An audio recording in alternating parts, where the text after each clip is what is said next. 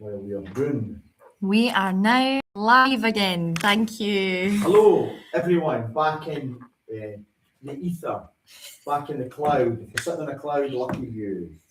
I was reading the Raven there, but we have in fact been down for a couple of minutes. We had a problem, a technical problem. So I will start the Raven again, and here we go. Thank you. Once upon a midnight dreary, while I pondered weak and weary over many a quaint and curious volume of forgotten lore, while I nodded, nearly napping, suddenly there came a tapping, as of someone gently rapping at my chamber door. "'Tis some visitor," I muttered, tapping at my chamber door. Only this, and nothing more. Ah, distinctly I remember, it was in the bleak December, and each separate dying ember wrote its ghost upon the floor. Eagerly I wished the morrow, vainly I had sought to borrow from my books surcease of sorrow, sorrow for the lost Lenore, for the rare and radiant maiden whom the angels named Lenore, nameless here for evermore. And the silken, sad, uncertain rustling of each purple curtain thrilled me, filled me with fantastic terrors never felt before. So that now, to still the beating of my heart, I stood repeating, "'Tis some visitor entreating entrance at my chamber door. Some late visitor entreating entrance at my chamber door. This it is, and nothing more." Presently my soul grew stronger, hesitating then no longer. "Sir," I said, "or madam, truly your forgiveness I implore. But the fact is, I was napping, and so gently you came tapping, and so faintly you came tapping at my chamber door, that scarce I'm sure I heard you. Here I opened wide the door, darkness there, and nothing more." Deep into that darkness peering, long I stood there, wondering, feeling, doubting, dreaming dreams no mortal ever dared to dream before. But the silence was unbroken, and the darkness gave no token, and the only word there spoken was the whispered word, "Lenore." This I whispered, and an echo murmured back the word, "Lenore." Merely this, and nothing more.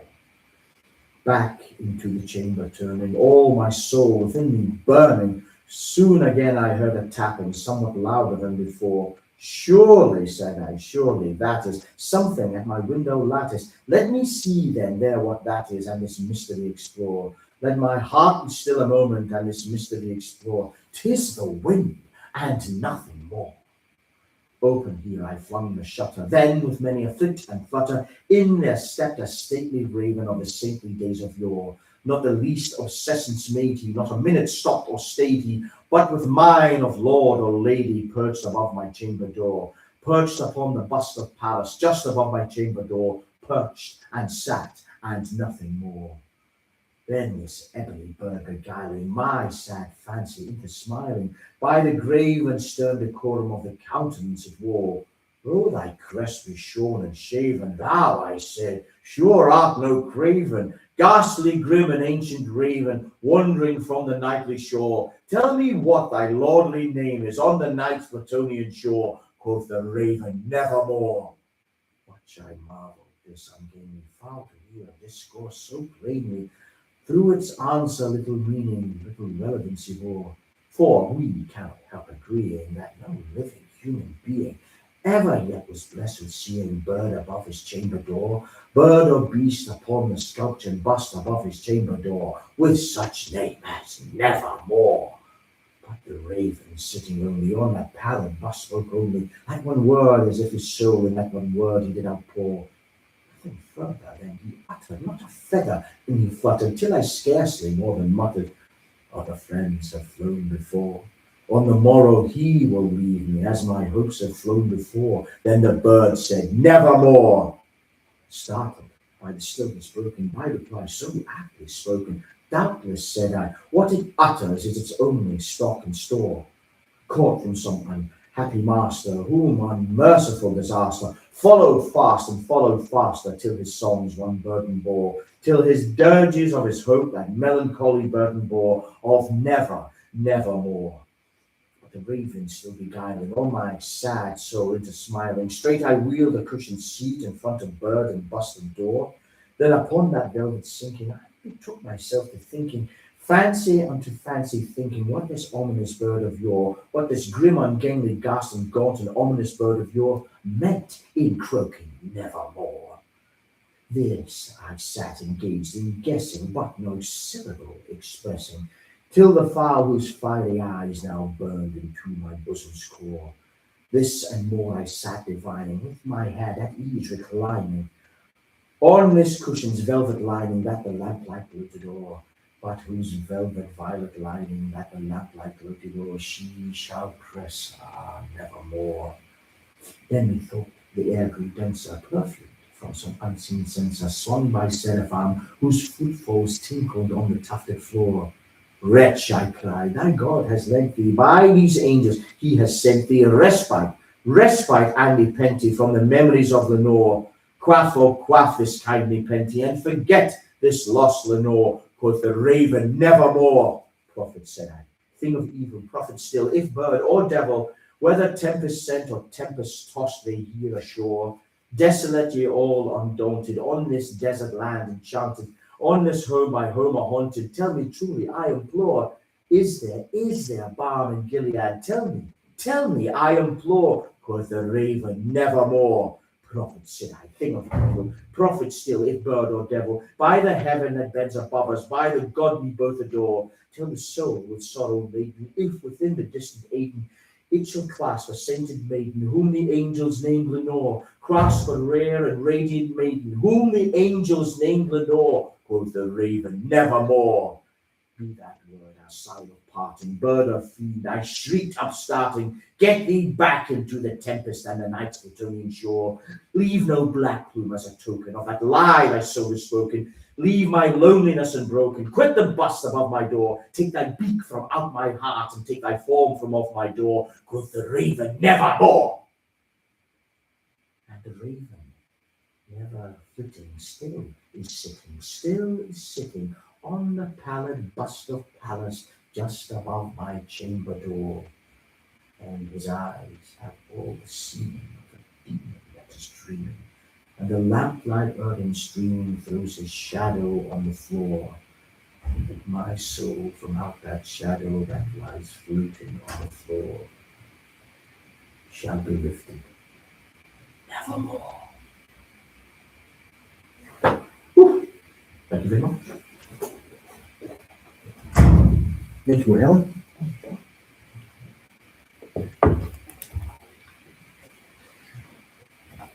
Hi there, a little reading of The Pit and the Pendulum.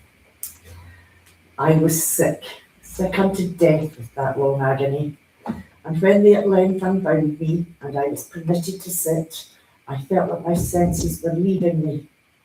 The sentence, the dread sentence of death, was the last of distinct accentuation which reached my ears. After that, the sound of the inquisitorial voices seemed merged in one dreamy, indeterminate hum. It conveyed to my soul the idea of revolution. Perhaps from its association in fancy with the bud of a milk wheel. This only for a brief period, for presently I heard no more. Yet for a while I saw, but with how terrible an exaggeration, I saw the lips of the black-robed judges. They appeared to me whiter than the sheet upon which I traced these words. And this even to grotesqueness, thin with the intensity of their expression of firmness, of immovable resolution, of stern contempt of human torture. I saw that the decrees of what to me was fate were still issuing from those lips. I saw them writhe with a deadly location. I saw them fashion the syllable of my name, and I shuddered because no sound succeeded. I saw too, for a few moments of delirious horror, the soft and nearly perceptible waving of the sable draperies which enwrapped the walls of the apartment. And then my vision fell upon the 7 tall candles on the table. At first they wore the aspect of charity, and seemed white, slender angels who would save me. But then, all at once, there came a most deadly nausea over my spirit, and I felt every fibre in my frame thrill as if I had touched the wire of a galvanic battery. While the angel forms became meaningless spectres with heads of flame, and I saw that from them there would be no help.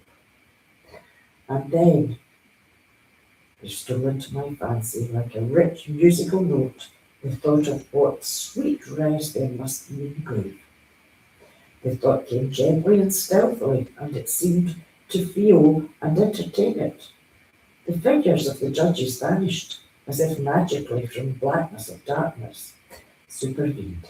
All sensations appeared swallowed up in a mad rushing descent as the soul into Hades. Then silence and stillness, and night in the universe. I had swooned, but still will not say that all of consciousness was lost. What of it is there remained, I will not attempt to define or even to describe, yet all was not lost. In the deepest slumber, no, in delirium, no, in a swoon, no, in death, no, even in the grave all is not lost, else there is no immortality for man. Arousing from the most profound of slumbers, we break the gossamer web of some dream. Yet in a second afterward, so frail may that web have been, we remember not that we have dreamed. In return to life from the swoon, there are two stages. First, that of the sense of mental or spiritual.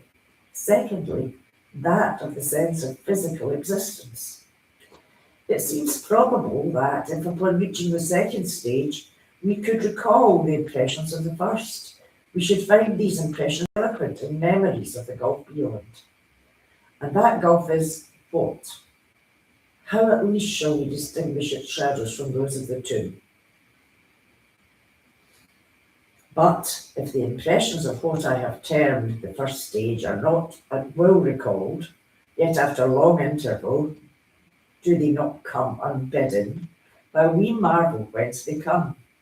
He who has never swooned is not he who finds strange places and widely familiar faces in coals that glow, is not he who beholds floating in mid-air the sad visions that the many may not view, is not he who ponders over the perfume of some novel flower, is not he whose brain grows bewildered with the meaning of some musical cadence which has never been arrested his attention.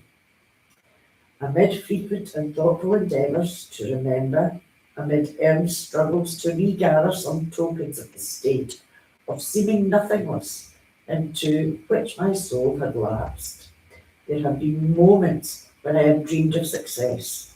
There have been brief, very brief periods when I have conjured up remembrances, which the lucid reason of a later epoch assures me could have had reference only to that condition of seeming unconsciousness. These shadows of memory tell indistinctly of tall figures that lifted and bore me in silence down, down, still down, till a hideous dizziness oppressed me at the mere idea of the indeterminables of the descent. They tell also of a vague horror at my heart, on account of that heart's unnatural stillness. Then comes a sense of sudden motionless throughout all things, as if those who bore me, a ghastly train, had outrun in their descent the limits of the limitless, and paused from the weariness of their toil. After this, I call to mind flatness and dampness, and then all is madness, the madness of a memory which busies itself among forbidden things. Very suddenly there came back to my soul motion and sound, the tumultuous motion of the heart, and in my ears the sound of its beating. Then a pause in which all is blank. Then again sound and motion and touch, a tingling sensation pervading my frame. Then the mere consciousness of existence, without thought, a condition which lasted long. Then, very suddenly, thought and shuddering terror and earnest endeavour to comprehend my true state. Then a strong desire to lapse into insensibility. Then a rushing revival of soul and a successful effort to move. And now a full memory of the trial, of the judges, of the sable draperies, of the sentence, of the sickness, of the swoon. Then entire forgetfulness of all that followed, of all that a later day and much earnest of endeavour have enabled me vaguely to recall. So far, I had not opened my eyes. I felt that I lay upon my back unbound. I reached out my hand and it fell heavily upon something damp and hard. There I suffered it to remain for many minutes, while I stood near and what I could be. I longed, yet dared not employ my vision. I dreaded the first glance at objects around me. It was not that I feared to look upon things horrible, but that I grew aghast lest there should be nothing to see. At length, with a wild desperation at heart, I quickly unclosed my eyes. My worst thoughts then were confirmed. The blackness of eternal night encompassed me. I struggled for breath. The intensity of the darkness seemed to oppress and stifle me. The atmosphere was intolerably close, and I still lay quietly and made every effort to exercise my reason. I brought to mind the inquisitorial proceedings and attempted from that point to deduce my real condition. The sentence had passed, and it appeared to me that a very long interval of time had since elapsed. Yet not for a moment did I suppose myself actually dead. Such a supposition, notwithstanding what we read in fiction, is altogether inconsistent with real existence. But where and in what state was I? The condemned to death, I knew, perished usually at the autos de fe, and one of these had been held on the very night of the day of my trial. Had I been remanded to my dungeon to await the next sacrifice, which would not take place for many months? This, I at once saw, could not be. Victims had been in immediate demand. Moreover, my dungeon, as well as all the condemned cells at Toledo, had stone floors, and light was not altogether excluded. A fearful idea now suddenly drove the blood in torrents upon my heart, and for a brief period I once more relapsed into insensibility. Upon recovering, I at once started to my feet, trembling convulsively in every fibre. I thrust my arms wildly above and around me in all directions. I felt nothing, yet dreaded to move a step, lest I should be impeded by the walls of a tomb. Perspiration burst from my every pore and stood in cold big beads upon my forehead. The agony of suspense grew at length intolerable, and I cautiously moved forward with my arms extended and my eyes straining from their sockets in the hope of catching some faint ray of light. I proceeded for many paces, but still all was blackness and vacancy. I breathed more freely. It seemed evident that mine was not, at least, the most hideous of fates. And now, as I still continued to step cautiously onward, there came thronging upon my recollection 1,000 vague rumours of the horrors of Toledo.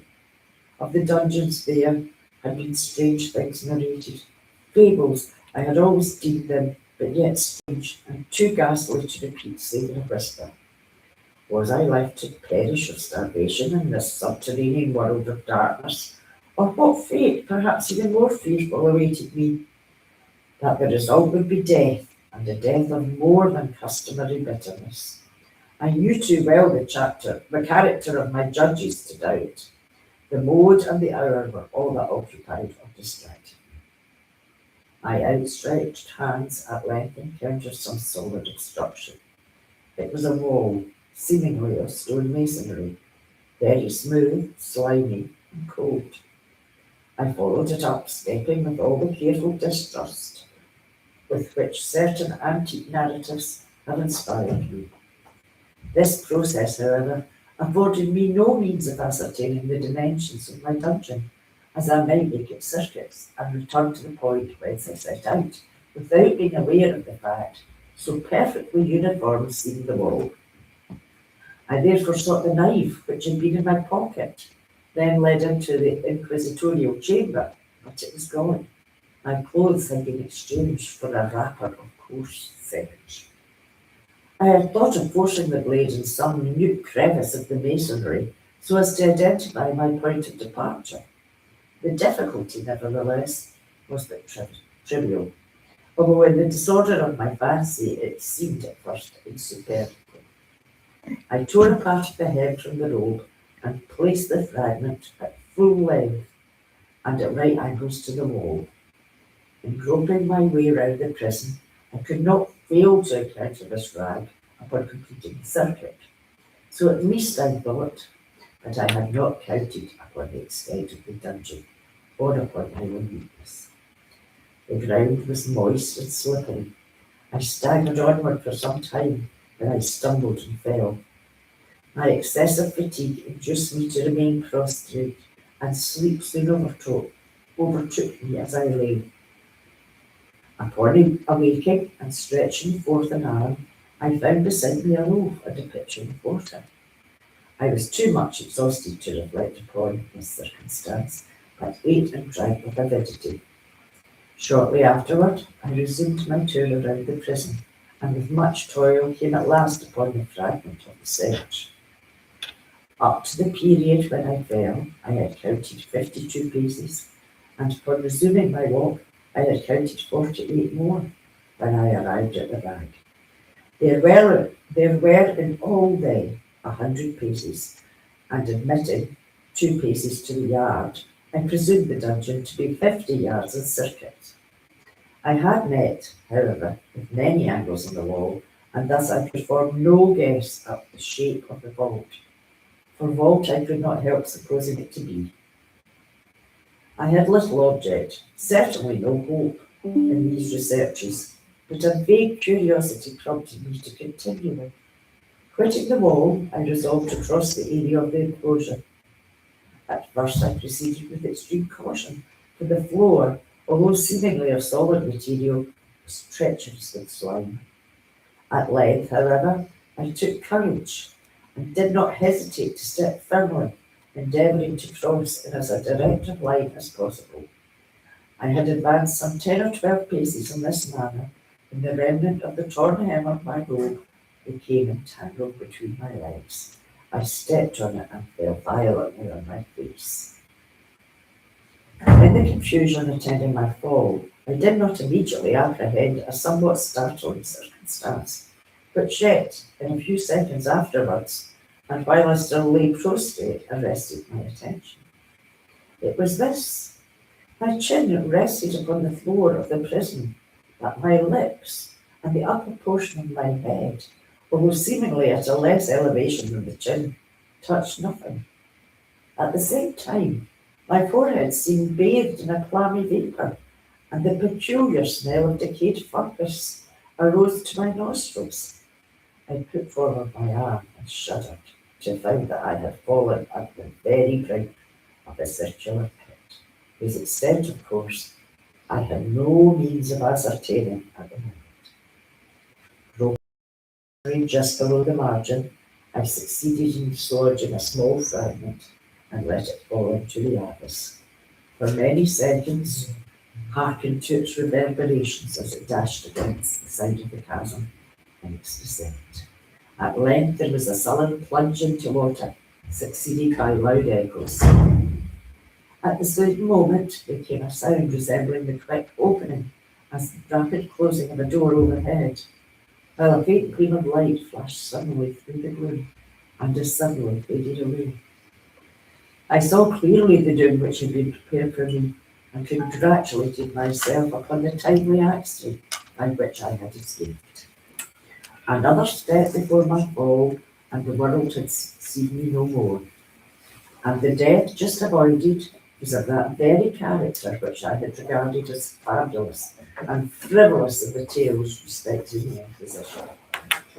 To the victims of its tyranny, there was a choice of death with its direst physical agonies, or death with its most hideous moral horrors. I had been reserved for the latter. My long suffering, my nerves had been unstrung until I trembled at the sound of my own voice, and had become in every respect a fitting subject for the species of torture which I needed. Shaking in every limb, I groped my way back to the walls, resolving there to perish rather than risk the terror of the windows, of which my imagination now pictured many in various positions about the dungeon. In other conditions of mind, I might have had courage to end my misery at once by a plunge into one of these abysses, but now I was the veriest of cowards. Neither could I forget what I had read of these pits, that the sudden extinction of life formed no part of their most horrible plan. Agitation of spirit kept me awake for many long hours, but at length I again slumbered. Upon arousing, I found by my side, as before, a loaf and a pitcher of water. A burning thirst consumed me, and I emptied the vessel at a draught. It must have been drugged, for scarcely had I drunk before I became irresistibly drowsy. A deep sleep fell upon me, a sleep like that of death. How long it lasted, of course, I know not, but when once again I unclosed my eyes, the objects around me were visible. By a wild sulphurous lustre, the origin of which I could not at first determine, I was enabled to see the extent and aspect of the prison. In its size I had been greatly mistaken. The whole circuit of walls did not exceed 25 yards. For some minutes this fact occasioned me a world of vain trouble. Vain indeed, for what could be of less importance under the terrible circumstances which environed me than the mere dimensions of my dungeon? But my soul took a wild interest in trifles, and I busied myself in endeavours to committed in my measurement. The truth at length, in my first attempt at exploration, I had counted 52 paces up to the period when I fell. I must then have been within a pace or two of the fragment of serge. In fact, I had nearly performed the circuit of the vault.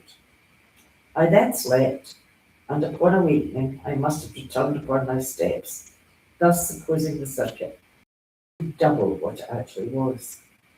My confusion of mind prevented me from observing that I began the tour with the wall to the left and ended it with the wall to the right. I had been deceived too, in respect of the shape of the enclosure. Excuse me.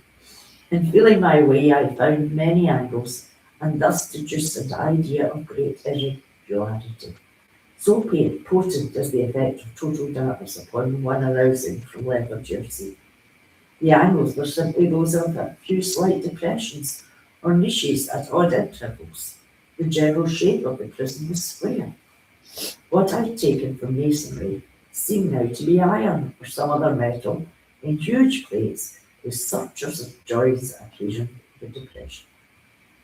The entire surface of this metallic enclosure was rudely daubed in all the hideous and repulsive devices to which the charnel superstition of the monks has given rise. The figures of fiends in aspect of menace, with skeleton forms and other more really fearful images overspread and disfigured the walls. I observed that the outlines of those monstrosities were sufficiently distinct, but that the colours seemed faded and gaunt, as if from the effects of a dark atmosphere. I now noticed the floor too, which was of stone.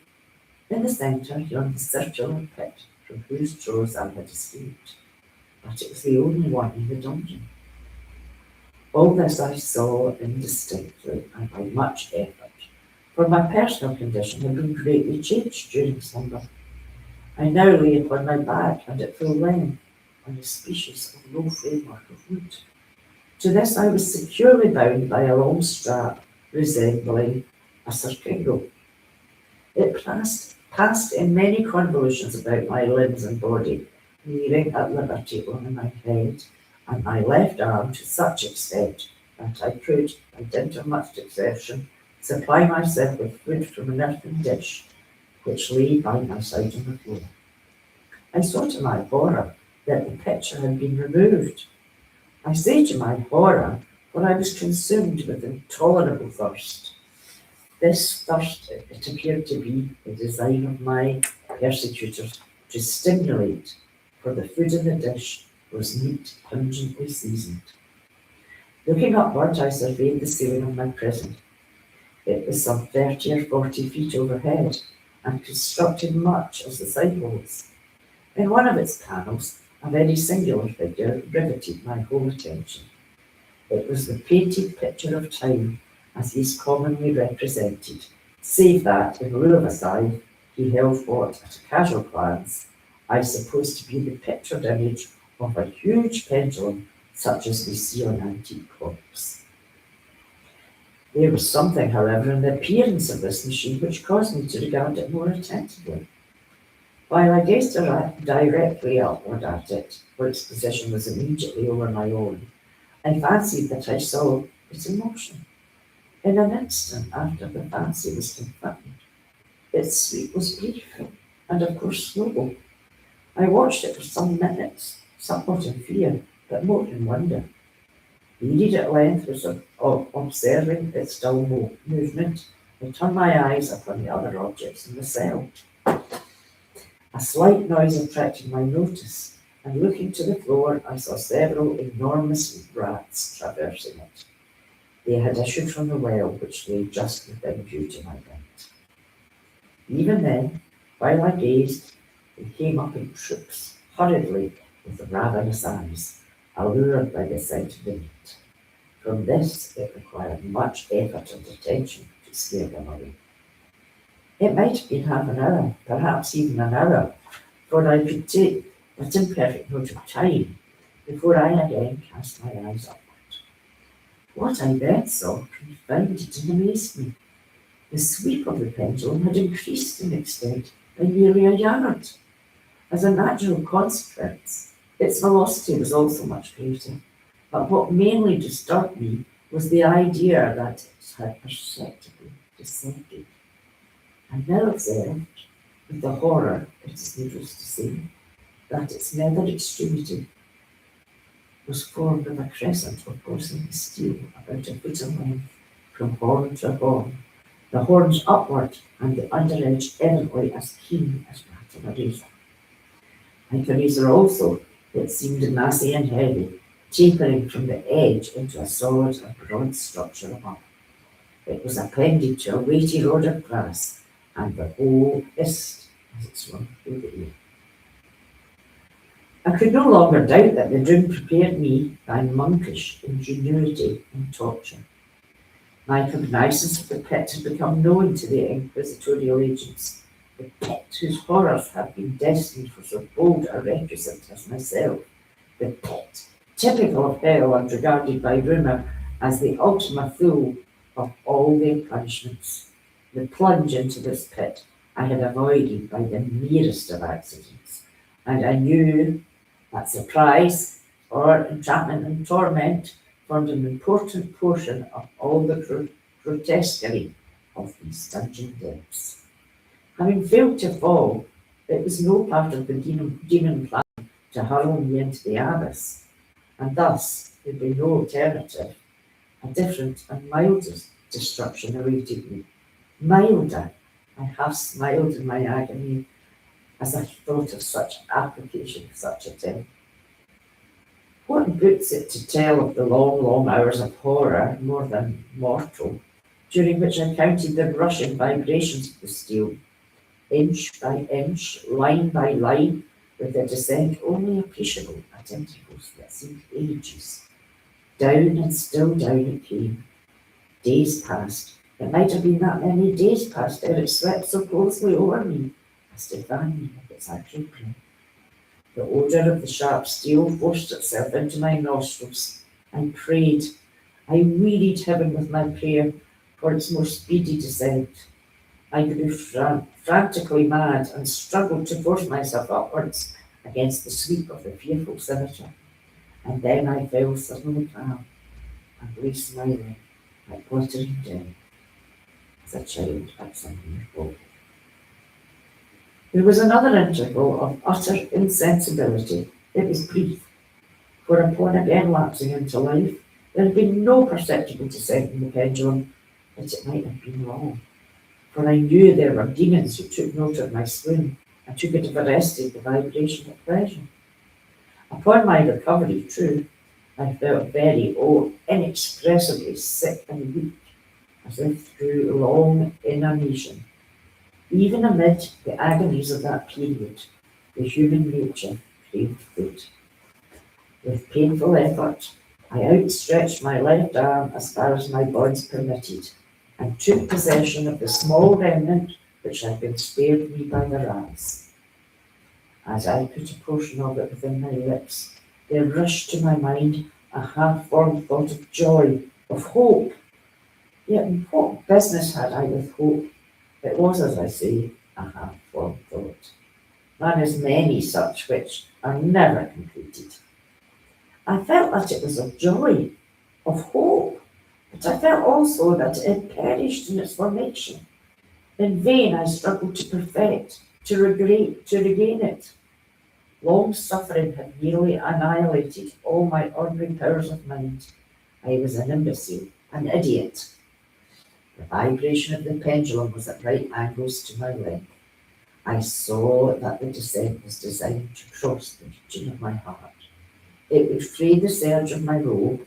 It would return and repeat its operation again and again.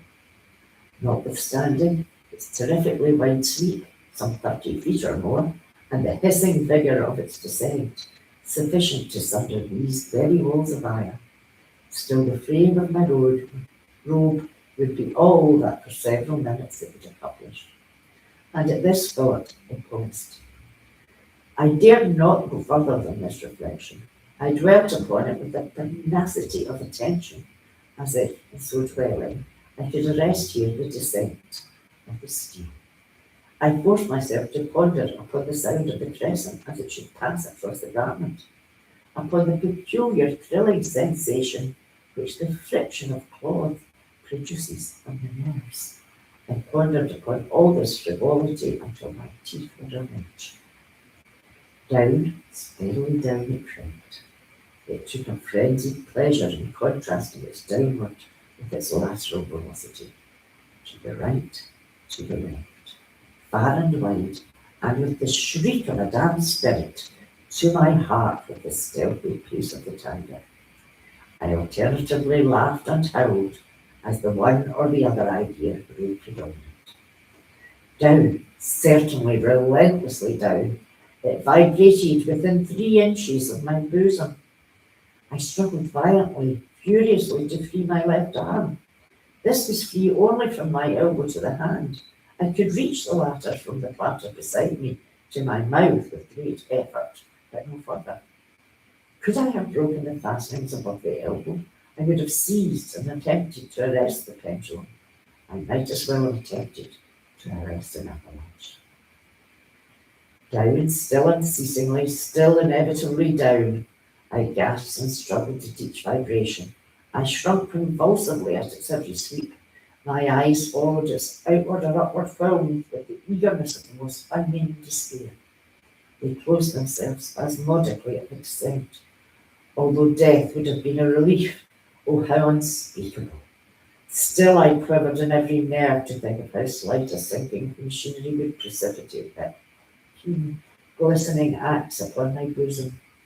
It was hope that prompted the nerve to quiver, the frame to shrink. It was hope, the hope that triumphs on the rack, that whispers to the death condemned, even in the dungeons of the Inquisition. I saw that some 10 or 12 vibrations would bring the steel in actual contact with my robe, and with this observation there suddenly came over my spirit all the keen, collected calmness of despair. For the first time in many hours, or perhaps days, I thought, it now occurred to me that the bandage or circingle which enveloped me was unique. I was tied by no separate cord. The first rope of the razor-like crescent athwart any portion of the band would so detach it that it might be unlike my person and needs on my left hand. But how fearful in that case the proximity of the stew. The result of the slightest struggle, how deadly. Was it likely, moreover, that the minions of the torturer had not foreseen and provided for this possibility? Was it possible that the bandage crossed my bosom in the track of the pendulum, dreading to find my fate, and, as it seemed, my last hope frustrated, I so far elevated my head as to obtain a distinct view of my breast. The circling glow enveloped my limbs and body close in all directions, save in the path of the destroying crescent. Scarcely had I dropped my head back into its original position when there flashed upon my mind what I cannot better describe than as the unformed half of the idea of deliverance to which I had previously alluded, and of which a moiety only floated indeterminately through my brain when I raised food to my burning lips. The whole thought was now present, feeble, scarcely sane, scarcely definite, but still entire. I proceeded at once with the nervous energy of despair to attempt its execution. For many hours, the immediate vicinity of the low framework upon which I lay had been literally swimming with rats. They were wild, bold, ravenous, their red eyes glaring upon me as they waited, but were motionless on my part, to make me their prey. To what food, I thought, have they been accustomed in the wild? They had devoured, in spite of all my efforts to prevent them, all but a small remnant of the contents of the dish. I had fallen into a habitual seesaw, or wave of the hand about the platter, and at length the unconscious uniformity of the movement deprived it of effect. In their voracity, vermin frequently fastened their sharp fangs in my fingers.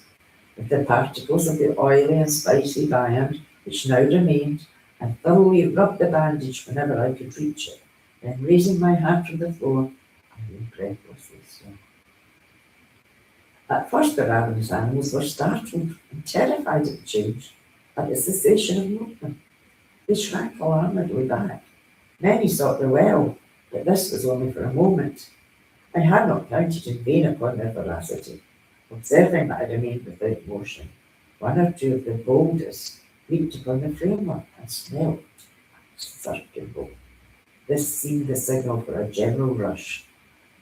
Forth from the well they hurried in fresh troops. They clung to the wood, they overran it, and leaped in hundreds upon my person. The measured movement of the pendulum disturbed them not at all. Avoiding its strokes, they busied themselves with the anointed bandage.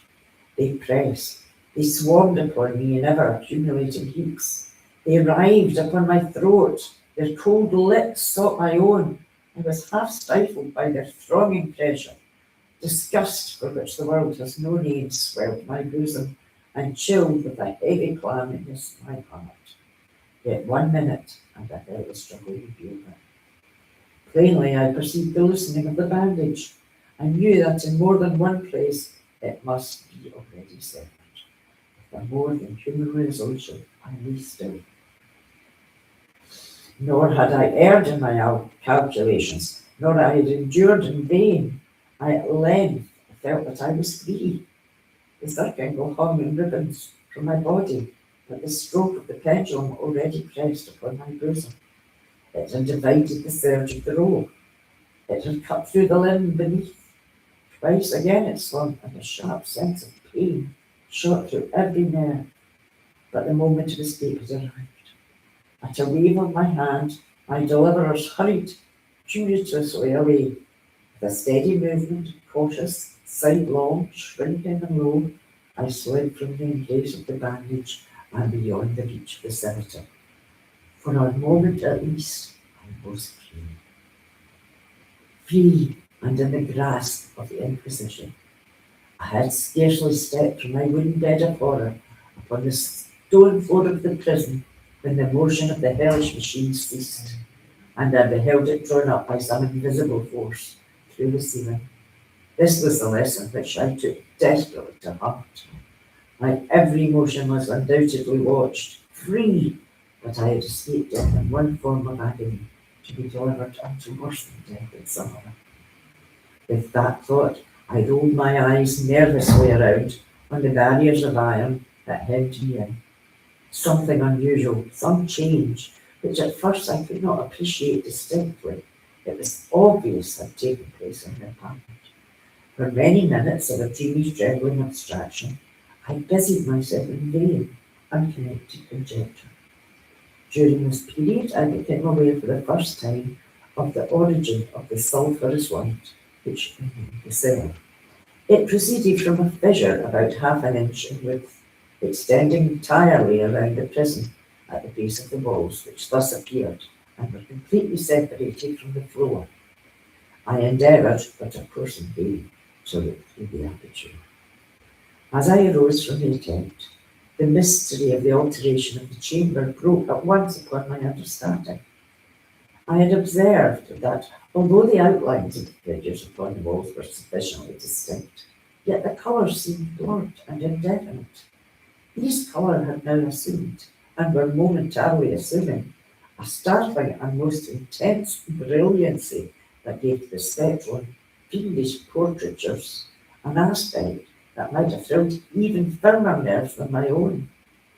Demon eyes of a wild and ghastly vivacity glared upon me in 1,000 directions, where none had been visible before, and gleamed with a lurid lustre of fire that I could not force my imagination to regard as unreal. Unreal!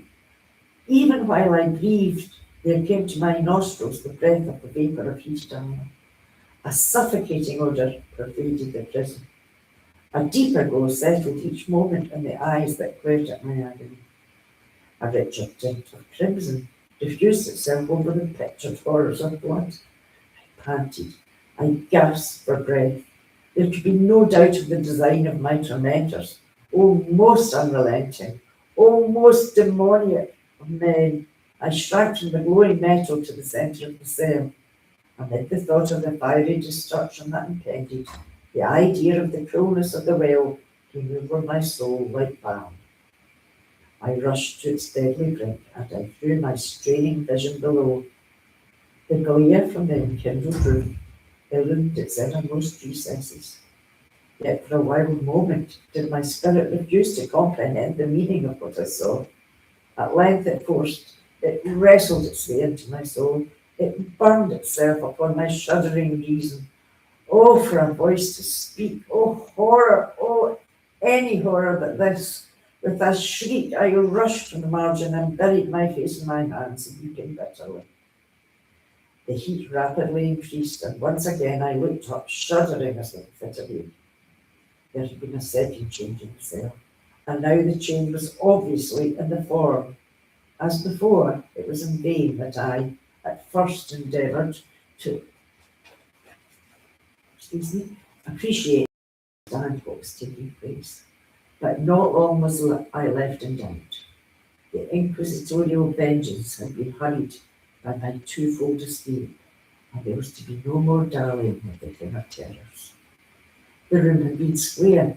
I saw that 2 of its iron angles were now acute, 2 quite consequently obtuse.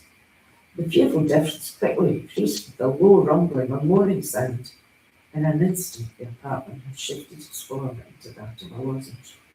But the alteration stopped not here.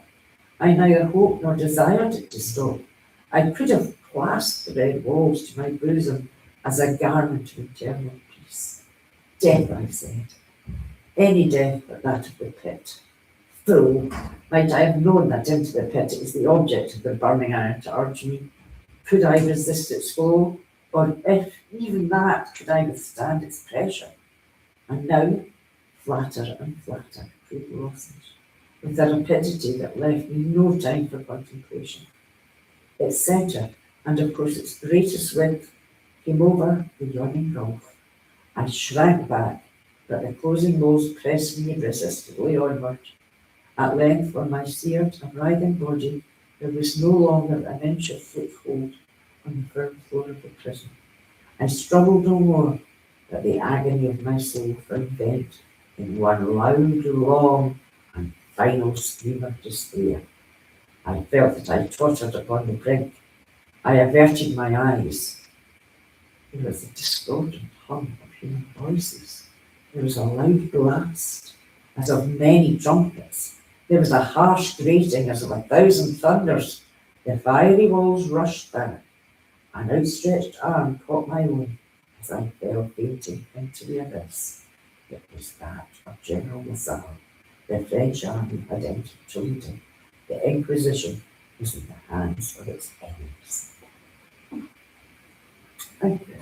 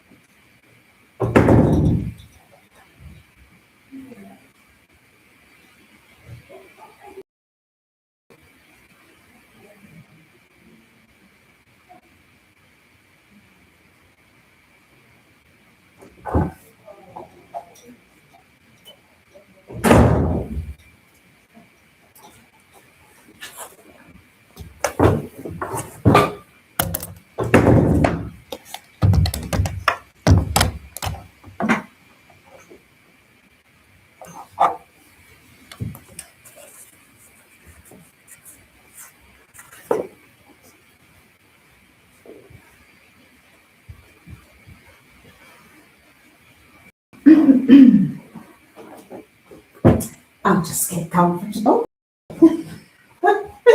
That's possible. Here we go. Hello, my name is Julie Coombe. I'm a good friend, poetic justice, and very, very glad to be taking part in my second Doomsday event. This is Never Bet the Devil Your Head. A tale with a moral. Con tal que las costumbres de un autor, says Don Thomas de las Torres in the preface to his amatory poems, sean puras y castas, importa muy poco que non sean igualmente severas sus obras. Meaning in plain English, that provided the morals of an author are pure, personally, it signifies nothing what are the morals of his books. We presume that Don Thomas is now in purgatory for the assertion. It would be a clever thing too, in the way of poetical justice, to keep him there until his amatory poems get out of print or are laid definitely upon the shelf through lack of readers. Every fiction should have a moral, and what is more to the purpose, the critics have discovered that every fiction has. Philip Melanchthon, some time ago, wrote a commentary upon the Batrachomachia, yes, and proved that the poet's object was to excite a distaste for sedition. Pierre Lassaigne, going a step further, shows that the intention was to recommend to young men temperance in eating and drinking. Just so, too, Jacobus Hugo has satisfied himself that U.S. Homer meant to insinuate John Calvin by Antinous Martin Luther, by the Lotophagi, Protestants in general, and by the Harpies, the Dutch. Our more modern scholasts are equally acute. These fellows demonstrate a hidden meaning in the antediluvians, a parable in Powhatan, new views in Cock Robin, and transcendentalism in Hop, O My Thumb. In short, it has been shown that no man can sit down to write without a very profound design. Thus, to authors in general, much trouble is spared. A novelist, for example, need have no care of his moral. It is there that's to say, it is somewhere, and the moral and the critics can take care of themselves. When the proper time arrives, all that the gentleman intended and all that he did not intend will be brought to light in the dial or the downeaster, together with all that he ought to have intended and the rest that he clearly meant to intend, so that it will all come very straight in the end. There is no just ground, therefore, for the charge against me by certain ignoramuses that I have never written a moral tale, or, in more precise words, a tale with a moral. They are not the critics predestined to bring me out and develop my morals. That is the secret. By and by, the North American quarterly humdrum will make them ashamed of their stupidity. In the meantime, by way of staying execution, by way of mitigating the accusations against me, I offer the sad history appended, a history about whose obvious moral there can be no question whatever, since he who runs may read it in the large capitals which form the title of the tale. I should have credit for this arrangement, a far wiser one than that of La Fontaine and others, who reserve the impression to be conveyed until the last moment, and thus sneak it in at the fag end of their fables. Devuncti injuria me officiantur was a law of the 12 tables, and de mortuis nil missae bonum is an excellent injunction. Even if the dead in question be nothing but dead small beer. It is not my design, therefore, to vituperate my deceased friend, Toby Dammit. He was a sad dog, it is true, and a dog's death it was that he died. But he himself was not to blame for his vices. They grew out of a personal defect in his mother.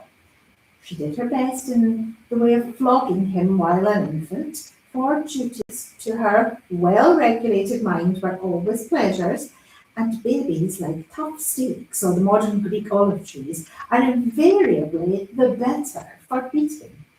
But poor woman, she had the misfortune to be left-handed, and a child flogged left-handedly had better be left unflogged. The world revolves from right to left. It will not do to whip a baby from left to right. If each blow in the proper direction drives an evil propensity out, it follows that every thump in an opposite one knocks its quota of wickedness in. I was often present at Toby's chastisements, and even by the way in which he kicked, I had perceived that he was getting worse and worse every day. At last, I saw, through the tears in my eyes, that there was no hope of the villain at all. And one day, when he had been cuffed until he grew so black in the face that one might have mistaken him for a little African, and no effect had been produced beyond that of making him wriggle himself into a fit, I could stand it no longer, but went down upon my knees forthwith, and uplifting my voice, made a prophecy of his ruin. The fact is that his precocity in vice was awful. At 5 months of age, he used to get into such passions that he was unable to articulate. At 6 months, I caught him gnawing a pack of cards. At 7 months, he was in the constant habit of catching and kissing the female babies. At 8 months, he peremptorily refused to put his signature to the temperance pledge. Thus he went on increasing in iniquity, month after month, until at the close of the first year, he not only insisted upon wearing moustaches, but he had contracted a propensity for cursing and swearing, and for backing his assertions by bets. Through this latter most ungentlemanly practice, the ruin which I had predicted to Toby Dammit overtook him at last. The fashion had grown with his growth and strengthened with his strength, so that when he came to be a man, he could scarcely utter a sentence without interlarding it with a proposition to gamble. Not that he actually laid wagers, no. I will do my friend the justice to say that he would as soon have laid eggs. With him the thing was a mere formula, nothing more. His expressions on this head had no meaning attached to them whatever. They were simple, if not altogether innocent expletives, imaginative phrases wherewith to round off a sentence. When he said, I'll bet you so and so, nobody ever thought of taking him up. But still, I could not help thinking it my duty to put him down. The habit was an immoral one, and so I told him it was a vulgar one. This I begged him to believe. It was discountenanced by society. Here I said nothing but the truth. It was forbidden by Act of Congress. Here I had not the slightest intention of telling a lie. I remonstrated, but to no purpose. I demonstrated in vain. I entreated, he smiled. I implored, he laughed. I preached, he sneered. I threatened, he swore. I kicked him, he called for the police. I pulled his nose, he blew it, and offered to bet the devil his head that I would not venture to try that experiment again. Poverty was another vice which the peculiar physical deficiency of Dammit's mother had entailed upon her son. He was detestably poor. And this was the reason, no doubt, that his expletive expressions about anything seldom took a pecuniary turn. I will not be bound to say that I ever heard him make use of such a figure of speech as, I'll bet you $1. It was usually, I'll bet you what you please, or I'll bet you what you dare, or I'll bet you a trifle, or else more significantly still, I'll bet the devil my head.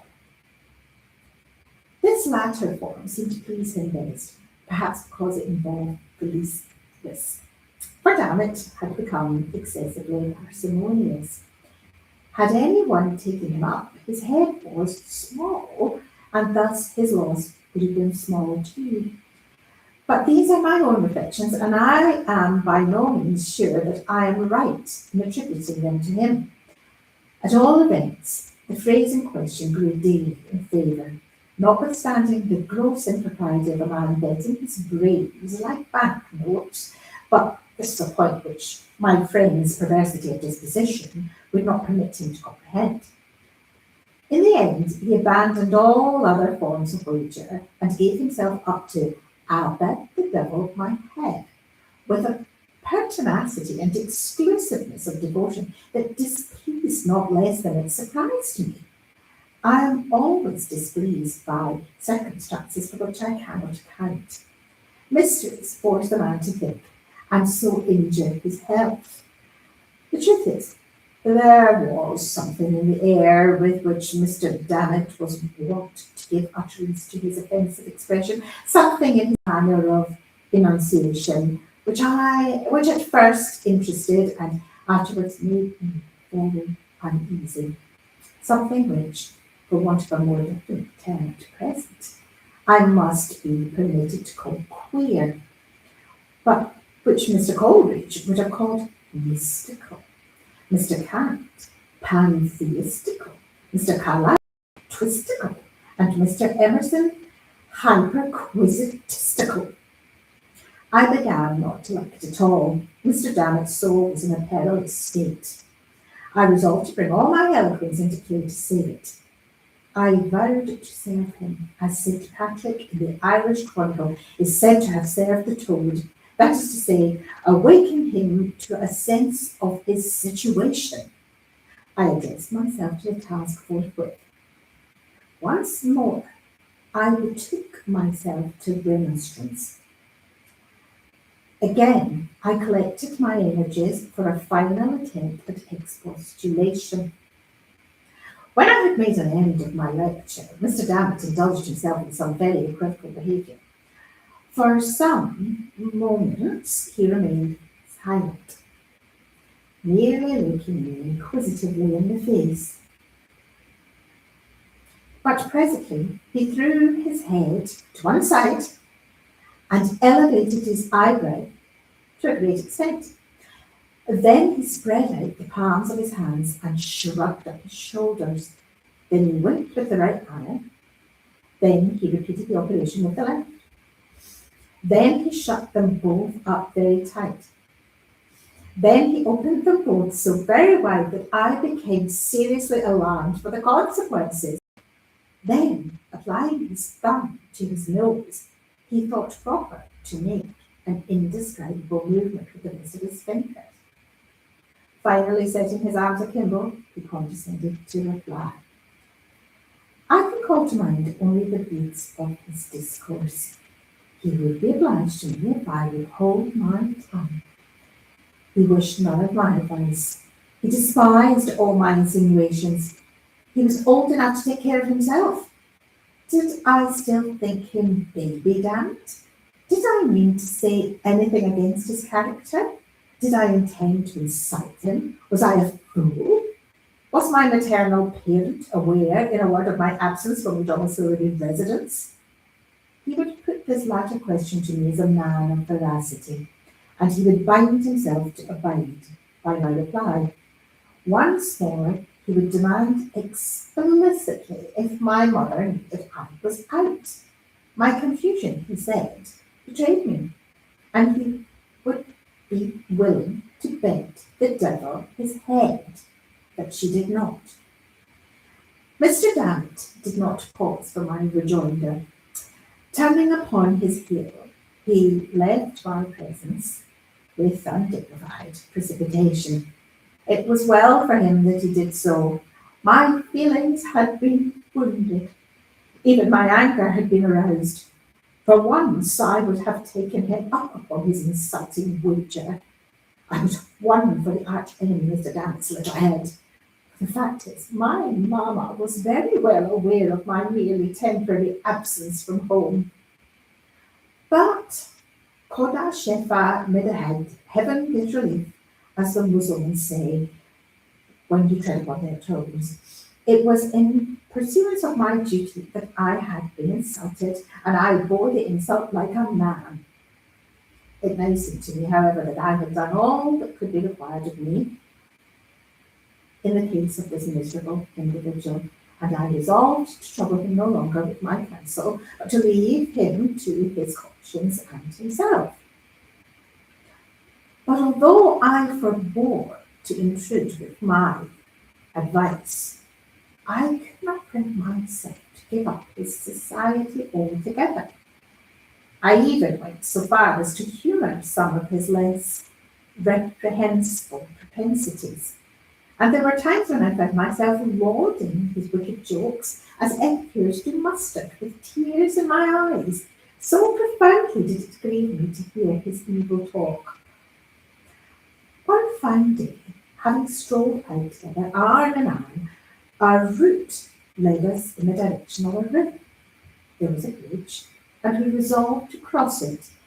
It was roofed over by way of protection from the weather, and the archway, having but few windows, was thus very uncomfortably dark. As we entered the passage, the contrast between the external glare and the interior gloom struck heavily upon my spirits. Not so upon those of the unhappy Dant, who offered to bet the devil his head that I was picked. He seemed to be in an unusual good humour. He was excessively lively, so much so that I entertained I know not what of uneasy suspicion. It is not impossible that he was affected with the transcendental. I am not well enough versed, however, in the diagnosis of this disease to speak with decision upon the point. And unhappily, there were none of my friends of the dialogue present. I suggest the idea, nevertheless, because of a certain species of austere Mary Andrewism which seemed to beset my poor friend, and caused him to make quite a tomfool of himself. Nothing would serve him but wriggling and skipping about, undling over everything that came in his way, now shouting out and now lisping out all manner of odd little and big words, yet preserving the gravest face in the world all the time. Oh, I really could not make up my mind whether to kick or to pity him. At length, having passed nearly across the bridge, we approached the termination of the footway, when our progress was impeded by a turnstile of some height. Through this I made my way quietly, pushing it around as usual, but this turn would not serve the turn of Mr. Gabbett. He insisted upon leaping the stile and said he could cut a pigeon wing over it in the air. Now, this, conscientiously speaking, I did not think he could do. The best pigeon winger over all kinds of style was my friend, Mr. Carlyle, and as I knew he could not do it, I would not believe that it could be done by Toby Dammit. I therefore told him in so many words that he was a braggadocio and could not do what he said. For this I had reason to be sorry afterwards, for he straightway offered to bet the deputy's head that he could. I was about to reply, notwithstanding my previous resolutions, with some remonstrance against his impiety, when I heard close at my elbow a slight cough, which sounded very much like the ejaculation. Ahem. I started and looked about me in surprise. My glance at length fell into a nook of the framework of the bridge, and upon the figure of a little lame old gentleman of venerable aspect. Nothing could be more reverend than his whole appearance, for he not only had a full suit of black, but his shirt was perfectly clean, and the collar turned very neatly down over a white cravat, while his hair was parted in front like a girl's. His hands were clasped pensively together over his stomach, and his two eyes were carefully rolled up in the top of his head. Upon observing him more closely, I perceived that he wore a black silk apron in his small clothes. And this was a thing which I thought very odd. Before I had time to make any remark, however, upon so singular a circumstance, he interrupted me with a second. To this observation I was not immediately prepared to reply. The fact is, remarks of this laconic nature are nearly unanswerable. I have known a quarterly review nonplussed by the word fudge. I am not ashamed to say, therefore, that I turned to Mr. Dammit for assistance. Dammit, said I, what are you about? Don't you hear? The gentleman says, ahem. I looked sternly at my friend while I thus addressed him, for to say the truth, I felt particularly puzzled. And when a man is particularly puzzled, he must knit his brows and look savage, or else he is pretty sure to look like a fool.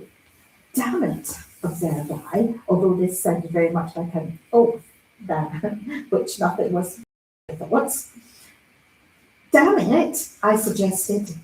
The gentleman says, ahem. I do not attempt to defend my remark on the score of profundity.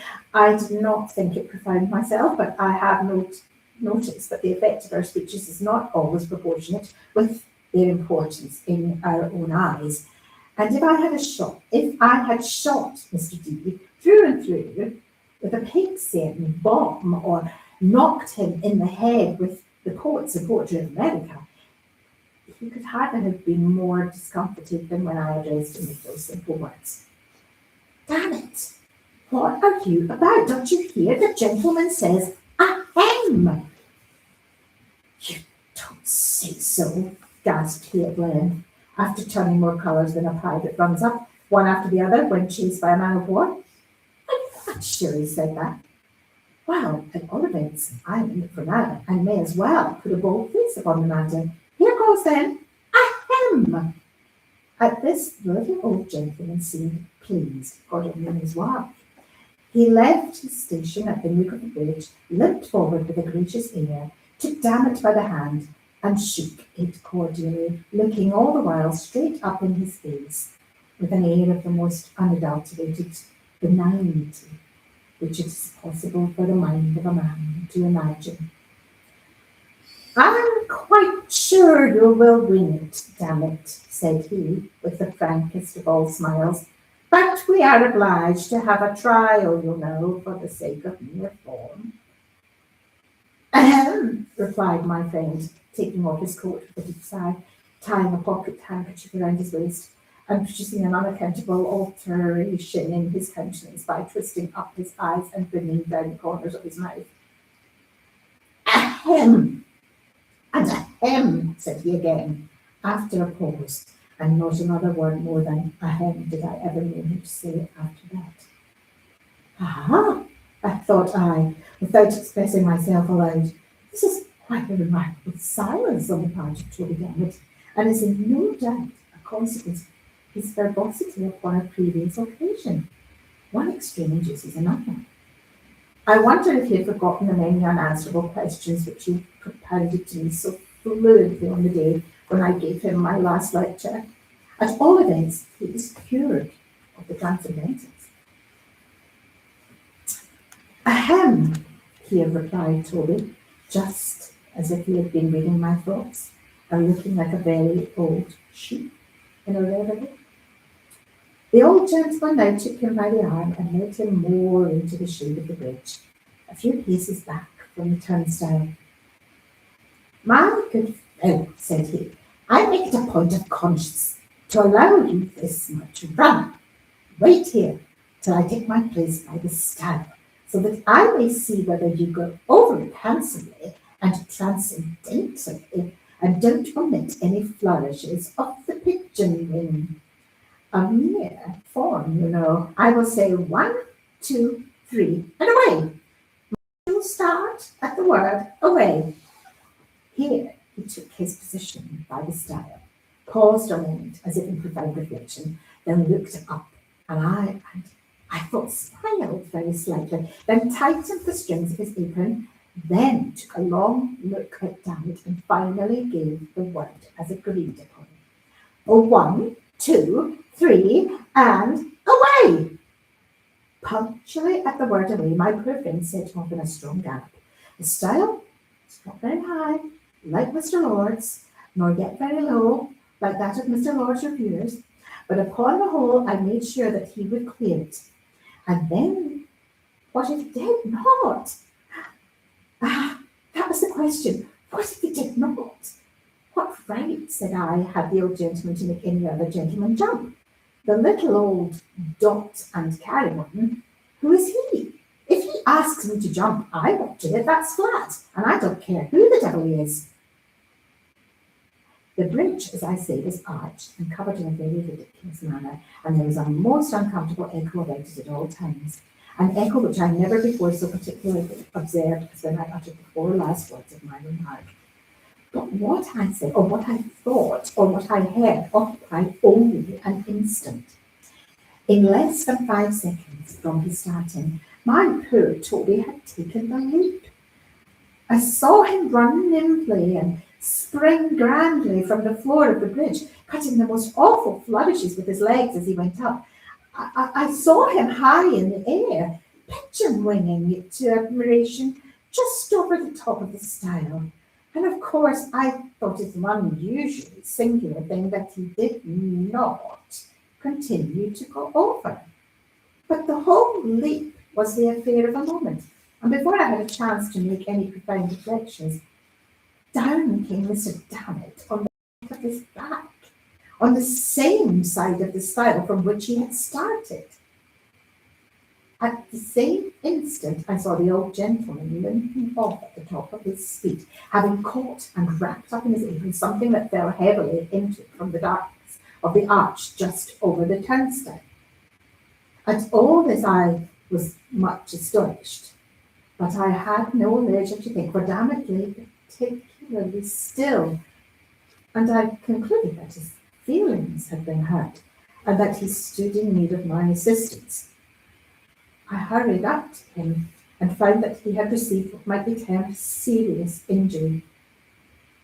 The truth is, he had been deprived of his head, which, after a close search, I could not find anywhere. So I determined to take him home and send for the homeopathists.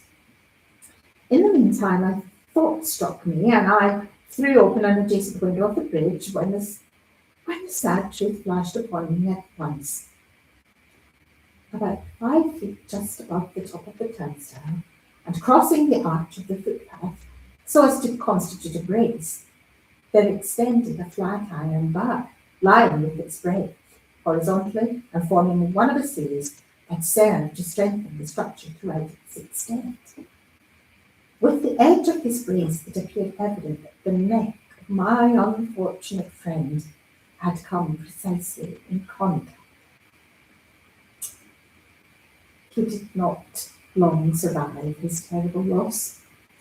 The homeopathists did not give him little enough physic, and what they did give him he hesitated to take. So in the end he grew worse, and at length died. A lesson to all riotous livers. I bedewed his grave with my tears, worked a bar sinister on his family escutcheon, and for the general expenses of his funeral, sent in my very moderate bill to the transcendentalists.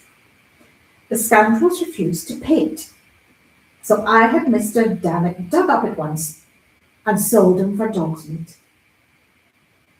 Brilliant. Thank you very much, Julie.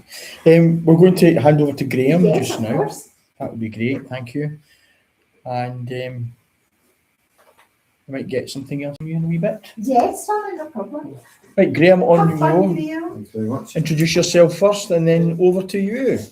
Thank you.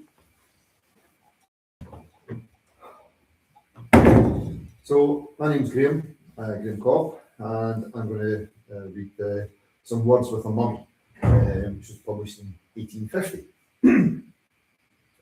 The symposium of the preceding evening had been a little too much for my nerves. I had a wretched headache and was desperately drowsy. Instead of going out, therefore, to spend the evening as I had proposed, it occurred to me that I could not do a wiser thing than just eat a mouthful of supper and go immediately to bed. A light supper, of course. I am exceedingly fond of Welsh rabbit. More than a pound at once, however, may not at all times be advisable. Still, there can be no material objection to 2, and really, between 2 and 3, there is merely a single unit of difference. I ventured, perhaps, upon 4. My wife will have it at 5. But clearly, she has confounded 2 very distinct affairs. The abstract number 5, I am willing to admit, but concretely, it has reference to bottles of brown stout, without which, in the way of condiment, Welsh rabbit is to be eschewed. Having thus concluded a frugal meal and donned my nightcap, with the serene hope of enjoying it till noon the next day, I placed my head upon the pillow and, through the aid of a capital conscience, fell into a profound slumber forthwith. But when were the hopes of humanity fulfilled? I could not have completed my 3rd snore when there came a furious ringing at the street door bell, and then an impatient thumping at the knocker, which awakened me at once. In a minute afterward, and while I was still rubbing my eyes, my wife thrust in my face a note from my old friend, Dr. Penona. It ran thus: "Come to me, by all means, my dear good friend, as soon as you receive this. Come and help us to rejoice. At last, by long persevering diplomacy, I have gained the assent of the directors of the City Museum to my examination of the mummy. You know the one I mean. I have permission to unswathe it and open it if desirable. A few friends only will be present. You, of course. The mummy is now at my house, and we shall begin to unroll it at 11 tonight. Yours ever, Penona." By the time I had reached the Penona, it struck me that I was as wide awake as a man need be. I leapt out of bed in an ecstasy, overthrowing all in my way, dressed myself with a rapidly truly marvelous, and set off at the top of my speed for the doctor's. There I found a very eager company assembled. They had been awaiting me with much impatience. The mummy was extended upon the dining table, and the moment I entered, its examination was commenced. It was one of a pair bought several years previously by Captain Arthur Sabratash, a cousin of Pannona's, from a tomb near Eleuthius in the Libyan mountains, a considerable distance above Thebes in the Nile. The grottos at this point, although less magnificent than the Theban sepulchres, are of higher interest on account of affording more numerous illustrations of the private life of the Egyptians. The chamber from which our specimen was taken was said to be very rich in such illustrations, the walls being completely covered with fresco paintings and bas reliefs, while statues, vases, and mosaic work of rich patterns indicated the vast wealth of the deceased. The treasure had been deposited in the museum precisely in the same condition in which Captain Sabratash had found it. That is to say, the coffin had not been disturbed. For 8 years it had thus stood, subject only externally to public inspection. We had now, therefore, the complete mummy at our disposal, and to those who are aware how very rarely the unransacked antique reaches our shores, it will be evident at once that we had great reason to congratulate ourselves upon our good fortune. Approaching the table, I saw it in a large box or case, nearly 7 feet long and perhaps 3 feet wide by 2 feet and a half deep.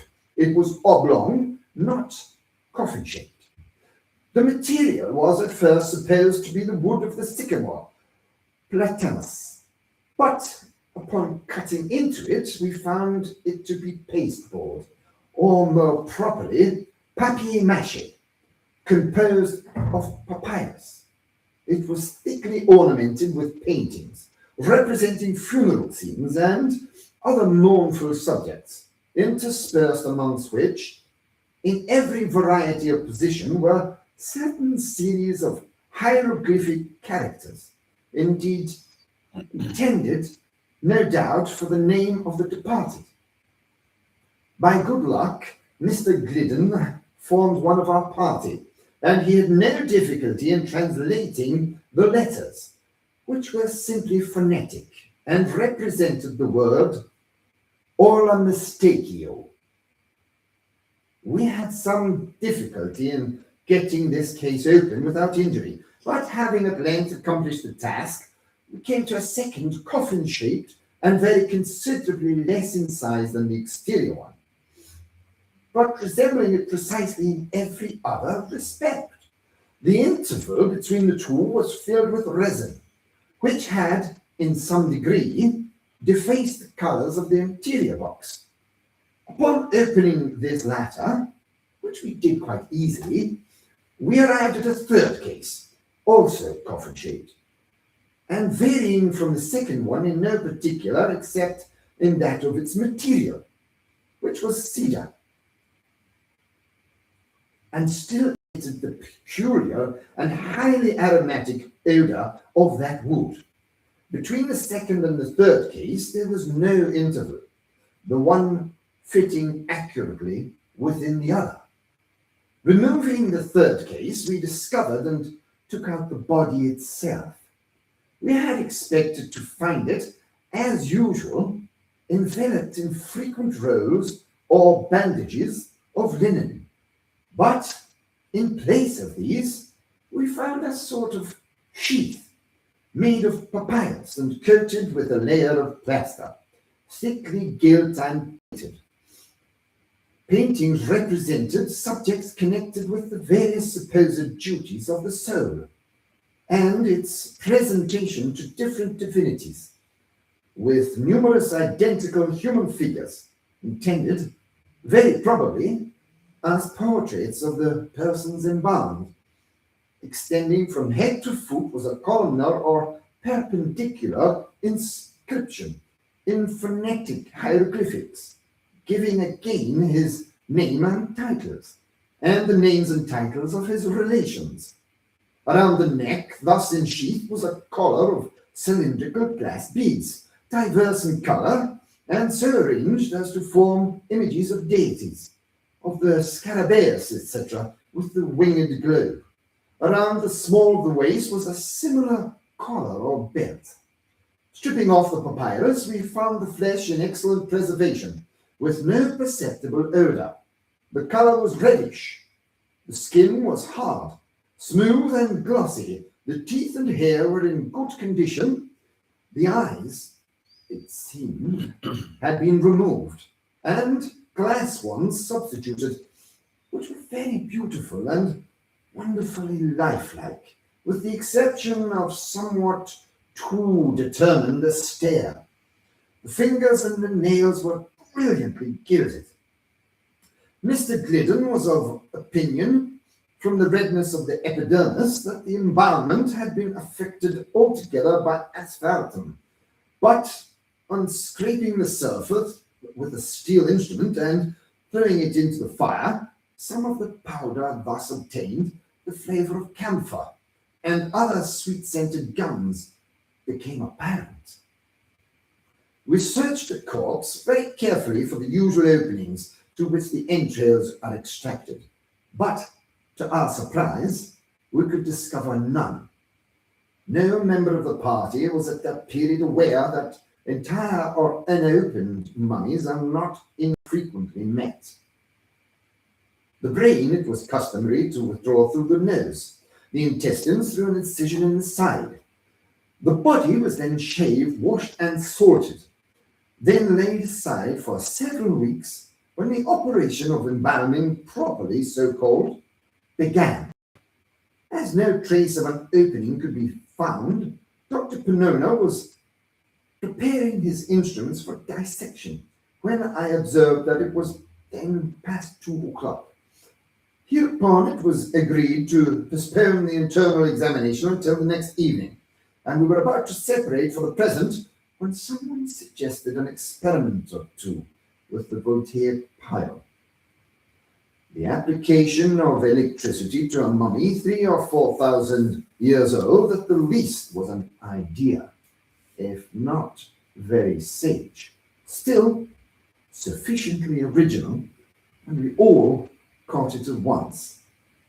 About 1/10 in earnest and 9/10 in jest, we arranged a battery in the doctor's surgery and conveyed thither the Egyptian.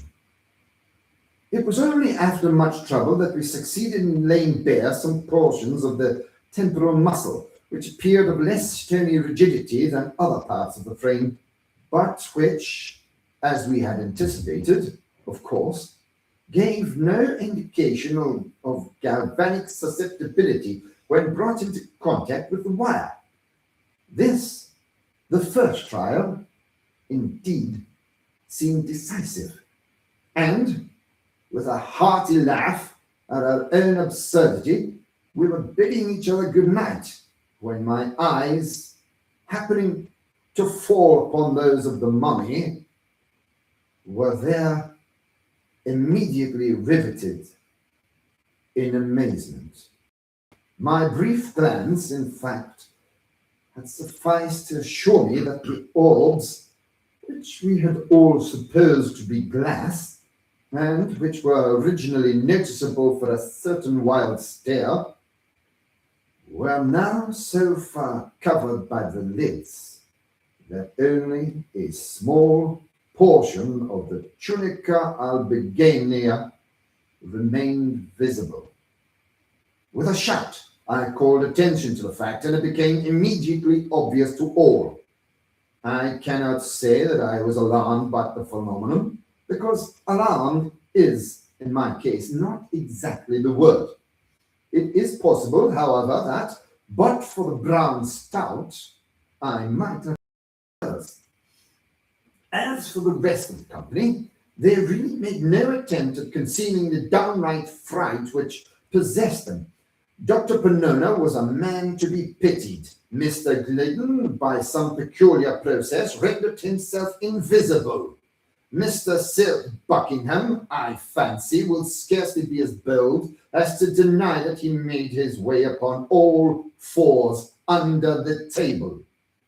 After the first shock of astonishment, however, we resolved, as a matter of course, upon further experiment forthwith. Our operations were now directed against the great toe of the right foot. We made an incision over the outside of the exterior as Sesamoideum pollicus pedis, and thus got at the root of the abductor muscle. Readjusting the battery, we now applied the fluid to the bisected nerves. When, with a movement of exceeding lifelikeliness, the mummy first drew up its right knee so as to bring it nearly in contact with the abdomen, and then straightened the limb with inconceivable force, bestowed a kick upon Dr. Panona, which had the effect of discharging that gentleman like an arrow from a catapult through a window into the street below. We rushed out en masse to bring in the mangled remains of the victim, but had the happiness to meet him upon the staircase, coming up in an unaccountable hurry, brimful to the most ardent philosophy, and more than ever impressed with the necessity of prosecuting our experiment with vigor and with zeal. It was by his advice, accordingly, that we made, upon the spot, a profound incision into the tip of the subject's nose, while the doctor himself, laying violent hands upon it, pulled it into vehement contact with the wire. Morally and physically, figuratively and literally, was the effect electric. In the first place, the corpse opened its eyes and winked very rapidly for several minutes, as does Mr. Barnes in the pantomime. In the second place, it sneezed. In the third, it sat upon end. In the fourth, it shook its fist in Dr. Penona's face. In the fifth, turning to Messieurs Glidden and Buckingham, it addressed them in very capital Egyptian thus: I must say, gentlemen, that I am as much surprised as I am mortified at your behavior. Of Dr. Panona, nothing better was to be expected. He is a poor little fat fool who knows no better. I pity and forgive him, but you, Mr. Glidden, and you, Silk, who have travelled and resided in Egypt until one might imagine you to the manner born, you, I say, who have been so much among us that you speak Egyptian fully as well, I think as you write your mother tongue. You, whom I have always been led in regard as the firm friend of the mummies, I really did anticipate more gentlemanly conduct from you. What am I to think of your standing quietly by and seeing me thus unhandsomely used? What am I to suppose by your permitting Tom, Dick, and Harry to strip me of my coffins and my clothes in this wretchedly cold climate? In what light, to come to the point, am I to regard your aiding and abetting that miserable little villain, Dr. Panona, in pulling me by the nose? It will be taken for granted, no doubt, that upon hearing this speech under the circumstances, we all either made for the door or fell into violent hysterics, or went off in a general swoon. One of these three things was, I say, to be expected. Indeed, each and all of these lines of conduct might have been very plausibly pursued. And, upon my word, I am at a loss to know how or why it was that we pursued neither the one nor the other. But perhaps the true reason to be sought in the spirit of the age, which proceeds by the rule of contraries altogether, and is now usually admitted as the solution of everything in the way of paradox and impossibility, or perhaps, after all, it was only the mummy's exceedingly natural and matter-of-course air that divested his words of the terrible. However, this may be, the facts are clear, and no member of our party betrayed any very particular trepidation, or seemed to consider that anything had gone very especially wrong. For my part, I was convinced it was all right, and merely stepped aside, out of the range of the Egyptian's fist. Dr. Panona thrust his hands into his breeches pockets, looked hard at the mummy, and grew excessively red in the face. Mr. Glidden stroked his whiskers and drew up the collar of his shirt. Mr. Buckingham hung down his head and put his right thumb into the left corner of his mouth. The Egyptian regarded him with a severe countenance for some minutes, and then, with a sneer, said, "Why don't you speak, Mr. Buckingham? Did you hear what I asked you, or not? Do take your thumb out of your mouth." Mr. Buckingham hereupon gave a slight start, took his right thumb out of the left corner of his mouth, and, by way of indemnification, inserted his left thumb in the right corner of the aperture above mentioned. Not being able to get an answer from Mr. B, the figure turned peevishly to Mr. Glidden and, in a peremptory tone, demanded in general terms what we all meant. Mr. Glidden replied at great length in phonetics, and, but for the deficiency of American printing offices in hieroglyphical type, it would afford me much pleasure to record here in the original the whole of his very excellent speech. I may as well take this occasion to remark that all the subsequent conversation in which the mummy took a part was carried on in primitive Egyptian. Through the medium, so far as concerned myself and other untravelled members of the company, through the medium, I say, of Messrs. Glidden and Buckingham as interpreters. These gentlemen spoke the mother tongue of the mummy with inimitable fluency and grace. But I could not help observing that, owing no doubt to the introduction of images entirely modern and, of course, entirely novel to the stranger, the two travellers were reduced occasionally to the employment of sensible forms for the purpose of conveying a particular meaning.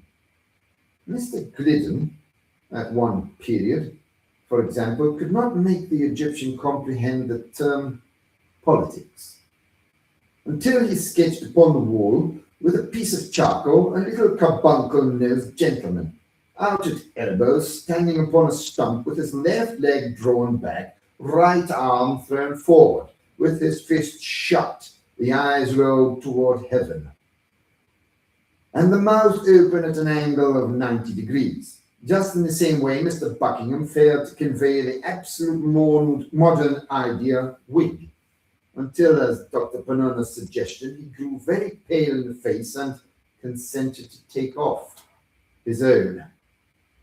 It will be readily understood that Mr. Glidden's discourse turned chiefly upon the vast benefits accruing to science from the unrolling and disemboweling of mummies, apologizing upon this score for any disturbance that might have been occasioned him, in particular the individual mummy called All a Mistakeo, and concluding with a mere hint, for it could scarcely be considered more, that, as these little matters were now explained, it might as well to proceed with the investigation intended.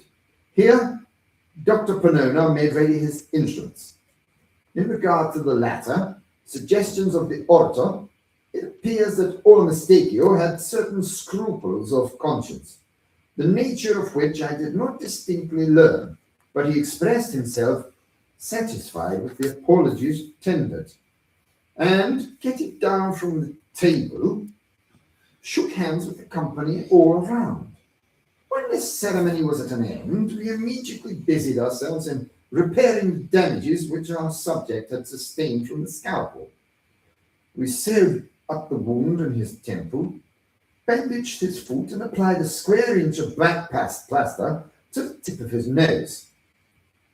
It was now observed that the Count This was the title, it seems, of old Mistake, had a slight fit of shivering, no doubt from the cold. The doctor immediately repaired to his wardrobe and soon returned with a black dress coat, made in Jennings' best manner, with a pair of sky blue plaid pantaloons with straps, a pink gingham chemise, a flat vest of brocade, a white sack overcoat, a walking cane with a hook, a hat with no brim, patent leather boots, straw-coloured kid gloves, an eyeglass, a pair of whiskers, and a waterfall cravat. Owing to the disparity of size between the Count and the doctor, the proportion being as 2 to 1, there was some little difficulty in adjusting these habiliments upon the person of the Egyptian. But when all was arranged, he might have been said to be dressed. Mr. Glidden, therefore, gave him his arm and led him to a comfortable chair by the fire, while the doctor rang the bell upon the spot and ordered a supply of cigars and wine. The conversation soon grew animated. Much curiosity was, of course, expressed in regard to the somewhat remarkable fact of all Mistakios still remaining alive. I should have thought, observed Mr. Buckingham, that it's high time you were dead. Why, replied the Count, very much astonished, I am little more than 700 years old. My father lived 1,000, and was by no means in his dotage when he had died. Here ensued a brisk series of questions and computations, by means of which it became evident that the antiquity of the mummy had been grossly misjudged. It had been 5,050 years and some months since he had been consigned to the catacombs at Readathon. But my remark, resumed Mr. Buckingham, had no reference to your age at the period of interment. I am willing to grant, in fact, that you are still a young man, and my allusion was to the immensity of time during which, by your own showing, you must have been done up in asphaltum. In what? Said the Count. In asphaltum? Persisted Mr. B. Ah, yes, I have some faint notion of what you mean. It might be made to answer, no doubt, but in my time we employed scarcely anything else than the bichloride of mercury. But what we're especially at a loss to understand, said Dr. Penona, is how it happens that, having been dead and buried in Egypt 5,000 years ago, you are here today, all alive and looking so delightfully well. Had I been, as you say, dead, replied the Count, it is more than probable that dead I should still be. For I perceive you are yet in the infancy of Calvinism, and cannot accomplish with it what was a common thing among us in the old days. The fact is, I fell into catalepsy, and it was considered by my best friends that I was either dead or should be. They accordingly embalmed me at once. I presume you're aware of the chief principle of the embalming process? Why, not altogether. Why, I perceive a deplorable condition of ignorance.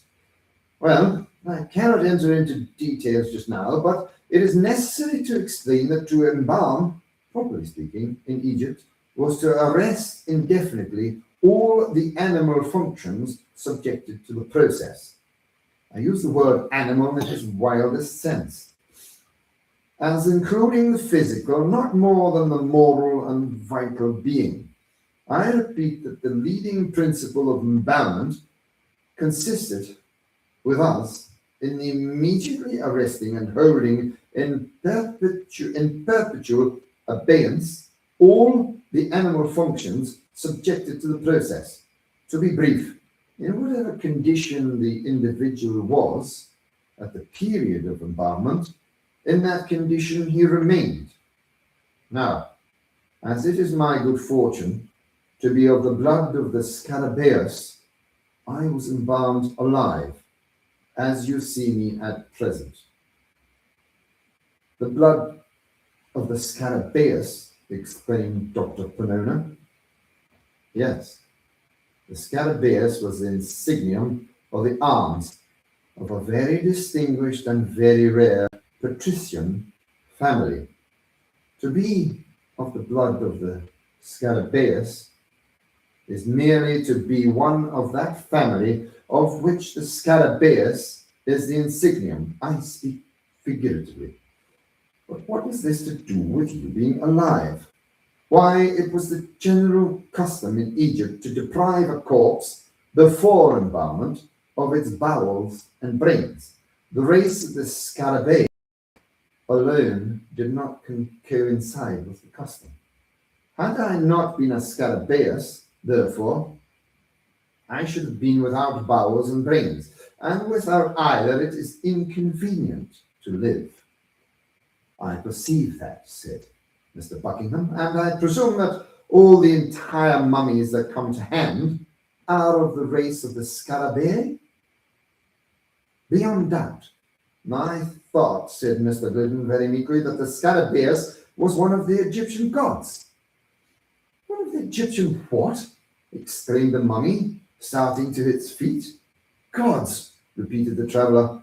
Mr. Glidden, I really am astonished to hear you talk in this style, said the Count, resuming his chair. No nation upon the face of the earth has ever acknowledged more than one god.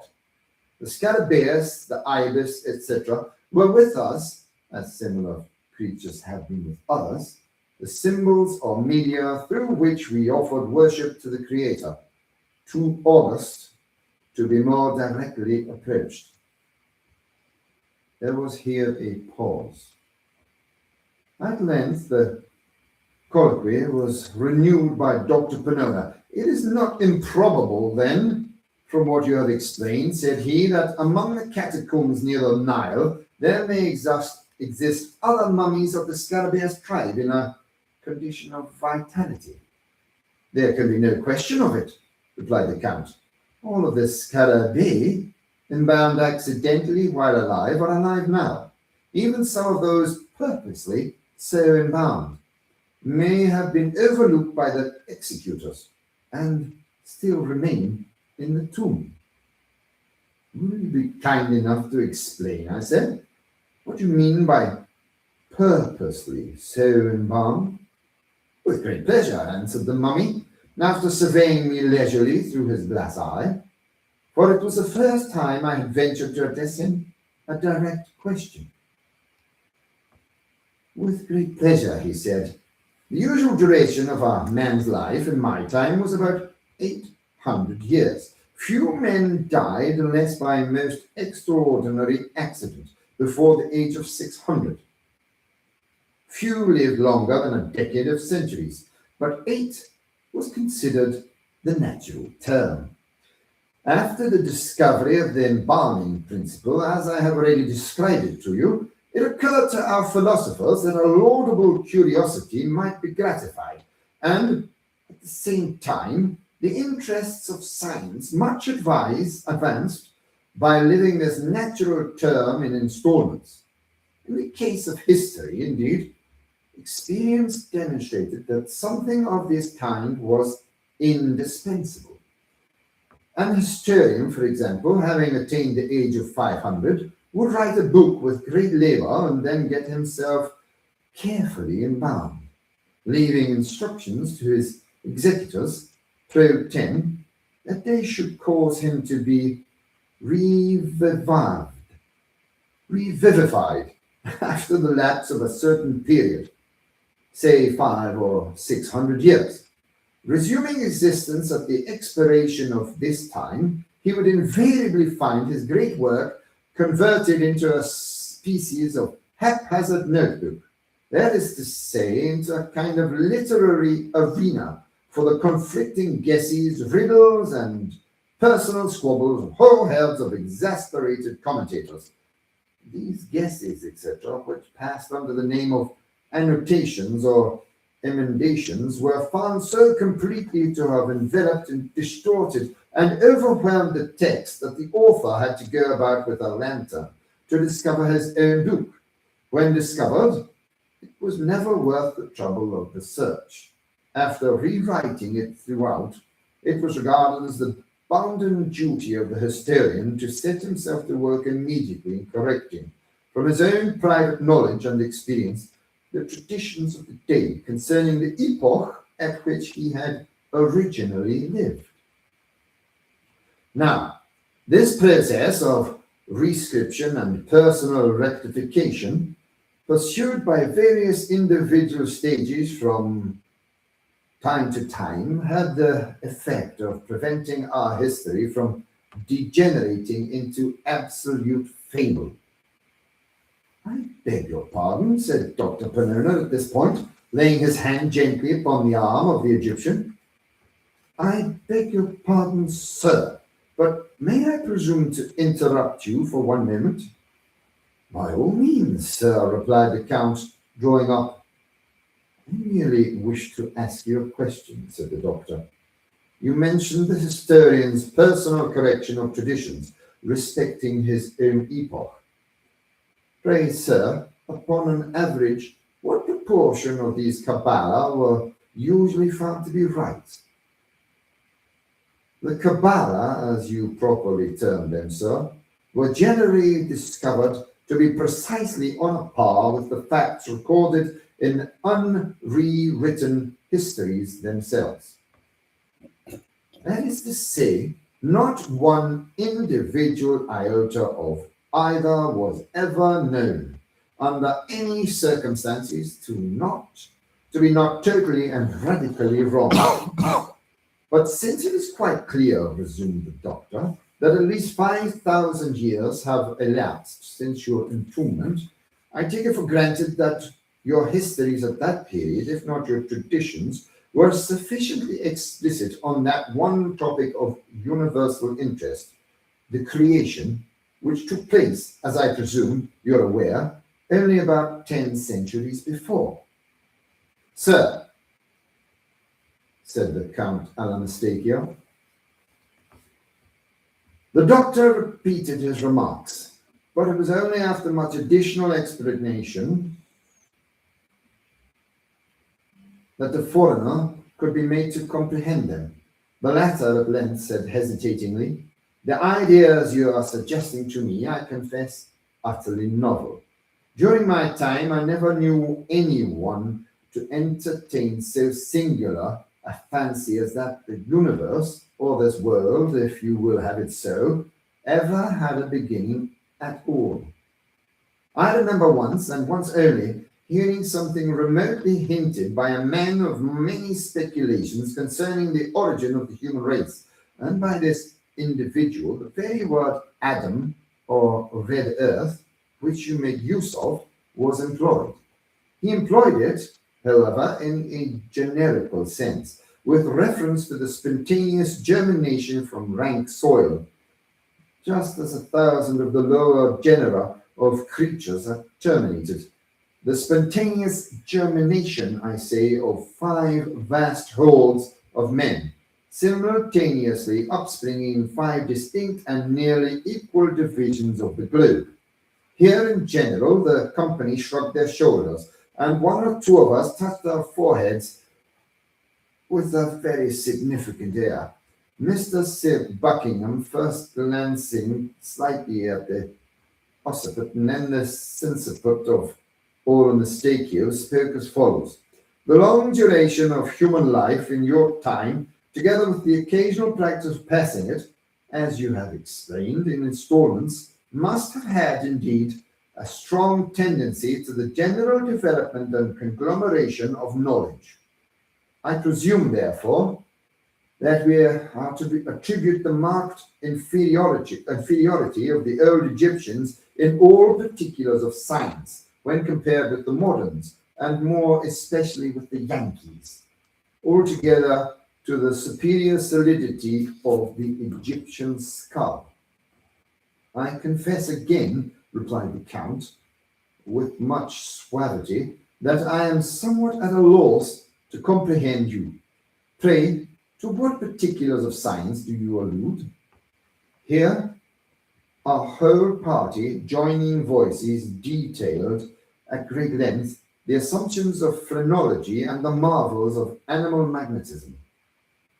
Having heard us to an end, the Count proceeded to relate a few anecdotes, which rendered it evident that prototypes of Gaul and Spurzein had flourished and faded in Egypt so long ago as to have been nearly forgotten, and that the manoeuvres of Mesmer were really very contemptible tricks when put in collation with the positive miracles of the Theban savants who created lice and a great many other similar things.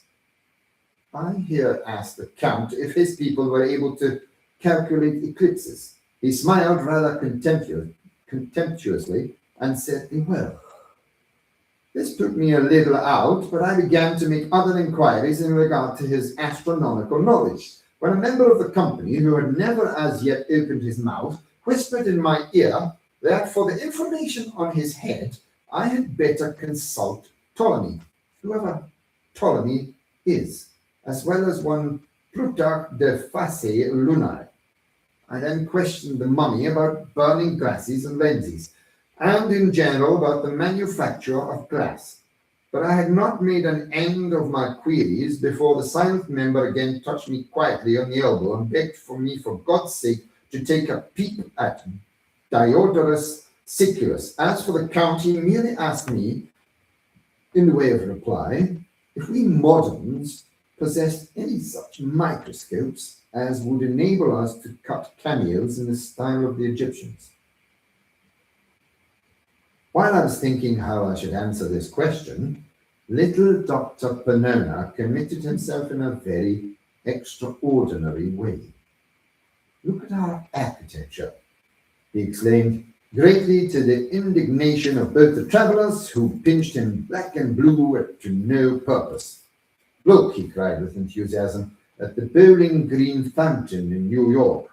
Or, if this be too vast a contemplation, regard for a moment the Capitol at Washington, D.C. And the good little medical man went on to detail very minutely the proportions of the fabric to which he referred. He explained that the portico alone was adorned with no less than 24 columns, 5 feet in diameter and 10 feet apart. The Count said that he regretted not being able to remember, just at that moment, the precise dimensions of any one of the principal buildings of the city of Aznak, whose foundations were laid in the night of time, but the ruins of which were still standing at the epoch of his entombment in a vast plain of sand to the westward of Thebes. He recollected, however, talking of the porticos, that one affixed to an inferior palace in a kind of suburb called Karnak consisted of 142 columns, 37 feet in circumference and 25 feet apart. The approach to this portico from the Nile was through an avenue 2 miles long, composed of sphinxes, statues, and obelisks, 20, 60, and 100 feet in height. The palace itself, as well as he could remember, was in one direction 2 miles long, and might have been altogether about 7 in circuit.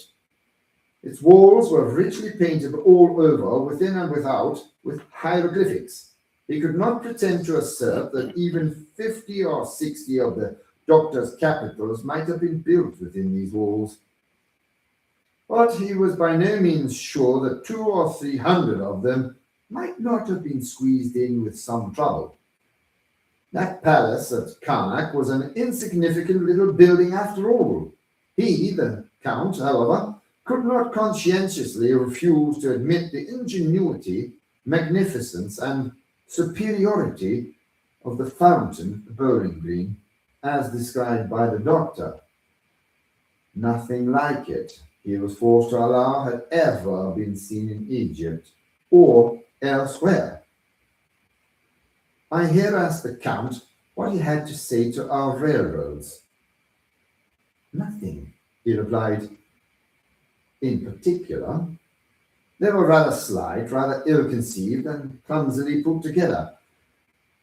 They could not be compared, of course, with the vast, level, direct, iron-grooved causeways upon which the Egyptians conveyed entire temples and solid obelisks of 150 feet in altitude. I spoke of our gigantic mechanical forces. He agreed that we knew something in that way, but inquired how I should have gone to work in getting up the imposts and the lintels of even the little palace of Karnak. This question, I concluded, not to hear, and demanded if he had any idea of artesian wells. But he simply raised his eyebrows, whilst Mr. Glidden winked at me very hard and said in a low tone that one had been recently discovered by the engineers employed to bore for water in the great oasis. I then mentioned our steel, but the foreigner elevated his nose and asked me if our steel could have executed the sharp carved work seen on the obelisks, and which was wrought altogether by edged tools of copper. This disconcerted us so greatly that we thought it advisable to vary the attack to metaphysics. We sent for a copy of the book called The Dial and read out of it a chapter or two about something that is not very clear, but which the Bostonians call the Great Movement in Progress. The Count merely said that great movements were awfully common things in his day, and as for progress, it was one time quite a nuisance, but it never progressed. We then spoke of the great beauty and importance of democracy, and were at much trouble in impressing the Count with a due sense of the advantages we enjoyed in living, where there was suffrage, ad libitum, and no king. He listened with marked interest, and in fact seemed not a little amused. When he had done, he said that a great while ago there had occurred something of a very similar sort. 13 Egyptian provinces determined all at once to be free and to set a magnificent example to the rest of mankind. They assembled their wise men and concocted the most ingenious constitution it is possible to conceive. For a while they managed remarkably well, only their habit of bragging was prodigious. The thing ended, however, in the consolidation of the 13 states, with some 15 or 20 others, in the most odious and insupportable despotism that was ever heard of upon the face of the earth. I asked what was the name of the usurping tyrant. As well as the Count could recollect, it was Mob. Not knowing what to say to this, I raised my voice and deplored the Egyptian ignorance of steam. The Count looked at me with much astonishment, but made no answer. The silent gentleman, however, gave me a violent nudge in the ribs with his elbows, told me I had sufficiently exposed myself for once, and demanded if I was really such a fool as not to know what the modern steam engine is, derived from the invention of Hero through Solomon de Coast. We are now in imminent danger of being discomfited. But, as good luck would have it, Dr. Panona, having rallied, returned to our rescue and inquired if the people of Egypt would seriously pretend to rival the moderns in the all-important particular of dress. The Count, at this, glanced downward to the straps of his pantaloons, and then taking hold of the end of one of his coat tails, held it up close to his eyes for some minutes, letting it fall. At last, his mouth extended itself very gradually from ear to ear, but I do not remember that he said anything in the way of reply.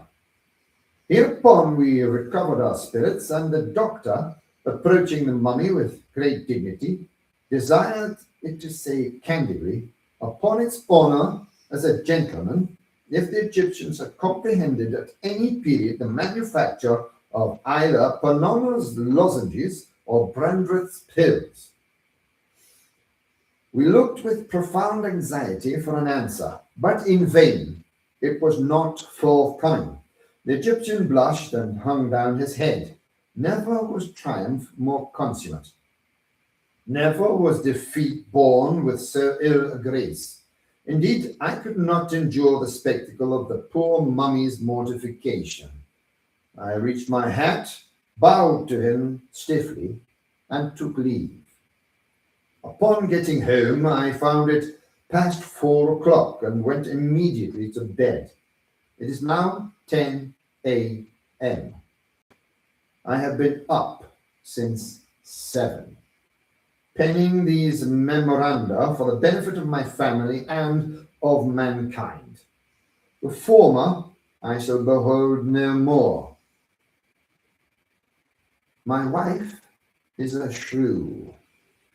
The truth is, I am heartily sick of this life and of the 19th century in general. I am convinced that everything is going wrong. Besides, I am anxious to know who will be president in 2045. As soon, therefore, as I shave and swallow a cup of coffee, I shall just step over to Panona's and get embalmed for a couple of 100 years. Thank you. Thank you, Graham. That was wonderful. Thank you very much.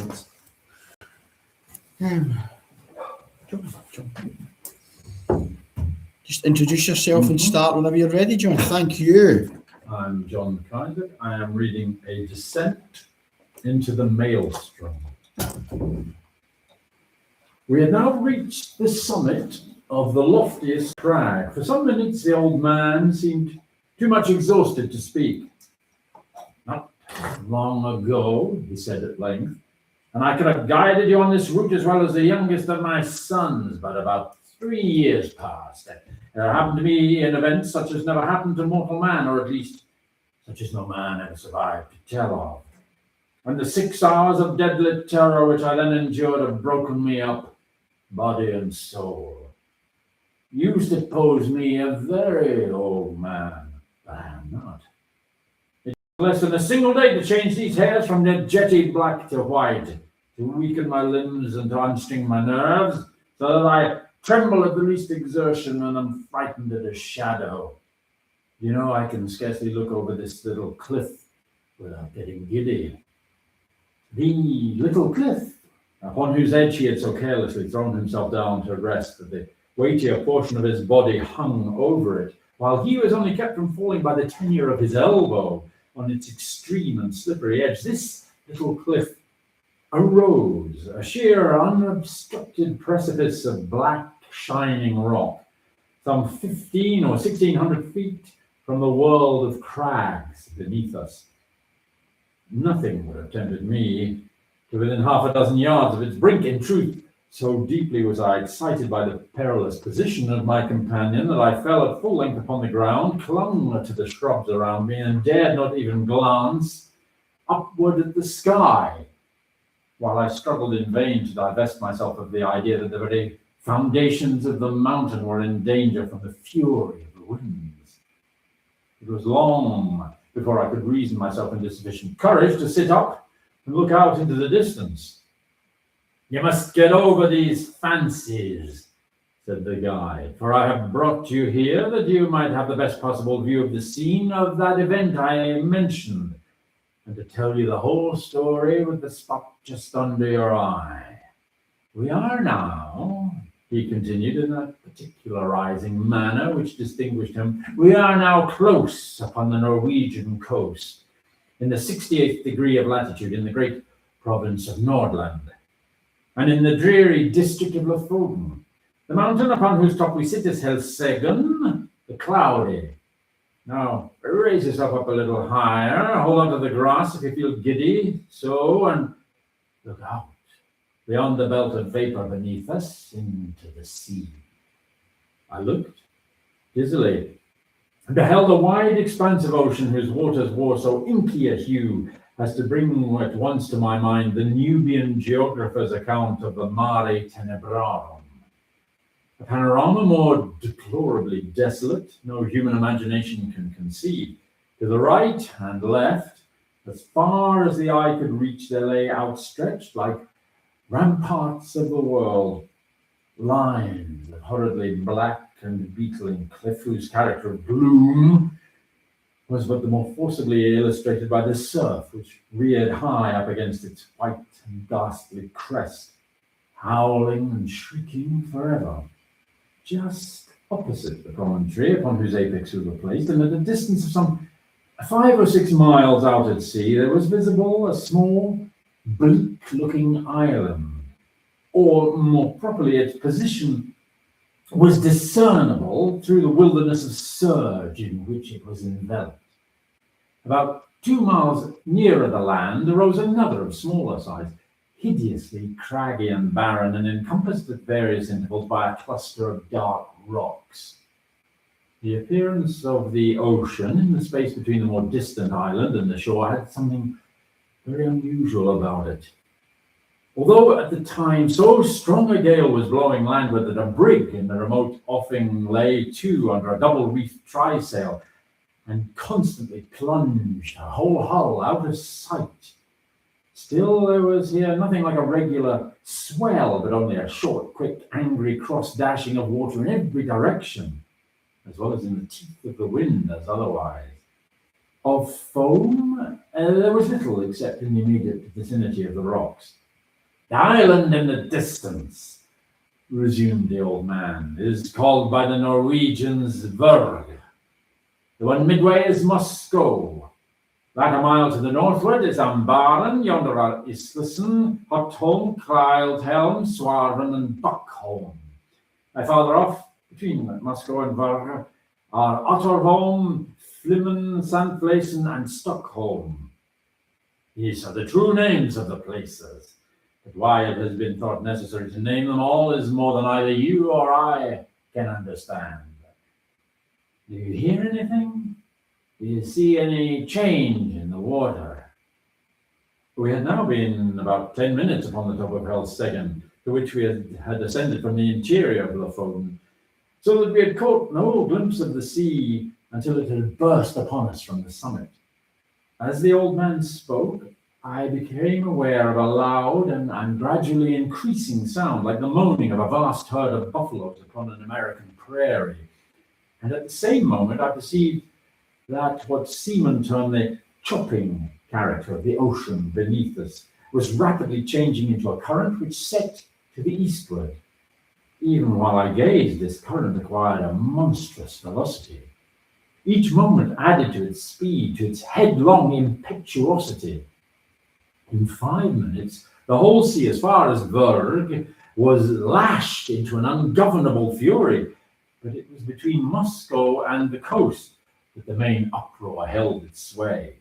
Here the vast bed of the waters, seamed and scarred into 1,000 conflicting channels, burst suddenly into a frenzied convulsion, heaving, boiling, hissing, gyrating in gigantic and innumerable vortices, and all whirling and plunging on to the eastward with a rapidity which water never elsewhere assumes, except in precipitous descents.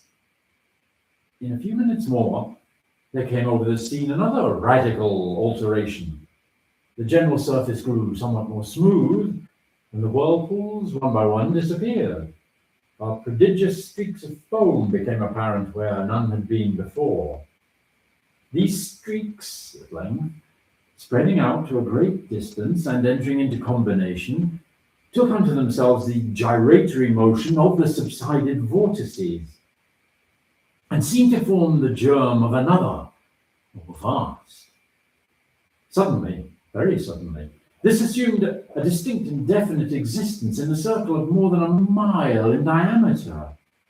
The edge of the world was represented by a broad belt of gleaming spray, but no particle of this slipped into the mouth of the terrific funnel, whose interior, as far as the eye could fathom it, was a smooth, shining, and jet-black wall of water, inclined to the horizon at an angle of some 45 degrees, speeding dizzily round and round with a swaying and sweltering motion, and sending forth to the winds an appalling voice, half shriek, half roar, such as not even the mighty cataract of Niagara ever lifts up in its agony to heaven. The mountain trembled to its very base, and the rock rocked. I threw myself upon my face and clung to the scant herbage in an excess of nervous agitation. "This," said I at length to the old man, "this can be nothing else than the great whirlpool of the maelstrom." "So it is sometimes termed," said he. "We Norwegians call it the Moskostrom, from the Isle of Moscow in the Midway." The ordinary accounts of this vortex had by no means prepared me for what I saw. That of Jonas Ramus, which is perhaps the most circumstantial of any, cannot impart conception either of the magnificence or of the horror of the scene, or of the wild, bewildering sense of the novel which confounds the beholder.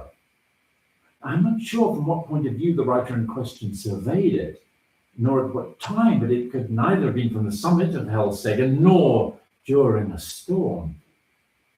There are some passages of his description, nevertheless, which may be quoted for their details, although their effect is exceedingly feeble in conveying an impression of the spectacle. Between Lofoden and Moscow, he says, the depth of the water is between 36 and 40 fathoms, but on the other side, towards this depth increases so as not to afford a convenient passage for a vessel, without the risk of splitting on the rocks, which happens even in the calmest weather. When it is in flood, the stream runs up the country between Lofoden and Moscow with a boisterous rapidity, but the roar of its impetuous ebb to the sea is scarce equalled by the loudest and most dreadful cataracts. The noise being heard several leagues off, and the vortices or pits are of such an extent and depth that if a ship comes within its attraction, it is inevitably absorbed and carried down to the bottom, and there beat to pieces against the rocks. And when the water relaxes, the fragments thereof are thrown up again. But these intervals of tranquility are only at the turn of the ebb and flood, and in calm weather, and last but a quarter of an hour. And last, its violence gradually returning.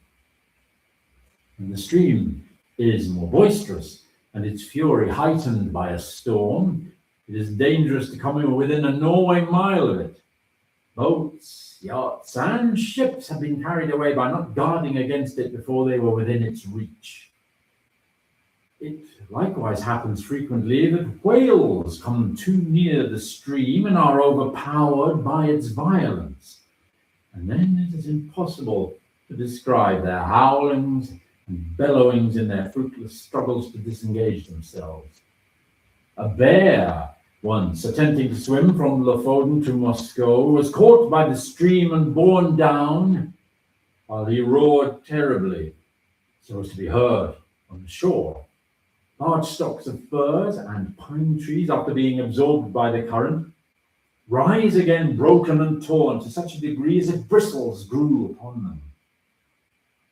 This plainly shows the bottom to consist of craggy rocks, among which they are whirled to and fro. This stream is regulated by the flux and reflux of the sea, it being constantly high and low water every 6 hours. In the year 1645, early in the morning of Sexagesima Sunday, it raged with such noise and impetuosity that the very stones of the houses on the coast fell to the ground. In regard to the depth of the water, I could not see how this could have been ascertained at all in the immediate vicinity of the vortex. The 40 fathoms must have reference only to portions of the channel close upon the shore either of Moscow or Lofoden. The depth in the center of the Moscow Strom must be immeasurably greater. And no better proof of this fact is necessary than can be obtained from even a sidelong glance into the abyss of the whirl which may be had from the highest crag of Helseggen. Looking down from this pinnacle upon the howling Phlegethon below, I could not help smiling at the simplicity with which the honest Jonas Ramus records, as a matter difficult of belief, the anecdotes of the whales and the bears, for it appeared to me, in fact, a self-evident thing that the largest ship of the line in existence, coming within the influence of that deadly attraction, could resist it as little as a feather of a hurricane. It must disappear bodily and at once. The attempts to account for the phenomenon, some of which I remember seemed to me sufficiently plausible in perusal, now wore a very different and unsatisfactory aspect. The idea generally received is that this, as well as 3 smaller vortices among the Faroe Islands, have no other cause than the collision of waves rising and falling at flux and reflux against a ridge of rocks and shelves, which confines the water so that it precipitates itself like a cataract, and thus the higher the flood rises, the deeper must the fall be. And the natural result of all is a whirlpool or vortex, the prodigious suction of which is sufficiently known by lesser experiments. These are the words of the Encyclopedia Britannica. Kirchner and others imagine that in the center of the channel of the Maelstrom is an abyss penetrating the globe and issuing in some very remote part, the Gulf of Bothnia being somewhat decidedly named in one instance. This opinion, idle in itself, was the one to which, as I gazed, my imagination most readily assented. And mentioning it to the guide, I was rather surprised to hear him say that although it was the view almost universally entertained of the subject by the Norwegians, it nevertheless was not his own. As to the former notion, he confessed his inability to comprehend it, and here I agreed with him. For however conclusive on paper, it becomes almost unintelligible and even absurd amid the thunder of the abyss. You have had a good look at the world now, said the old man, and if you will creep round this crag, so as to get in its lee and deaden the roar of the water, I will tell you a story that will convince you I ought to know something of the Musco Strum. I placed myself as desired, and he proceeded. Myself and my 2 brothers once owned a schooner-rigged smack of about 70 tons burden, with which we were in the habit of fishing among the islands beyond Musco, nearly to Berg. In all island eddies at sea, there is good fishing at proper opportunities if one has only the courage to attempt it, but among the whole of the Lofoten coastmen, we 3 were the only ones who made a regular business of going out to the islands, as I tell you. The usual grounds are a great way lower down to the southward. There fish can be got at all hours without much risk, and therefore these places are preferred. The choice spots over here among the rocks, however, not only yield the finest variety, but in far greater abundance, so that we often got in a single day what the more timid of the craft could not scrape together in a week. In fact, we made it a matter of desperate speculation, the risk of life standing instead of labor, and courage answering for capital. We kept the smack in a cove about 5 miles higher up the coast than this, and it was our practice in fine weather to take advantage of the 15-minute slack to push across the main channel of the Musco Strum far above the pool, and then drop down upon anchorage somewhere near Otterholm or Sandflesen, where the eddies are not so violent as elsewhere. Here we used to remain until nearly time for slack water again, and when we weighed and made for home. We never set out upon this expedition without a steady side wind for going and coming, one that we felt sure would not fail us before our return. And we seldom made a miscalculation upon this point. Twice, during 6 years, we were forced to stay all night at anchor on account of a dead calm, which is a rare thing indeed just about here. And once we had to remain on the grounds nearly a week, starving to death, owing to a gale which blew up shortly after our arrival, and made the channel too boisterous to be thought of.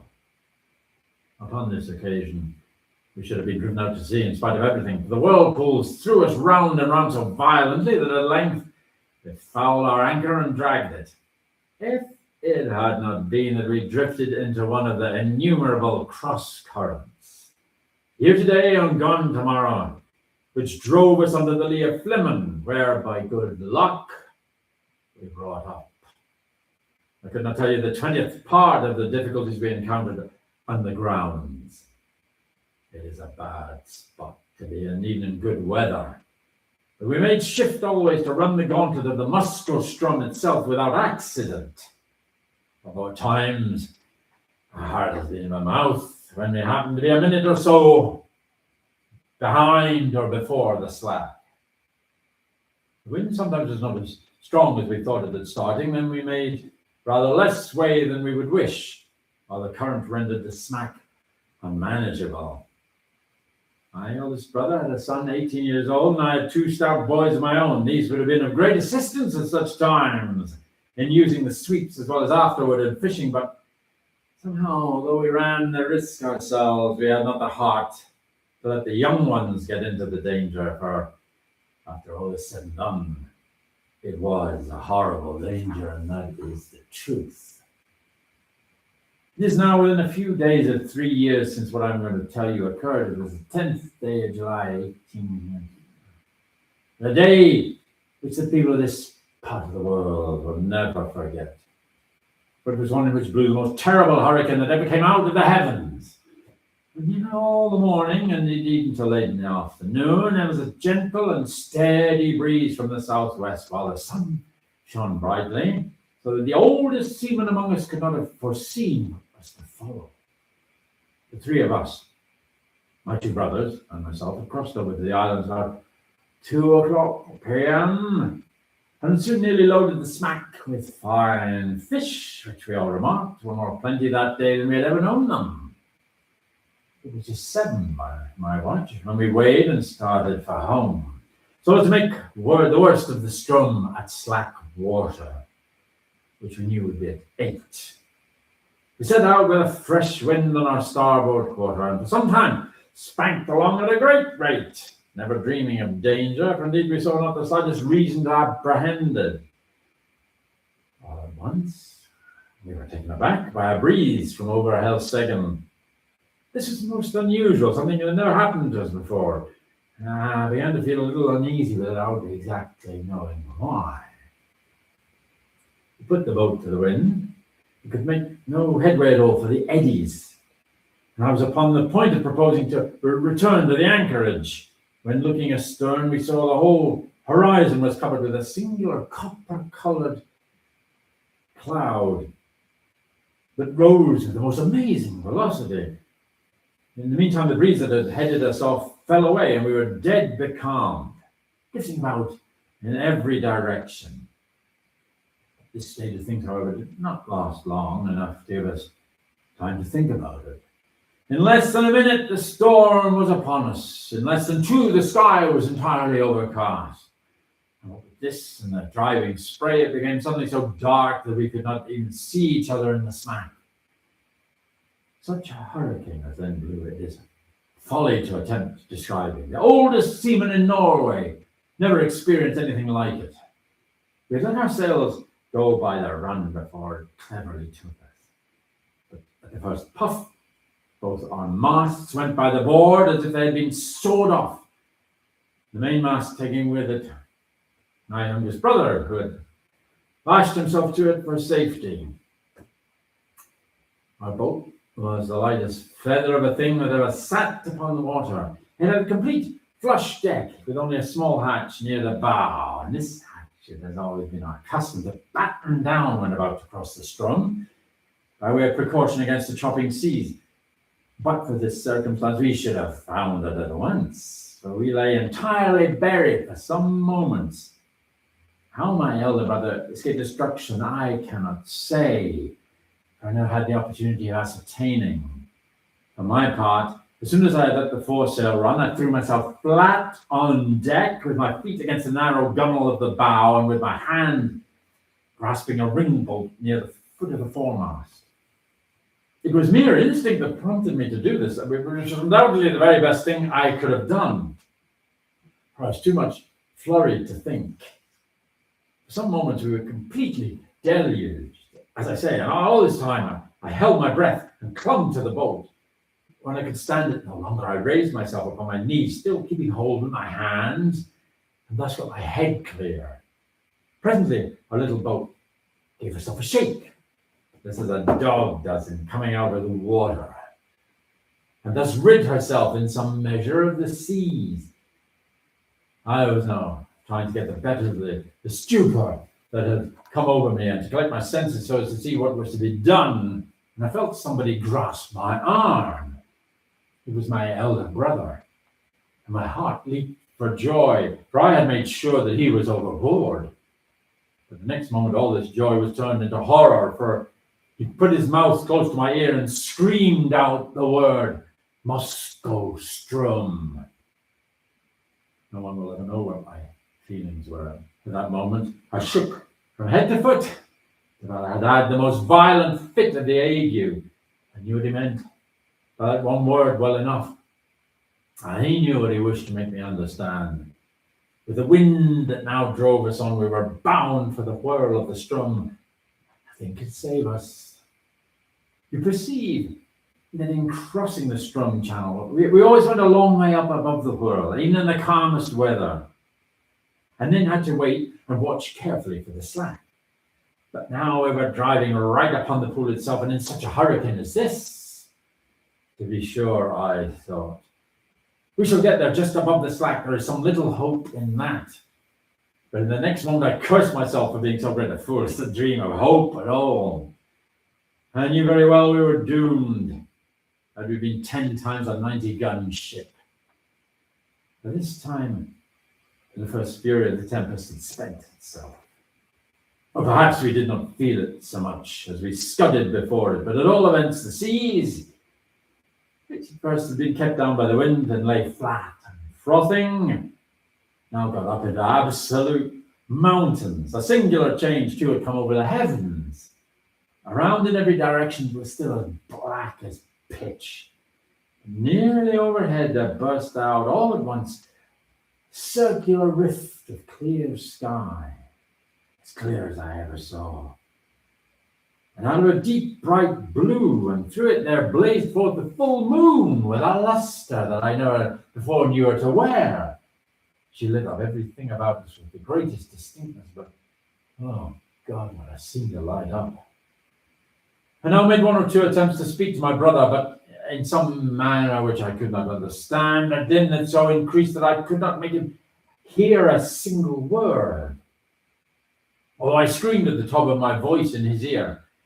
Presently he shook his head, looking as pale as death, and held up one of his fingers as if to say, listen. At first I could not make out what he meant, but soon a hideous thought flashed upon me.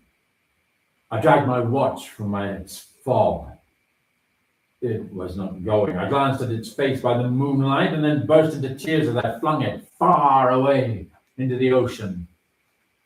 We were behind. It had run 7 o'clock, down at 7 o'clock. We were behind the time of the slack, and the whirl of the Strum was in full fury. When a boat is well built, properly trimmed and not deep laden, the waves in a strong gale, when she is going large, seem always to slip from beneath her, which appears very strange to a landsman. And this is what is called riding in sea phrase. Well, so far, we had ridden the swells very cleverly, but presently a gigantic sea happened to take us right under the counter and bore us with it as it rose up as if into the sky. I don't want to believe that any wave could rise so high. And then down we came with a sweep, a slide, and a plunge that made me feel sick and dizzy as if I was falling from some lofty mountaintop in a dream. But while we were up, I had thrown a quick glance round, and that one glance was all sufficient. I saw its exact position in an instant. The Moscow Strum whirlpool was about a quarter of a mile dead ahead, but no more like the everyday Moscow Strum than the whirl, as you now see it, is like a mill race. If I had not known where we were and what we had to expect, I should not have recognized the place at all. As it was, I involuntarily closed my eyes in horror, the lids clenched together as if in a spasm. Could not have been more than 2 minutes afterward until we suddenly felt the waves subside and were enveloped in foam. The boat made a sharp half turn to larboard and then shot off in its new direction like a thunderbolt. At the same moment, the roaring noise of the water was completely drowned in a kind of shrill shriek, such a sound as you might imagine given out by the waste pipes of many thousand steam vessels, letting off their steam all together. We were now in the belt of surf that always surrounds the whirl, and I thought, of course, that another moment would plunge us into the abyss down which we could only see indistinctly on account of the amazing velocity with which we were borne along. The boat did not seem to sink into the water at all, but to skim like an air bubble upon the surface of the surge. Our starboard side was next the whirl, and on the larboard arose the whirl of ocean we had left. It stood like a huge, writhing wall between us and the horizon. It appeared strange, but now, when we were in the very jaws of the gulf, I felt more composed than when we were only approaching it. Having made up my mind to hope no more, I got rid of a great deal of what terror which unmanned me at first. I suppose it was despair that strung my nerves. It may look like boasting, but what I tell you is truth.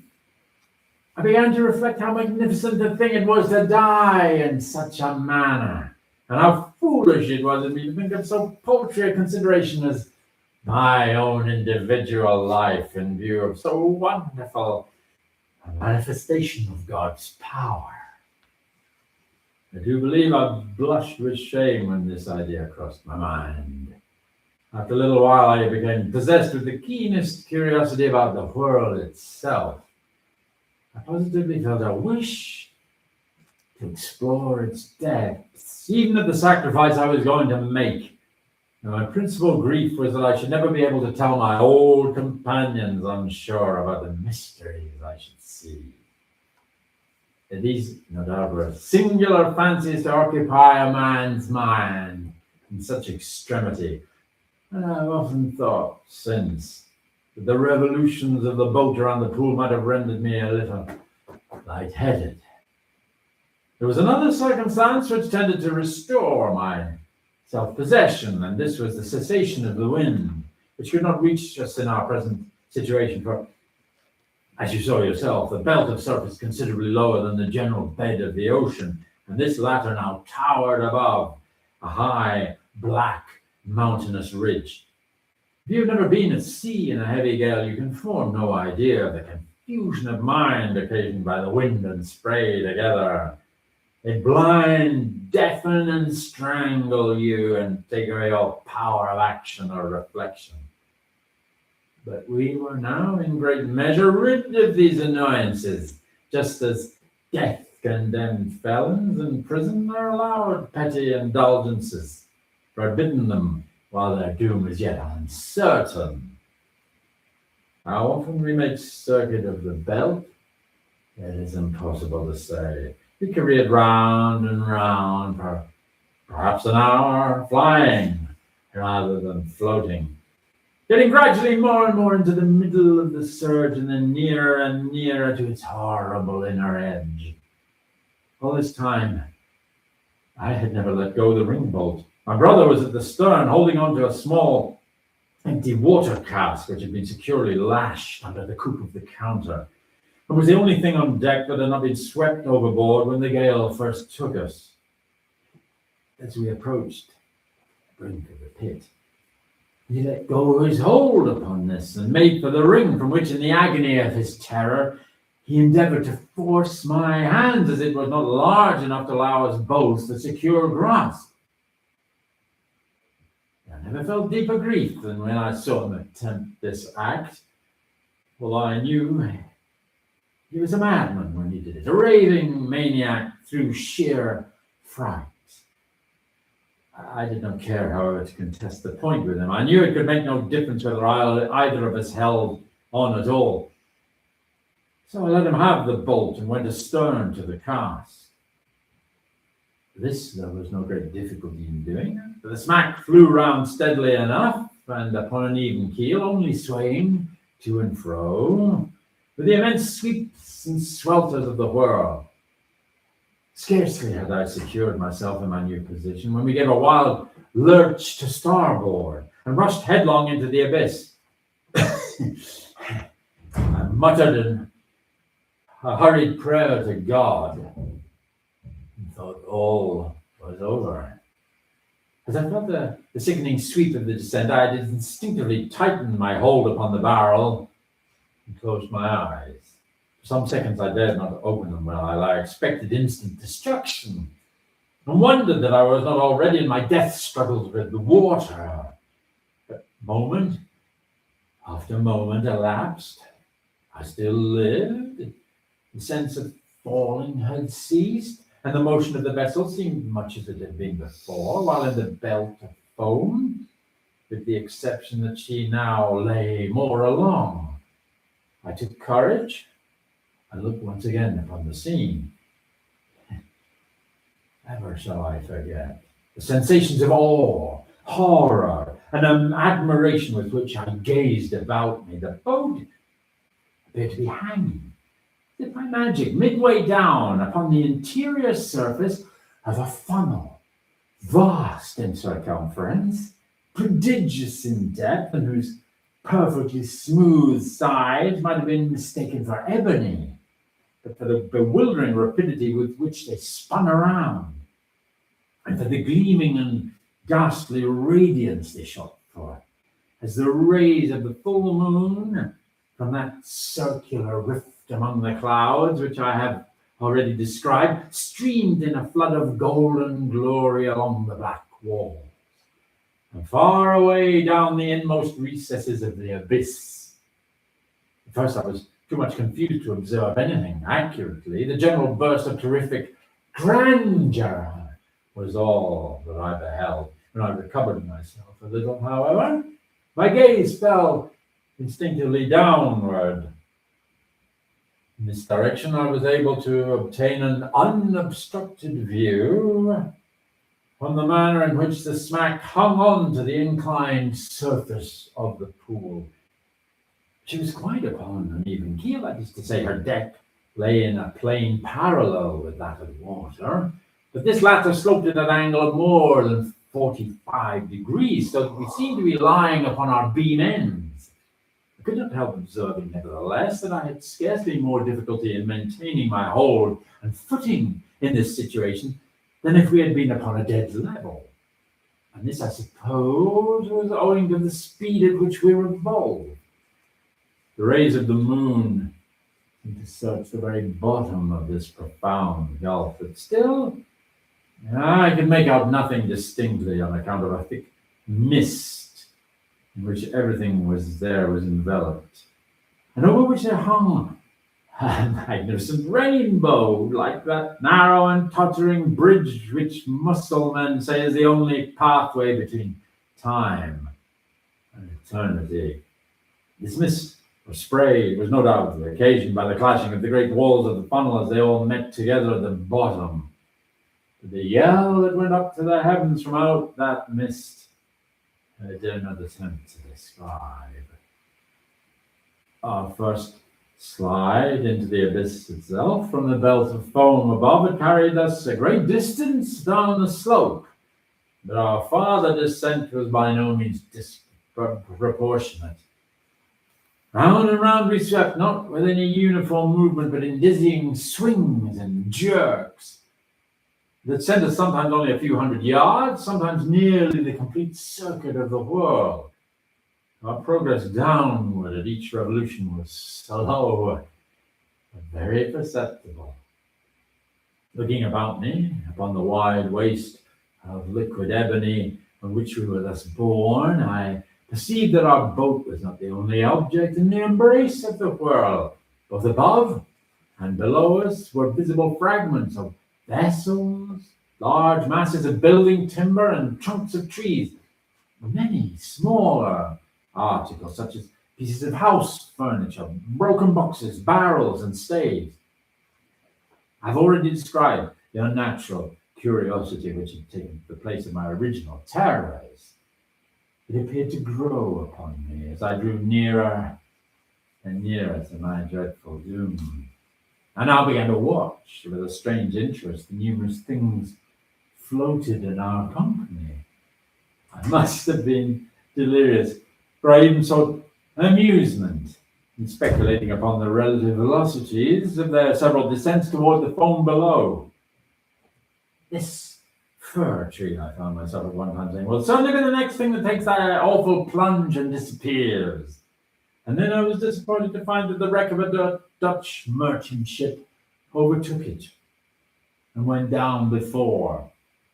At length, after making several guesses of this nature and being deceived in all, this fact, the fact of my invariable miscalculation, set me upon a train of reflection that made my limbs again tremble and my heart beat heavily once more. It was not a new terror that thus affected me, but the dawn of a more exciting hope. This hope arose partly from memory and partly from present observation. I called to mind the great variety of buoyant matter that strewed the coast of Lofoden, having been absorbed and then thrown forth by the Muskelstrom. I find the greater number of the articles were shattered in the most extraordinary way, so chafed and roughened as to have the appearance of being stuck full of splinters. But then I distinctly recollected that there were some of them that were not disfigured at all. Now, I could not account for this difference, except by supposing that the roughened fragments were the only ones which had been completely absorbed, that the others had entered the whirl at so late a period of the tide, or for some reason had descended so slowly after entering that they did not reach the bottom before the turn of the flood came, or of the ebb, as the case might be. I conceive it possible. In either instance, they might thus be whirled up again to the level of the ocean without undergoing the fate of those which had been drawn in more early or absorbed more rapidly. I made also 3 important observations. The first was that, as a general rule, the larger the bodies were, the more rapid the descent. The second, that between 2 masses of equal extent, the one spherical and the other of any other shape, the superiority in speed of descent is with the sphere. The third, that between the 2 masses of equal size, the one cylindrical and the other of any other shape, the cylinder was absorbed the more slowly. Since my escape, I've had several conversations on this subject with an old schoolmaster of the district, and it was from him that I learned the use of the words cylinder and sphere. He explained to me, although I had forgotten the explanation, how what I observed was in fact the natural consequence of the forms of the floating fragments, and showed me how it happened that a cylinder swimming in a vortex offered more resistance to its suction and was drawn in with greater difficulty than an equally bulky body of any form whatever. There was one startling circumstance which went a great way in enforcing these observations and rendering me anxious to turn them to account. And this was that at every revolution we passed something like a barrel, or else the yard and the mast of a vessel. How many of these things, which had been on our level when I first opened my eyes upon the wonders of the whirlpool, were now high above us, and seemed to have moved but little from their original station. I no longer hesitated what to do. I resolved to lash myself securely to the water cask upon which I now held, to cut it loose from the counter, to throw myself with it into the water. I attracted my brother's attention by signs, pointing to the floating barrels that came near us, and did everything in my power to make him understand what I was about to do. I thought at length that he comprehended my design, but whether this was the case or not, he shook his head despairingly and refused to move from his station by the ring bolt. It was impossible to reach him. The emergency admitted of no delay, and so, with a bitter struggle, I resigned to his fate, fastened myself to the cask by means of the lashings which secured it to the counter, and precipitated myself with it into the sea, without another moment's hesitation. The result was precisely what I had hoped it might be, as it is myself who now tell you this tale, as you see that I did escape, and as you are already in possession of the mode in which this escape was effected, I must therefore anticipate all that I have further to say. I will bring my story quickly to conclusion. It might have been an hour or thereabout after my quitting the smack, when, having descended to a vast distance beneath me, it made 3 or 4 wild gyrations in rapid succession, and bearing my loved brother with it, plunged headlong at once and forever into the chaos of foam below. The barrel to which I was attached sunk very little farther than half the distance between the bottom of the gulf and the spot at which I leapt overboard, before a great change took place in the character of the whirlpool. The slope of the sides of the vast funnel became momently less and less steep. The gyrations of the whirl grew gradually less and less violent.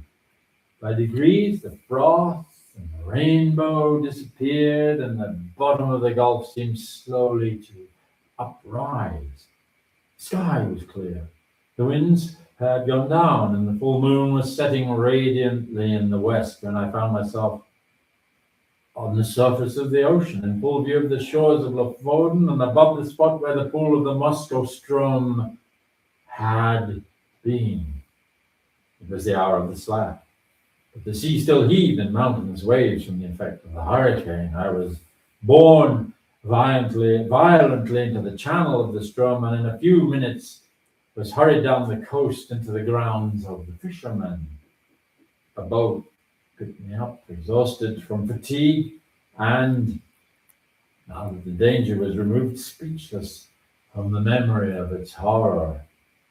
Those who drew me on board were my old mates and daily companions, but they knew me no more than they would have known a traveller from the spirit land.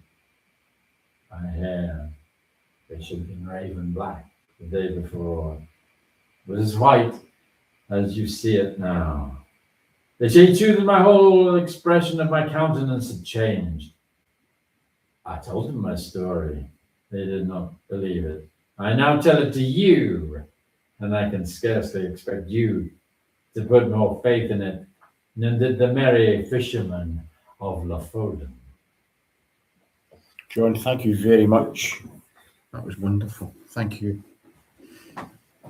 You want to jump in and introduce yourself to the camera and then just start whenever you're ready? That'd be lovely. Hi, my name's David. I'll be reading The Fall of the House of Usher. Yes, Chi One descends into midnight. During the whole of a dull, dark, and soundless day in the autumn of the year, when the clouds hung oppressively low in the heavens, I had been passing alone on horseback through a singularly dreary tract of country, and at length found myself, as a shade of evening drew on, within view of the melancholy house of Usher. I know not how it was, but with the first glimpse of the building, a sense of insufferable gloom pervaded my spirits.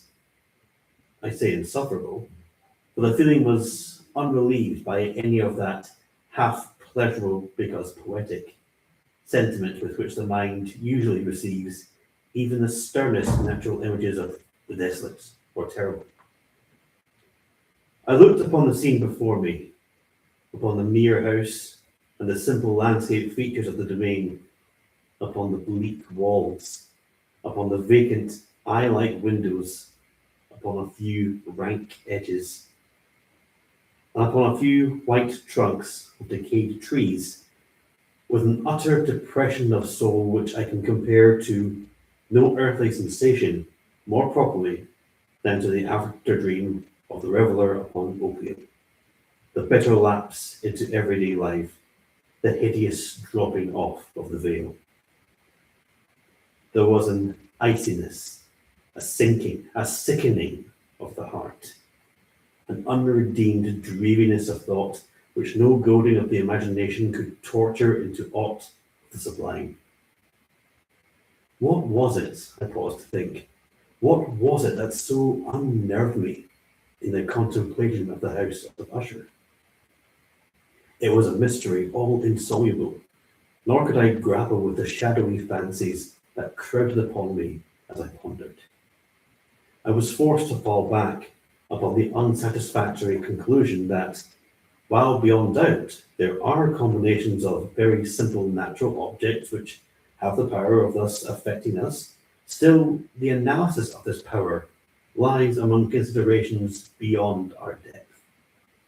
It was possible, I reflected, that a mere different arrangement of the particulars of the scene, of the details of the picture, would be sufficient to modify or perhaps to annihilate its capacity for sorrowful impression. And acting upon this idea, I reined my horse to the precipitous brink of a black and lurid tarn that lay in unruffled lustre by the dwelling, and gazed down, but with a shudder even more thrilling than before, upon the remodelled and inverted images of the grey sedge, the ghastly tree stems, and the vacant and iron-like windows. Nevertheless, in this mansion of gloom, I now propose myself a sojourn of some weeks. Its proprietor, Roderick Usher, had been one of my boon companions in boyhood, but many years had elapsed since our last meeting. A letter, however, had lately reached me in a distant part of the country, a letter from him, which in its mildly importunate nature had admitted of no other than a personal reply. The MS gave evidence of nervous agitation. The writer spoke of acute bodily illness, of a mental disorder which oppressed him, and of an earnest desire to see me as his best and indeed his only personal friend, with a view of attempting, by the cheerfulness of my society, some alleviation of his malady. It was the manner in which all this, and much more, was said. It was the apparent heart that went with his request, which allowed me no room for hesitation, and I accordingly obeyed forthwith what I still considered a very singular summons. Although as boys we had been even intimate associates, yet I really knew little of my friend. His reserve had always been excessive and habitual. I was aware, however, that his very ancient family had been noted, time out of mind, for a peculiar sensibility of temperament, displaying itself through long ages in many works of exalted art, and manifested of late in repeated deeds of munificent yet unobtrusive charity, as well as in a passionate devotion to the intricacies, perhaps even more to the orthodox and the easily recognizable beauties of musical science. I had learned too the very remarkable fact that the stem of the Usher race, all time honoured as it was, had put forth at no period any enduring branch. In other words, that the entire family lay in a direct line of descent, and had always, with very trifling and very temporary variation, so lain. It was this deficiency, I considered, while running over in thought the perfect keeping of the character of the premises with the accredited character of the people, and while speculating upon the possible influence which the one, in the long lapse of centuries, might have exercised upon the other, it was this deficiency, perhaps, of collateral issue, and the consequent undeviating transmission from sire to son of the patrimony with the name, which had at length so identified the two as to merge the original title of the estate in the quaint and equivocal appellation of the House of Usher, an appellation which seemed to include, in the minds of the peasantry who used it, both the family and the family mansion. I have said that the sole effect of my somewhat childish experiment, that of looking down from the tarn, had been to deepen the first singular impression. There can be no doubt that the consciousness of the rapid increase of my superstition, for why should I not so term it, served mainly to accelerate the increase itself. Such, I have long known, is the paradoxical law of all sentiments having terror as a basis. And it might have been for this reason only that, when I again uplifted my eyes to the house itself from its image in the pool, there grew in my mind a strange fancy, a fancy so ridiculous indeed, that I but mention it to show the vivid force of the sensations which oppressed me. I had so worked upon my imagination as really to believe that about the whole mansion and domain there hung an atmosphere peculiar to themselves and their immediate vicinity, an atmosphere which had no affinity with the air of heaven, but which had reeked up from the decayed trees and the grey wall and the silent tarn, a pestilent and mystic vapour, dull, sluggish, faintly discernible, and leaden-hued. Shaking off from my spirit what must have been a dream, I scanned more narrowly the real aspect of the building. Its principal feature seemed to have been that of an excessive antiquity. The discoloration of ages had been great. Minute fungi overspread the whole exterior, hanging in a fine tangled webwork from the eaves. Yet all this was apart from any extraordinary dilapidation. No portion of the masonry had fallen, and there appeared to be a wild inconsistency with its still perfect adaptation of parts, and the crumbling condition of the individual stones. In this there was much that reminded me of the specious totality of old woodwork, which has rotted for long years in some neglected vault, with no disturbance from the breach of the external air.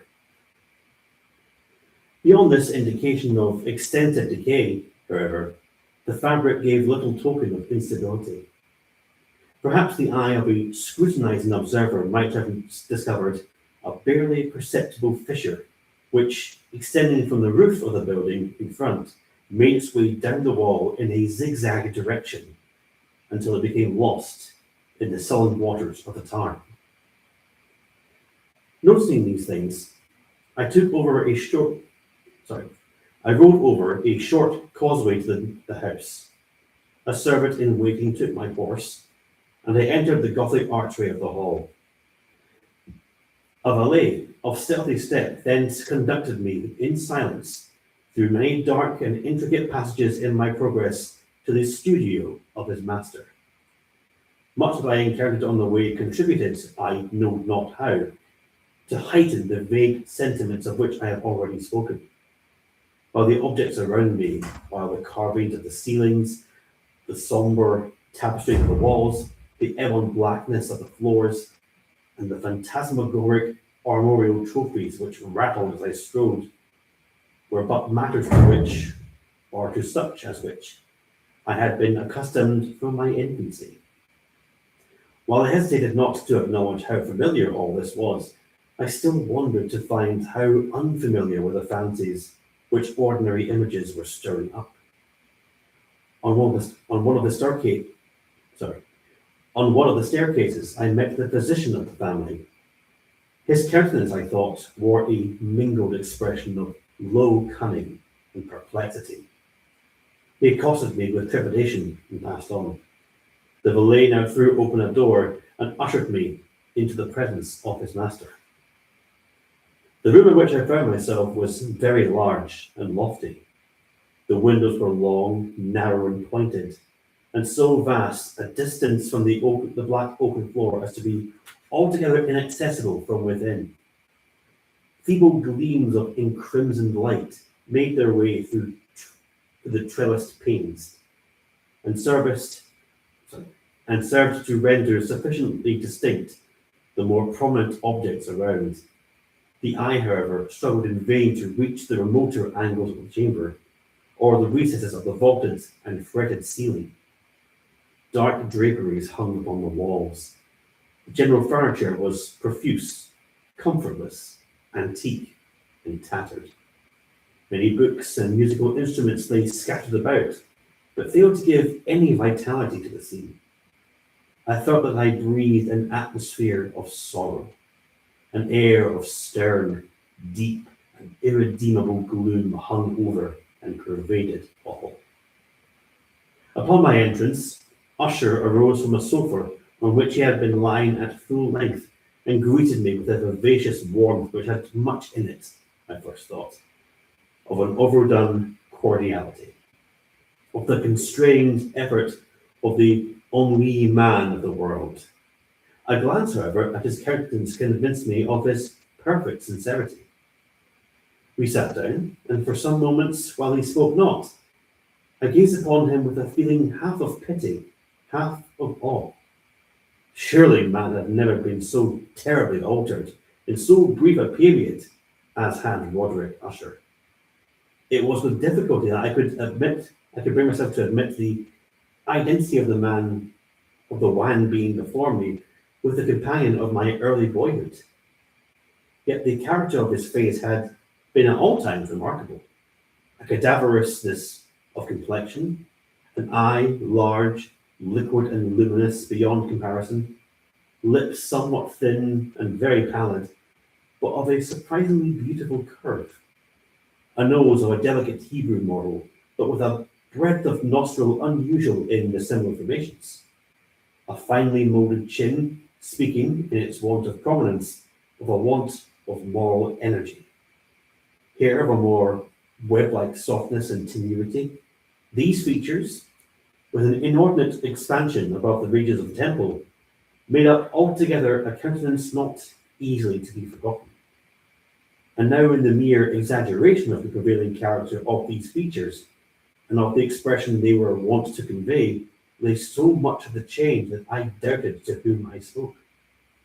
The now ghastly pallor of the skin, and the now miraculous lustre of the eye, above all things, startled and even awed me. The silken hair, too, had been suffered to grow all unheeded, and as in its wild gossamer texture, it floated rather than fell about the face. I could not, even with effort, connect its arabesque expression with any idea of simple humanity. In the manner of my friend, I was at once struck with an incoherence, an inconsistency, and I soon found this to arise from a series of feeble and futile struggles to overcome the habitual trepidancy, an excessive nervous agitation. For something of this nature I had indeed been prepared, no less by his letter, than by reminiscences of certain boyish traits, and by conclusions deduced from his peculiar physical conformation and temperament. His action was alternately vivacious and sullen.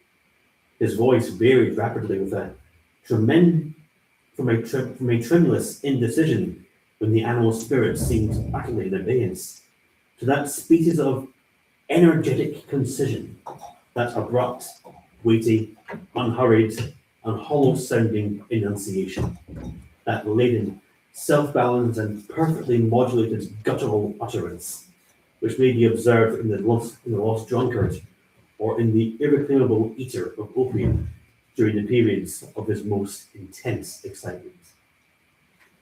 It was thus that he spoke of the object of my visit, of his earnest desire to see me, and of the solace he expected me to afford him. He entered at some length into what he conceived to be the nature of his malady.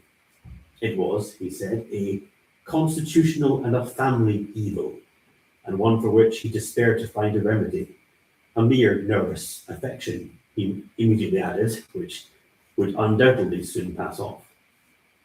It displayed itself in a host of unnatural sensations. Some of these, as he detailed them, interested and bewildered me. although perhaps the terms and the general manner of their narration had their weight. He suffered much from a morbid acuteness of the senses. The most insipid food was alone endurable. He could only wear garments of certain textures. The odours of all flowers were oppressive. His eyes were tortured by even a faint light, and there were but peculiar sounds, and these from stringed instruments, which did not inspire him with horror. To an anomalous species of terror, I found him a bounden slave.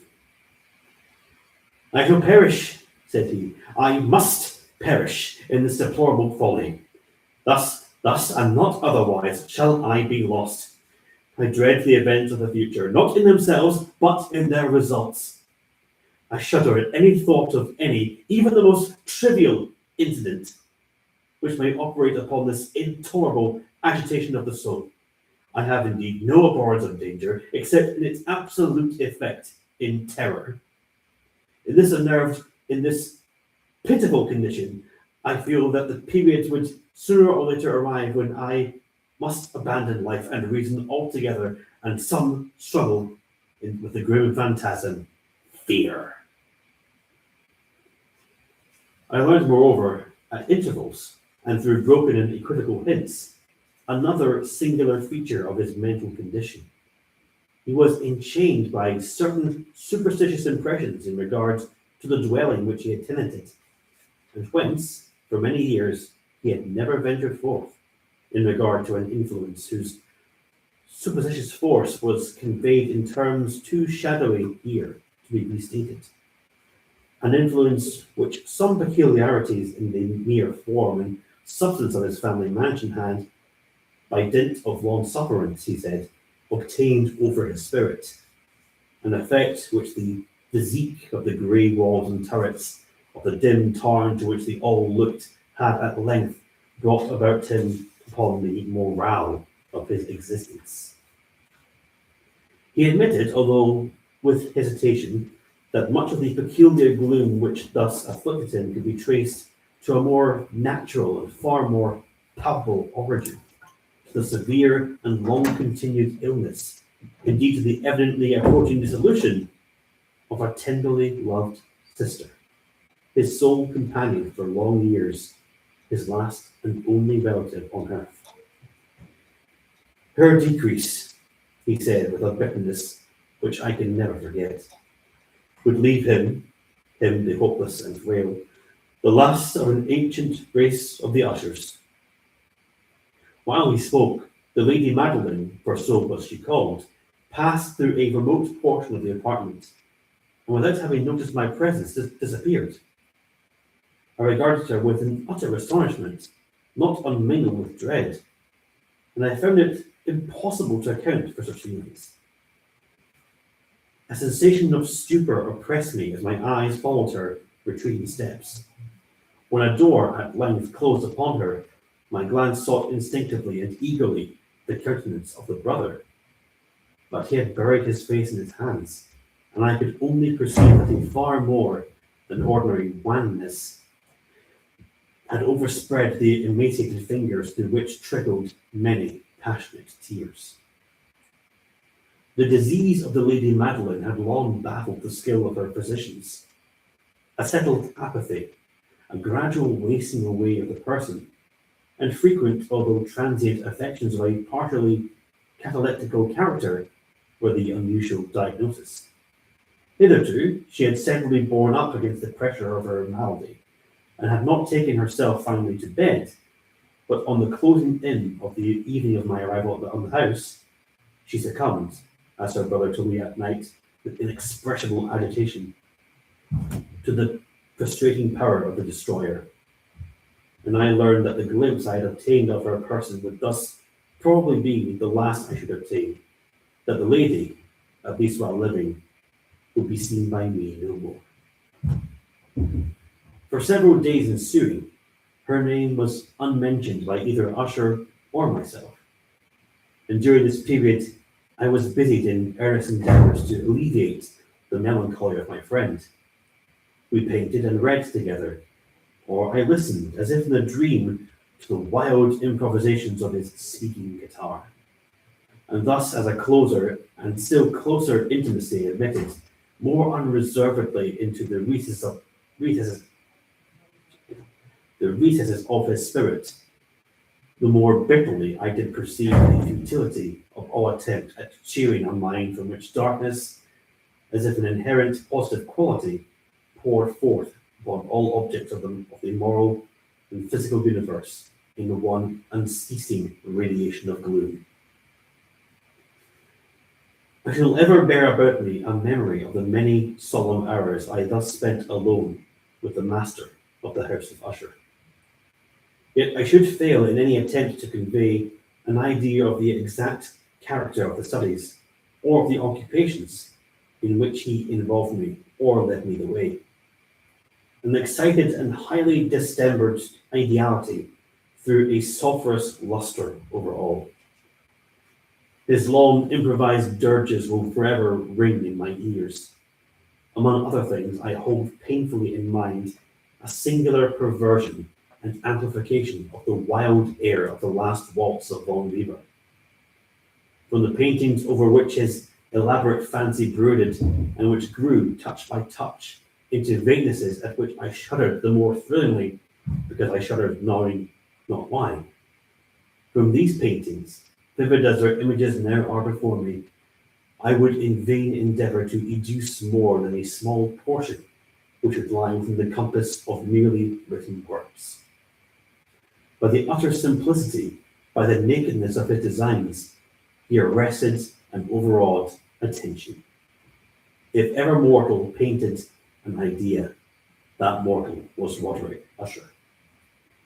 For me at least, in the circumstances then surrounding me, there arose out of the pure abstractions which the hypochondriac contrived to throw upon his canvas an intensity of intolerable awe, no shadow of which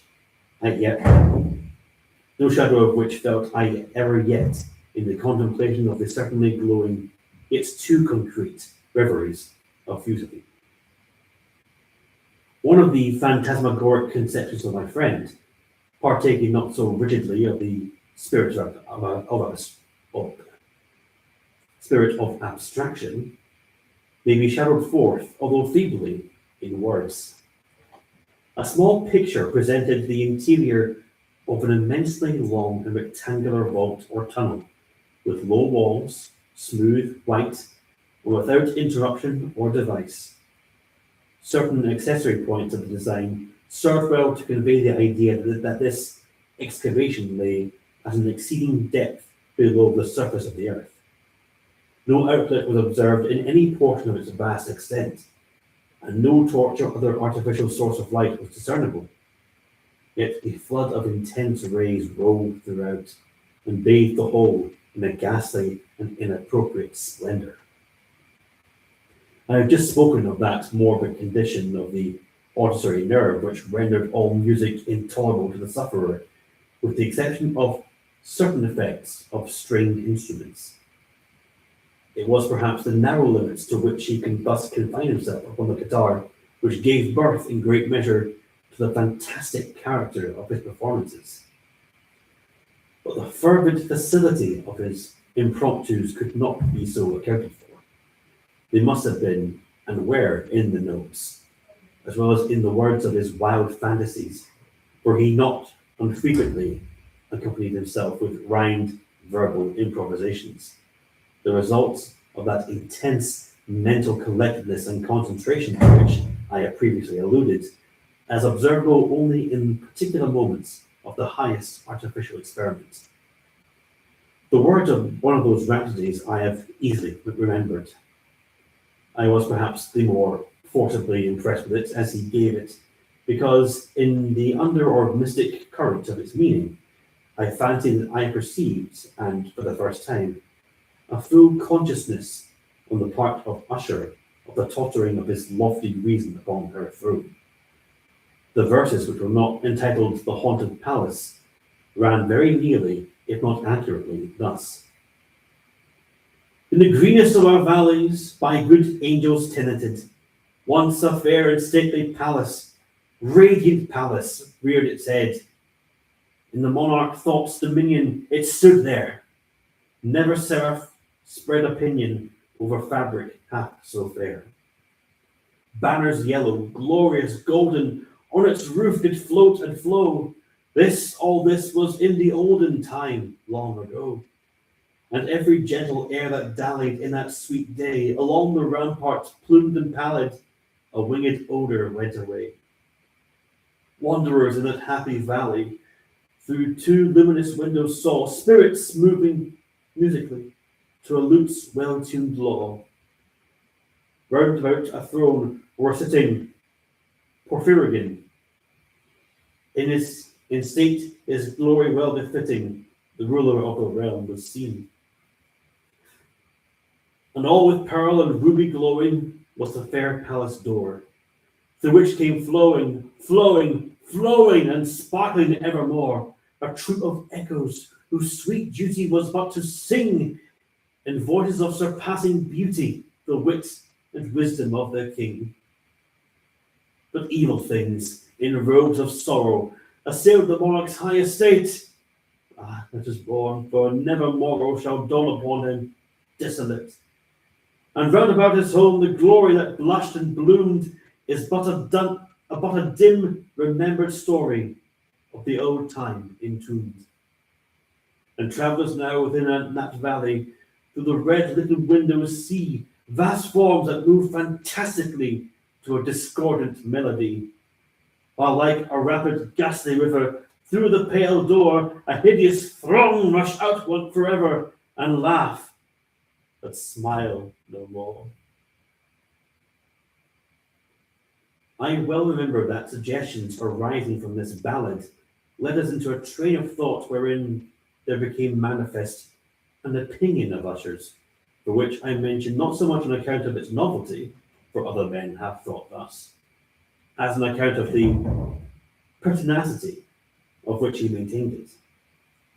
This opinion, in its general form, was that of the sentience of all vegetable things. But in his disordered fancy, the idea had assumed a more daring character, and trespassed under certain conditions upon the kingdom of inorganization. I lack words to express the full extent of the earnest abandon of his persuasion. The belief, however, was connected, as I have previously hinted, with the grey stones of the home of his forefathers. The conditions of the sentence had been here, he imagined, fulfilled in the method of collocation of these stones, in the order of their arrangement, as well as in that of the many fungi which overspread them, and of the decayed trees which stood around, above all in the long, undisturbed endurance of this arrangement, and in its reduplication in the still waters of the Tarn. Its evidence, the evidence of the sentience, was to be seen, he said, and here I started as he spoke, in the gradual yet certain condensation of an atmosphere of their own about the waters and the walls. The result was discoverable, he added, in that silent yet importunate and terrible influence which for centuries had molded the destinies of his family, and which had made him what I now saw him, what he was. Such opinions need no comment, and I will make none. Our books, the books which for years had formed no small portion of the mental existence of the invalid, were, as might be supposed, in strict keeping with this character of phantasm.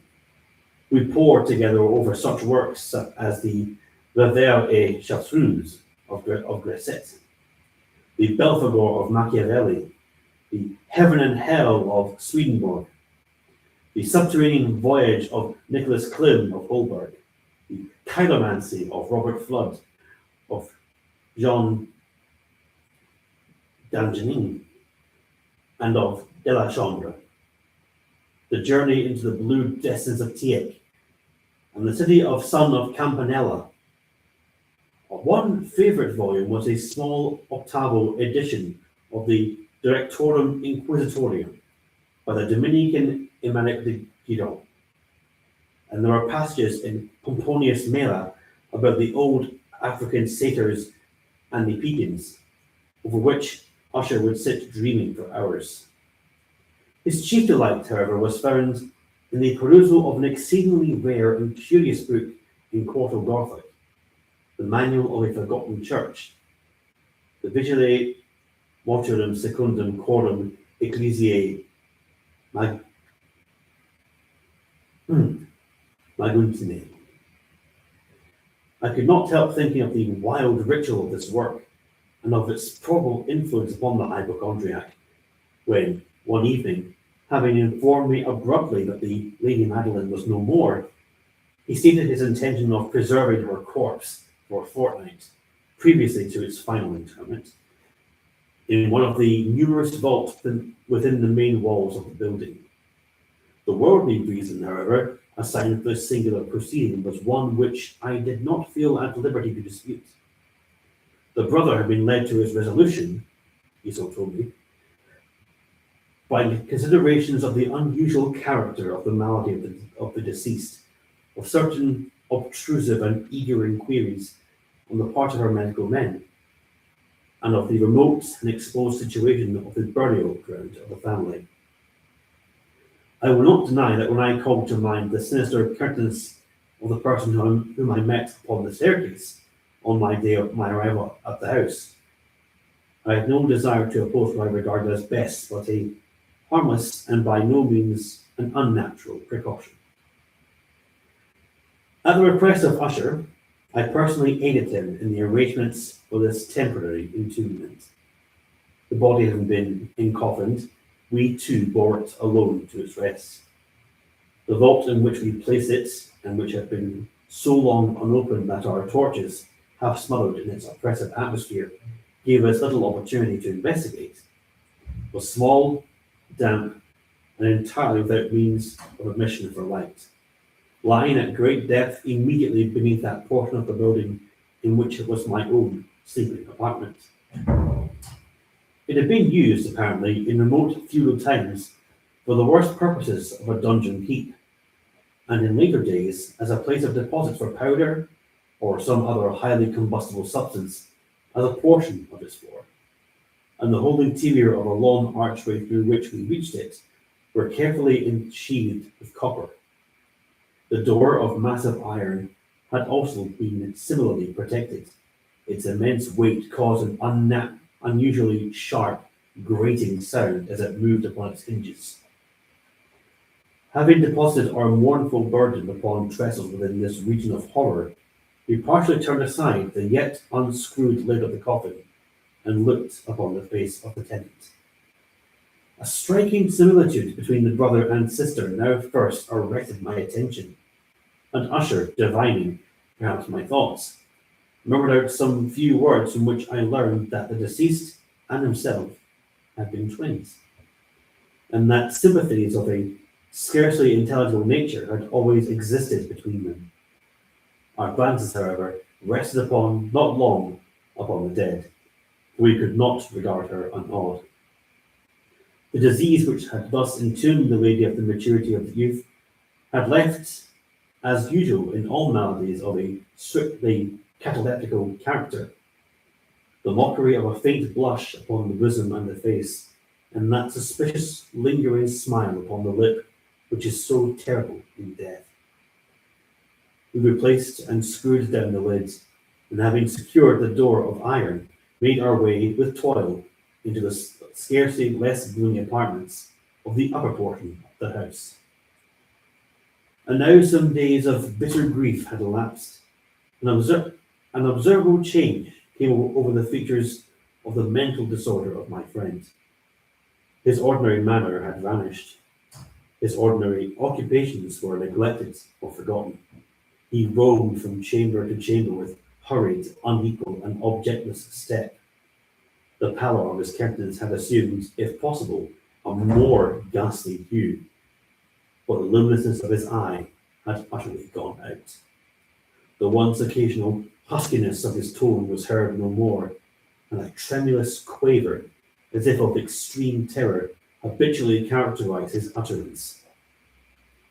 There were times indeed when I thought his unceasingly His unceasingly agitated mind was labouring with some oppressive secret to divulge which he struggled for the necessary courage.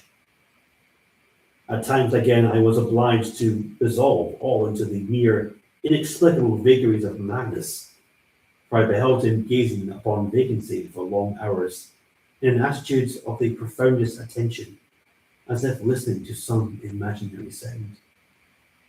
It was no wonder that his condition terrified, that it infected me. I felt creeping upon me, by slow yet certain degrees, the wild influences of his own fantastic yet impressive superstitions. It was especially upon retiring to bed late in the night of the 7th or 8th day, after placing of the Lady Madeline within the dungeon, that I experienced the full power of such feelings. Sleep came not near my couch, while the hours waned and waned away. I struggled to reason of the nervousness which had dominion over me. I endeavoured to believe that much, if not all of what I had felt, was due to the bewildering influence of the gloomy furniture of the room, of the dark and tattered draperies which, tortured into motion by the breath of a rising tempest, swayed fitfully to and fro upon the walls, and rustled uneasily about the decorations of the bed. But my efforts were fruitless. An irrepressible tremor gradually pervaded my frame, and at length there sat upon my very heart an incubus of utterly causeless alarm. Shaking this off with a gasp and a struggle, I uplifted myself upon the pillow, and peering earnestly within the intense darkness of the chamber, hearkened, I know not why, except that an instinctive spirit prompted me, to certain low and indefinite sound which came to the pauses of the storm at long intervals, I knew not whence. Overpowered by an intense sentiment of horror, unaccountable yet unendurable, I threw on my clothes with haste, for I felt that I should sleep no more during the night, and endeavoured to arouse myself from the pitiable condition into which I had fallen, by pacing rapidly to and fro through the apartment.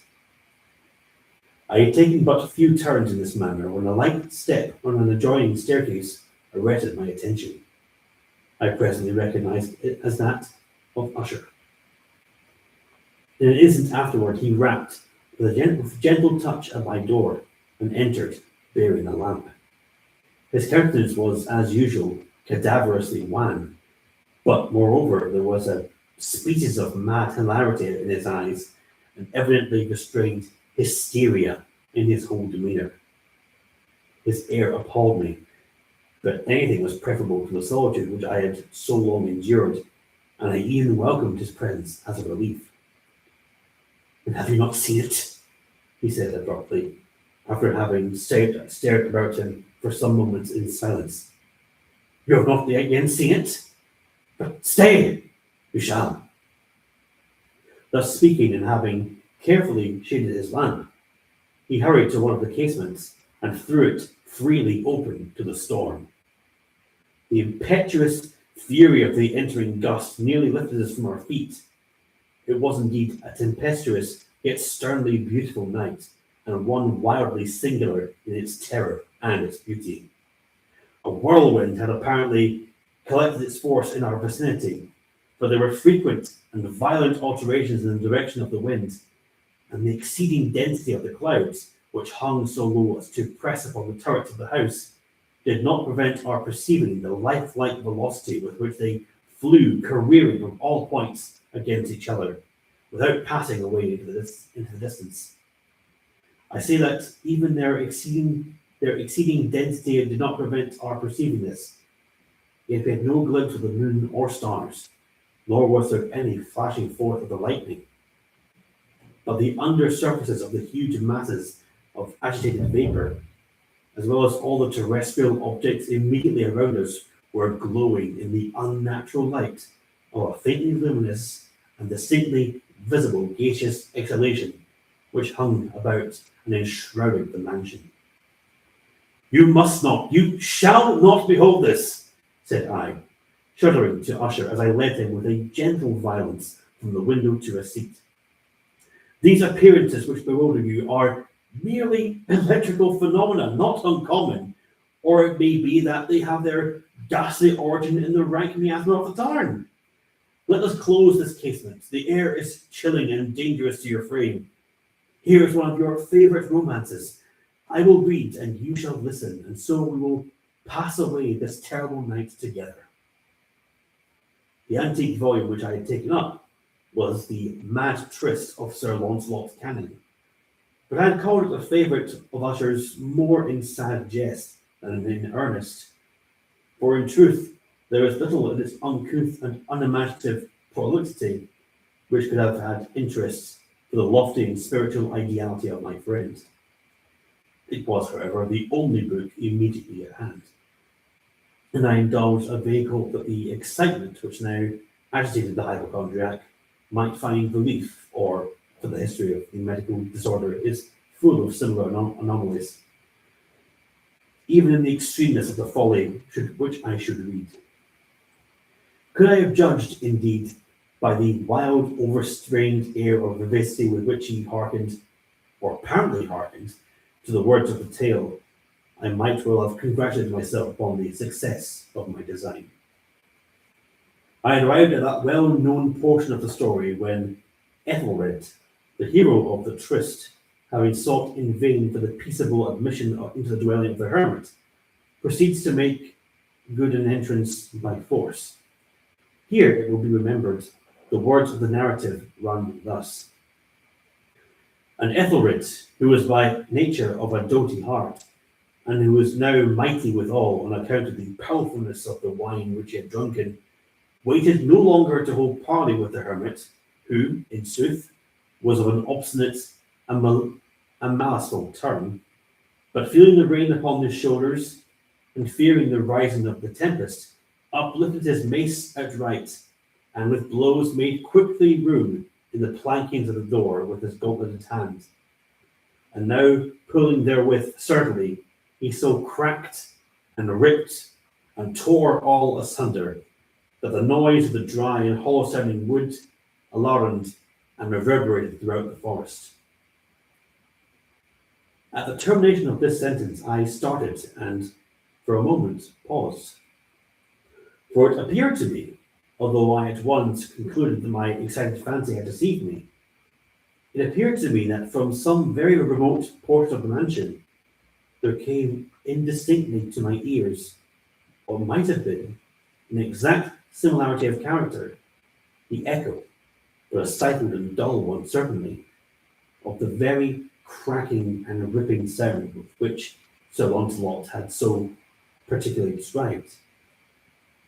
It was beyond doubt the coincidence alone which had arrested my attention, for amid the rattling of the sashes of the casements and the ordinary commingled noises of the still increasing storm, the sound in itself had nothing, surely, which should have interested or disturbed me. I continued the story. But the good champion Ethelred, now entering within the door, was sore enraged and amazed to perceive no signal of the maliceful hermit, but in the stead thereof a dragon of a scaly and prodigious demeanour, and of a fiery tongue, which sate in guard before a place of gold with a floor of silver. And upon the wall there hung a shield of shining brass, with this legend enwritten: Who entereth herein a conqueror hath been, who slayeth the dragon, the shield he shall win. And Ethelred uplifted his mace, and struck upon the head of the dragon, which fell before him, and gave up his pesty breath, with a shriek so horrid and harsh, and withal so piercing, that Ethelred had fain to close his ears with his hands against the dreadful noise of it, the like whereof was never before heard. Here again I paused abruptly, and now with a feeling of wild amazement, for there could be no doubt whatever in that, in this instance, I did actually hear, though from what direction it proceeded I found impossible to say, a low and apparently distant, but harsh, protracted, and most unusual screaming or grating sound, the exact counterpart of what my fancy had already conjured up for the dragon's unnatural shriek as described by the romancer. Oppressed, as I certainly was by the occurrence of this second and most extraordinary coincidence, by 1,000 conflicting sensations in which wonder and extreme terror were predominant, I still retained sufficient presence of mind to avoid exciting by any observation the sensitive nervousness of my companion. I was by no means certain that he noticed the sound in question, although assuredly a strange alteration had, during the last few minutes, taken place in his demeanour. From a position fronting my own, he had gradually brought round his chair so as to sit with his face to the door of the chamber, and thus I could but partially perceive his features, although I saw that his lips trembled as if he were murmuring inaudibly. His head had dropped upon his breast, yet I knew that he was not asleep from the wide and rigid opening of the eye as I caught a glance of it in profile. The motion of his body, too, was at a variance with this idea, for he rocked from side to side with a gentle yet constant and uniform sway. Having rapidly taken notice of all this, I resumed the narrative of Sir Launcelot, which thus proceeded. And now the champion, having escaped from the terrible fury of the dragon, bethinking himself of the brazen shield, and of the breaking up of the enchantment which was upon it, removed the carcass from out of the way before him, and approached valorously over the silver pavement of the castle to where the shield was upon the wall, which in sooth tarried not for his full coming, but fell down at his feet upon the silver floor with a great and terrible ringing sound. No sooner had these syllables passed my lips than, as if a shield of brass had indeed at that moment fallen heavily upon a floor of silver, I became aware of a distinct, hollow, metallic, and clangorous yet apparently muffled reverberation. Completely unnerved, I leapt to my feet, but the measured rocking movement of Usher was undisturbed. I rushed to the chair in which he sat. His eyes were bent fixedly before him, and throughout his whole countenance there reigned a stony rigidity. But as I placed my hand upon his shoulder, there came a strong shudder over his whole person. A sickly smile quivered about his lips, and I saw that he spoke in a low, hurried, and gibbering murmur, as if unconscious of my presence. Bending closely over him, I at length drank in the hideous import of his words. Now hear it. Yes, I hear it, and I've heard it. Long, long, long. Many minutes, many hours, many days have I heard it, yet I dared not. Oh, pity me, oh miserable wretch that I am. I dared not speak. We have put her living in the tomb. Said I not that my senses were acute? I now tell you that I have heard her first feeble movements in the hollow coffin. I heard them many, many days ago, yet I dared not speak. And now tonight, Ethelred, the breaking of the hermit's door, and the death cry of the dragon, and the clangor of the shield, say rather the rending of her coffin, and the grating of the iron hinges of her prison, and her struggles within the coppered archway of the vault. Oh, whither shall I fly? Will she not be here anon? Is she not hurrying to upbraid me for my haste? Have I not heard her footstep on the stair? Do I not distinguish the mad and horrible beating of her heart? Madman! Here he sprang furiously to his feet and shrieked out his syllables as if in the effort he were giving up his soul. Madman! I tell you, she now stands out the door! As if in this superhuman energy of his utterance there had been found the potency of a spell, the huge antique panels to which the speaker pointed threw slowly back upon the instant their ponderous and ebony jaws. It was the work of the rushing gusts, but then without those doors there did stand the lofty and enshrouded figure of the Lady Madeline of Usher. There was blood upon her white robes, and the evidence of some bitter struggle upon every portion of her emaciated frame. For a moment she remained trembling and reeling to and fro upon the threshold, then with a low, moaning cry fell heavily inward upon the person of her brother, and in her violent and now final death agonies bore him to the floor a corpse, and a victim to the terrors he had anticipated. From that chamber and from that mansion I fled aghast. The storm was still abroad in all its wrath when I found myself crossing the old causeway. Suddenly there shot along the path a wild light, and I turned to see whence a gleam so unusual could have issued, for the vast house and its shadow were alone behind me. The radiance was that of the full setting and blood-red moon, which now shone vividly through that once barely discernible fissure of which I have spoken before, and extending from the roof of the building in a zigzag direction to its base. While I gazed, this fissure rapidly widened. There came a fierce breath of the whirlwind. The entire orb of the satellite burst at once upon my sight. My brain reeled as I saw the mighty walls rushing asunder. There was a long, tumultuous shouting sound like the voice of 1,000 waters. And the deep and dank tarn at my feet closed suddenly and silently over the fragments of the house of Usher. Thank you, David. That was wonderful. Thank you. You're okay. Nothing knocked over. Okay, jump in. That's wonderful. So just introduce yourself.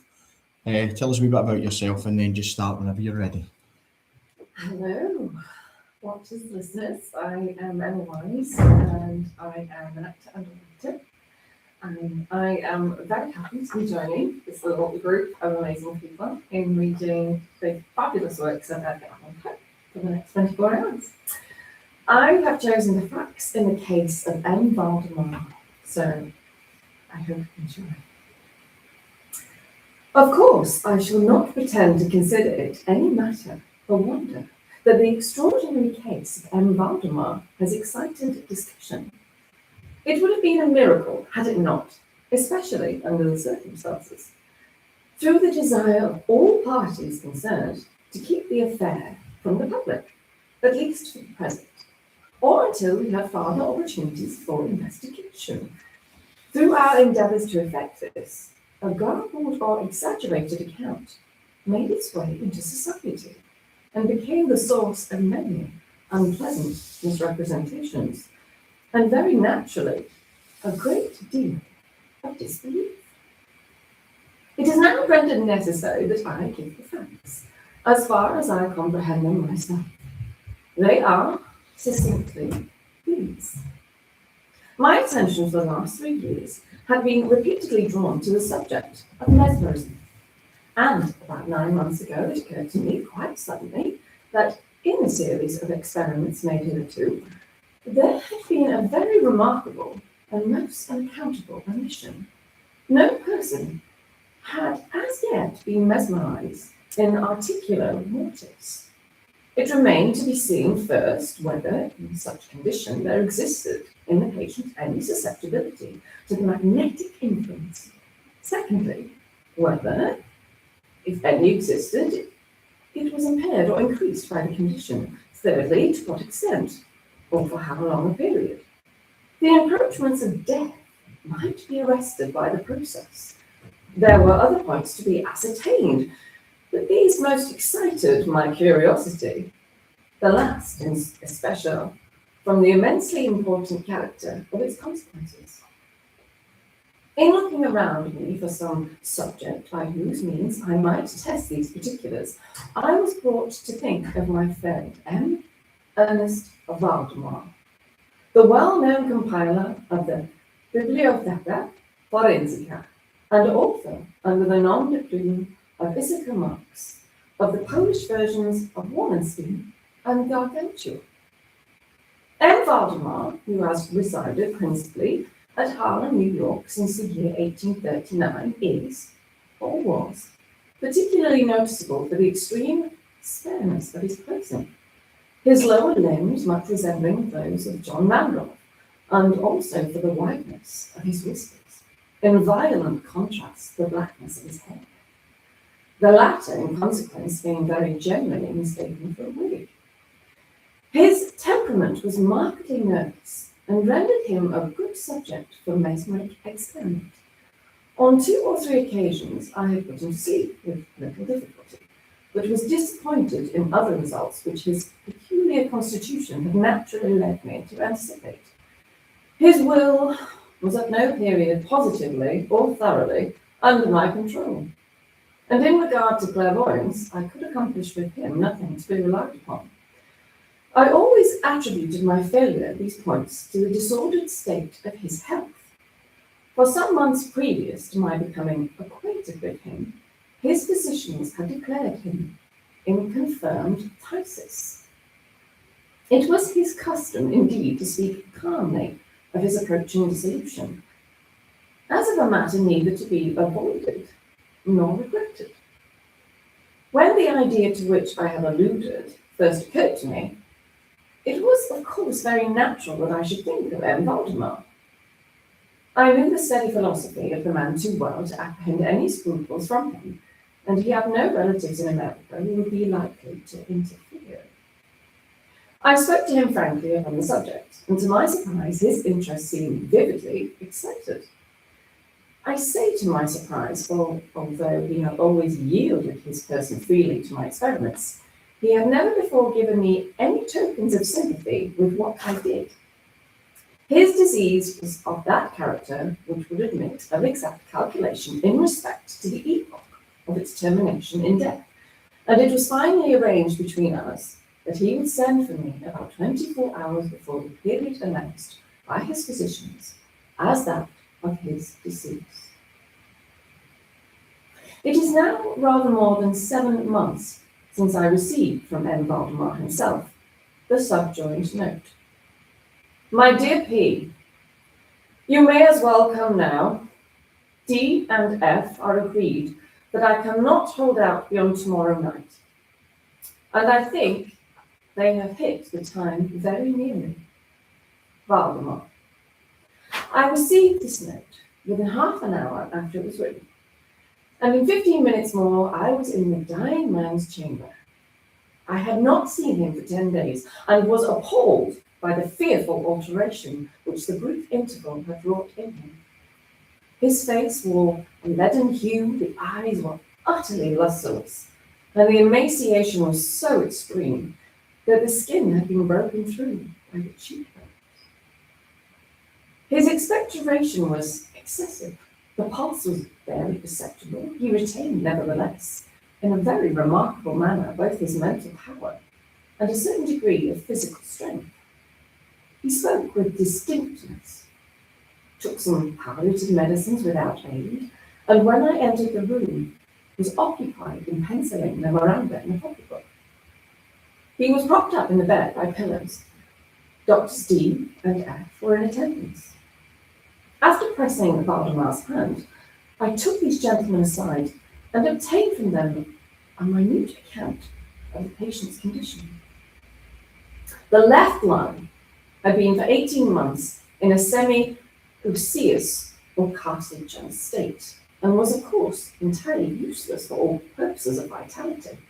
The right, in its upper portion, was also partially, if not thoroughly, ossified, while the lower region was merely a mass of purulent tubercles, running one into another. Several extensive perforations existed, and at one point permanent adhesion to the ribs had taken place. These appearances in the right lobe were of comparatively recent date.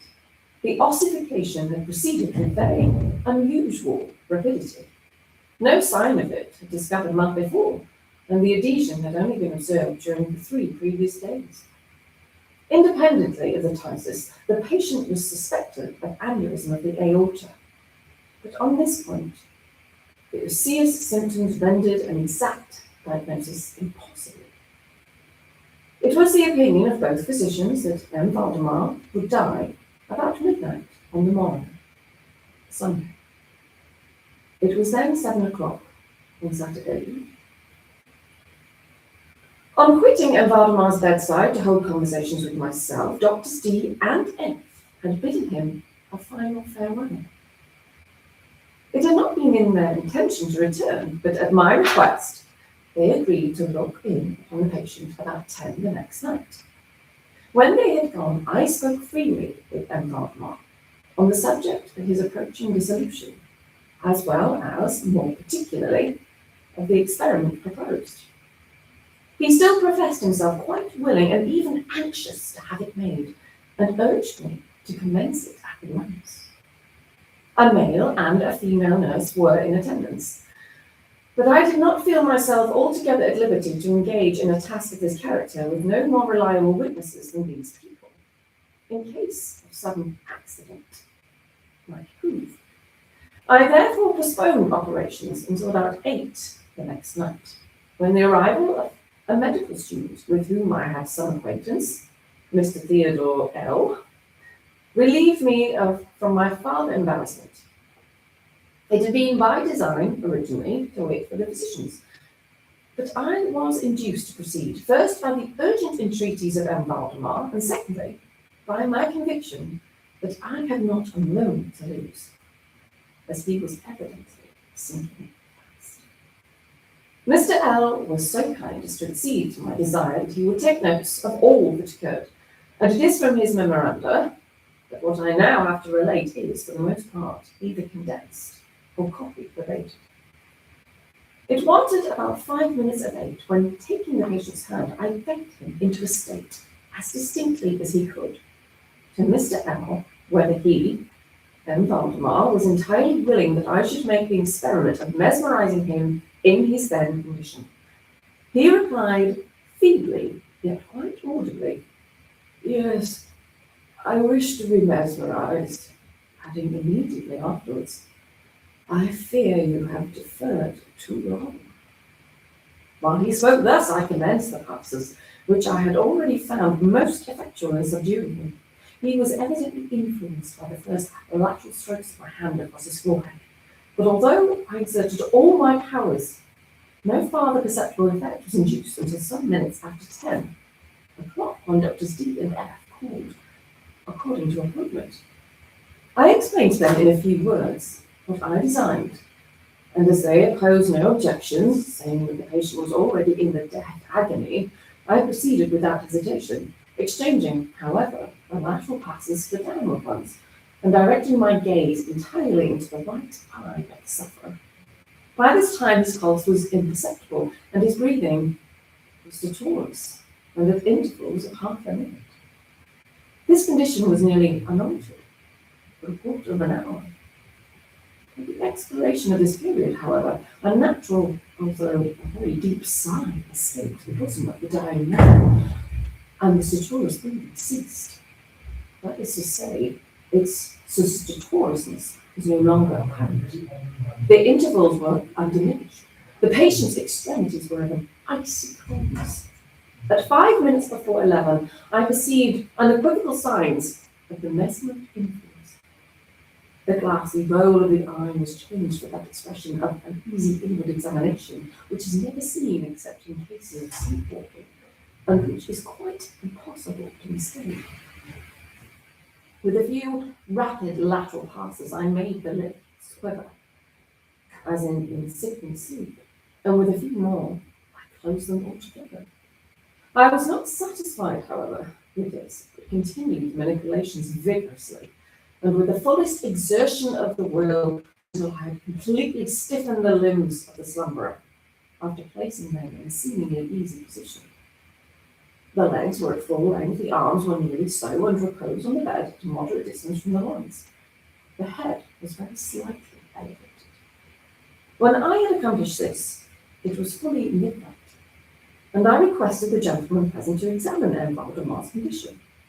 After a few experiments, they admitted him to be in an unusually perfect state of mesmeric trance.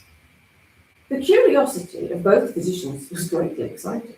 Dr. D resolved at once to remain with the patient all night, while Dr. F took leave with a promise to return at daybreak. Mr. L and the nurses remained. We left M. Valdemar entirely undisturbed until about 3 o'clock in the morning, when I approached him and found him in precisely the same condition as when Dr. F went away That is to say, he lay in the same position. The pulse was imperceptible, the breathing was gentle, scarcely noticeable, unless through the application of a mirror to the lips. The eyes were closed naturally, and the limbs were as rigid and as cold as marble. Still, the general appearance was certainly not that of death. As I approached Valdemar, I made a kind of half effort to influence his right arm into pursuit of my own. As I passed, the latter gently to and fro above his person. In such experiments with this patient, I had never perfectly succeeded before, and assuredly I had little thought of succeeding now. But to my astonishment, his arm very readily, although feebly, followed every direction I assigned it with mine. I determined to hazard a few words of conversation. "And Valdemar," I said, "are you asleep?" He made no answer, but I perceived a tremor about the lips, and was thus induced to repeat the question again and again. At its third repetition, his whole frame was agitated by a very slight shivering. The eyelids unclosed themselves so far as to display a white line of a ball. The lips moved sluggishly, and from between them, in a barely audible whisper, issued the words, "Yes, asleep now. Do not wake me. Let me die so." I here felt the limbs and found them as rigid as ever. The right arm, as before, obeyed the direction of my hand. I questioned the sleepwaker again. "Do you still feel pain in the breast, M. Valdemar?" The answer now was immediate, but even less audible than before. "No pain. I am dying." I did not think it advisable to disturb him farther just then, and nothing more was said or done until the arrival of Dr. F, who came a little before sunrise and expressed unbounded astonishment at finding the patient still alive. After feeling the pulse and applying a mirror to the lips, he requested me to speak to the sleepwaker again. I did so, saying, "M. Valdemar, do you still sleep?" As before, some minutes elapsed. Yet a reply was made, and during the interval the dying man seemed to be collecting his energies to speak. At my fourth repetition of the question, he said very faintly, almost inaudibly, "Yes, still asleep, dying." It was now the opinion, or rather the wish of the physicians, that M. Valdemar should be suffered to remain undisturbed in his present apparently tranquil condition until death should supervene, and this, it was generally agreed, must now take place within a few minutes. I concluded, however, to speak to him once more, and merely repeated my previous question. When I spoke, there came a marked change over the countenance of the sleepwaker. The eyes rolled themselves slowly open, the pupils disappearing upwardly, the skin generally assumed a cadaverous hue, resembling not so much parchment as white paper, and the circular hectic spots, which hitherto had been strongly defined in the centre of each cheek, went out at once. I use this expression because the suddenness of their departure put me in mind of nothing so much as the extinguishment of a candle by a puff of the breath. The upper lip at the same time writhed itself away from the teeth, which had previously covered completely, while the lower jaw fell with an audible jerk, leaving the mouth widely extended and disclosing in full view the swollen and blackened tongue. I presume that no member of the party then present had been unaccustomed to deathbed horrors, but so hideous beyond conception was the appearance of M. Valdemar at this moment, that there was a general shrinking back in the region of the bed. I now feel that I have reached a point of his narrative at which every reader will be startled into positive disbelief. It is my business, however, to simply proceed. There was no longer the faintest sign of vitality in M. Valdemar, and concluding him to be dead, we were consigning him to the charge of the nurses, when a strong vibratory motion was observable in the tongue. This continued for perhaps a minute. At the expiration of this period, there issued from the distended and motionless jaws a voice, such as it would be madness in me to attempt describing. There are indeed 2 or 3 epithets which might be considered as applicable to it in part. I might say, for example, that the sound was harsh and unbroken and hollow, but the hideous whole is indescribable, for the simple reason that no similar sounds have ever jarred upon the ear of humanity. There were 2 particulars, nevertheless, which I thought then and still think might fairly be stated as characteristic of the intonation, as well adapted to convey some idea of its unearthly peculiarity. In the first place, the voice seemed to reach our ears, at least mine, from a vast distance, or from some deep cavern within the earth. In the second place, it impressed me, I fear, indeed, that it would be impossible to make myself comprehended, as gelatinous or glutinous matters impress the sense of touch. I have spoken both of sound and of voice. I mean to say that the sound is on a distinct, or even wonderfully, thrillingly distinct syllabification. M. Valdemar spoke, obviously in reply to the question I had propounded to him a few minutes before. I had asked him, it will be remembered, if he still slept. He now said, "Yes, no, I have been sleeping, and now I am dead." No person present even affected to divine or attempted to repress the unutterable shuddering horror which these few words thus uttered were so well calculated to convey. Mr. L, the student, swooned. The nurses immediately left the chamber and could not be induced to return. My own impressions I will not pretend to render intelligible to the reader.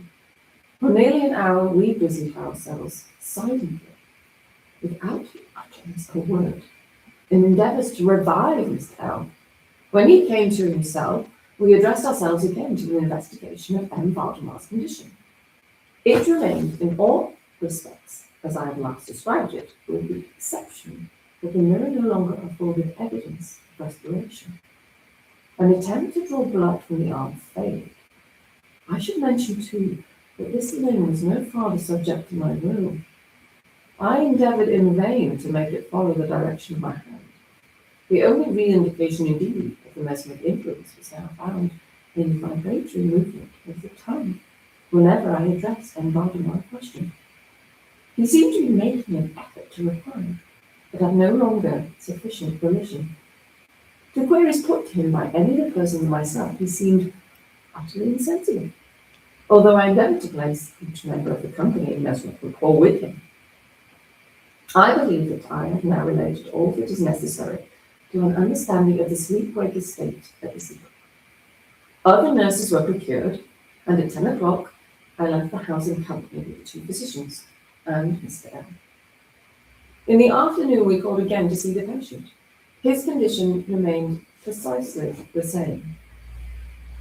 We had now some discussion as to the propriety and feasibility of awakening him. We had little difficulty in agreeing that no good purpose would be served by so doing. It was evident that, so far, death, or what is usually termed death, had been arrested by the mesmeric process. It seemed clear to us to awaken M. Valdemar would be merely to ensure his instant, or at least his speedy, dissolution.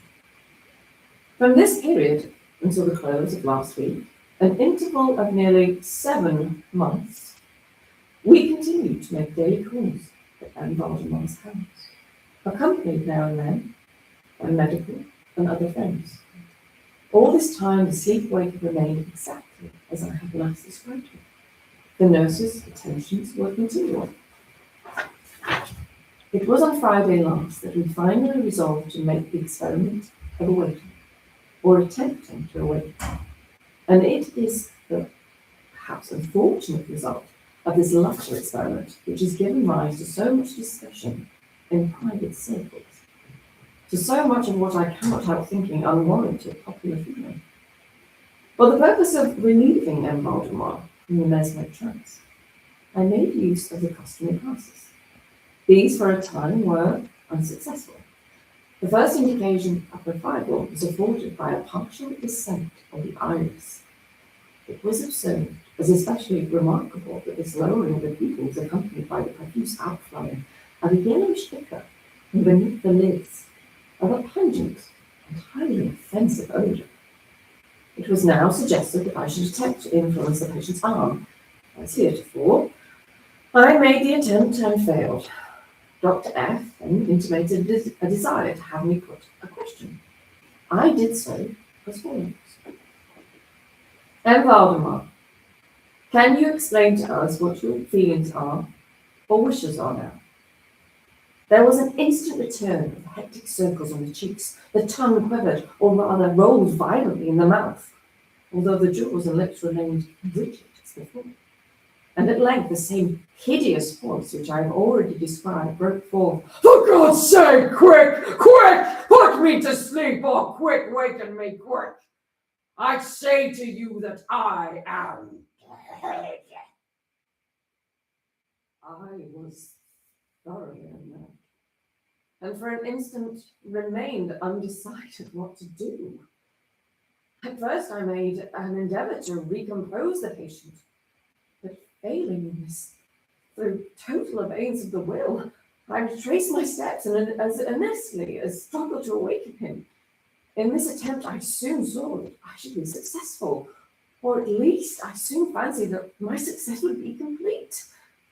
And I am sure that all in the room were prepared to see this patient awaken.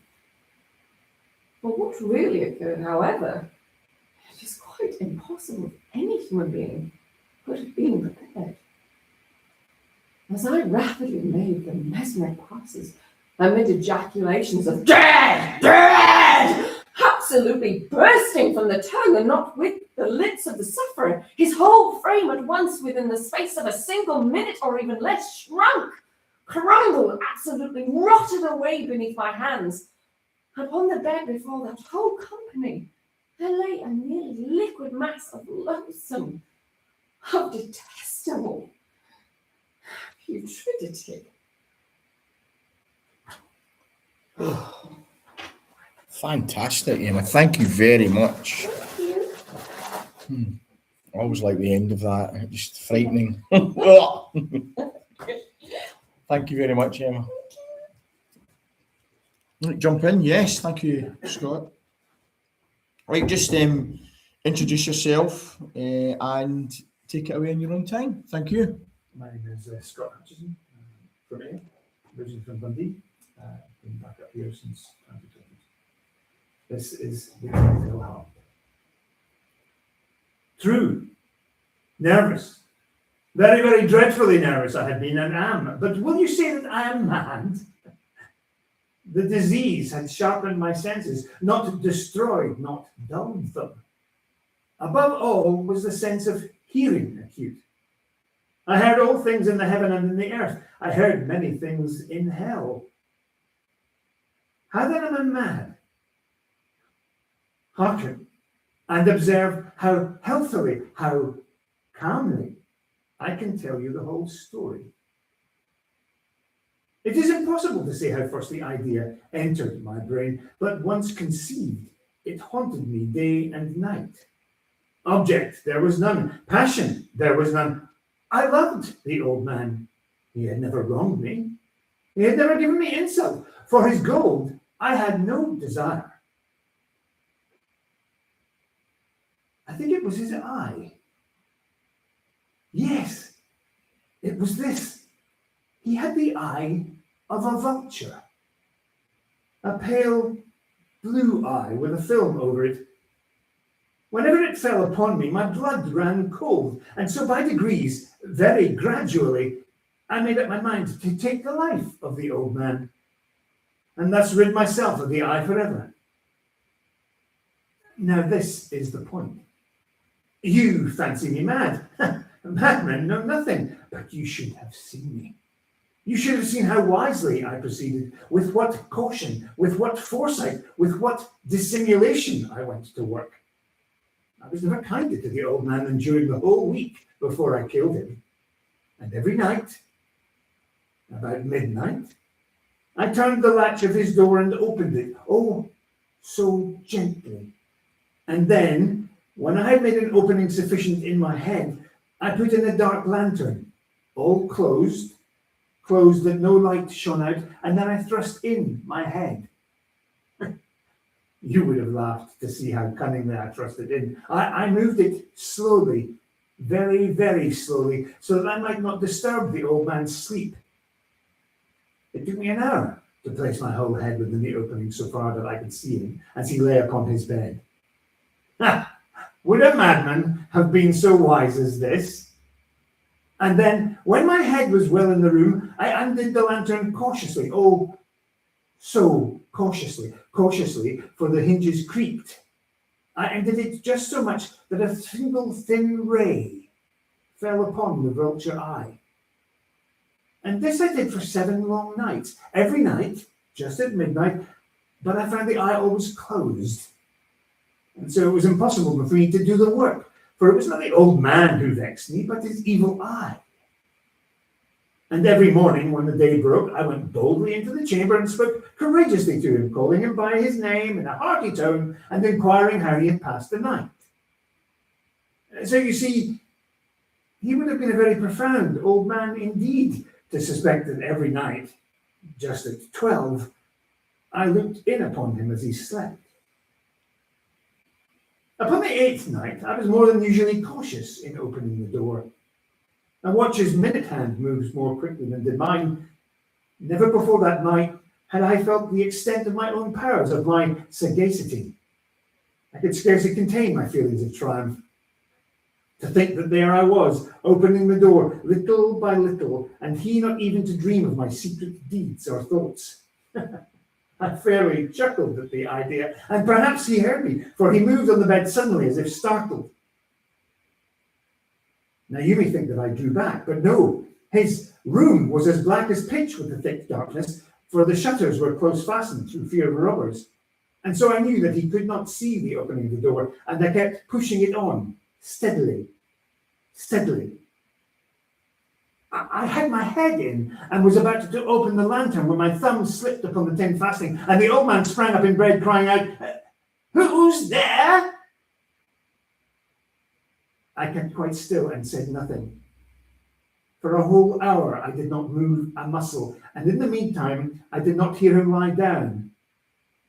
He was still sitting up in the bed, listening, just as I have done, night after night, hearkening to the death watches in the wall. Presently, I heard a slight groan, and I knew it was a groan of mortal terror. It was not the groan of pain or of grief. Oh no, it was the low, stifled sound that arises from the bottom of the soul when overcharged with awe. I knew the sound well. Many a night, just at midnight, when all the world slept, it has welled up from my own bosom, deepening with its dreadful echo the terrors that distracted me. I say I knew it well. I knew what the old man felt and pitied him, although I chuckled at heart. I knew that he had been lying awake ever since the first slight noise when he had turned in the bed. His fears had been ever since growing upon him. He had been trying to fancy them causeless, but could not. He had been saying to himself, "It is nothing but the wind in the chimney. It is only a mouse crossing the floor. Or it is merely a cricket which has made a single chirp." Yes, he had been trying to comfort himself with all these suppositions, but he had found it all in vain, because death, in approaching him, had stalked with his black shadow before him and enveloped the victim. And it was the mournful influence of the unperceived shadow that caused him to feel, although he saw neither saw nor heard to feel the presence of my head within the room. When I had waited a long time very patiently without hearing him lie down, I resolved to open a very, very little crevice in the lantern. So I opened it. You cannot imagine how stealthily, until at length a simple dim ray like the thread of a spider shot out from the crevice and fell upon the vulture eye. It was open, wide open, and I grew furious as I gazed upon it. I saw it with perfect distinctness, all a dull blue with a hideous veil over it that chilled the very marrow in my bones. But I could see nothing else of the old man's face or person, for I had directed the ray as if by instinct, precisely upon the damned spot. And have I not told you that what you mistake for madness is but over-acuteness of the sense?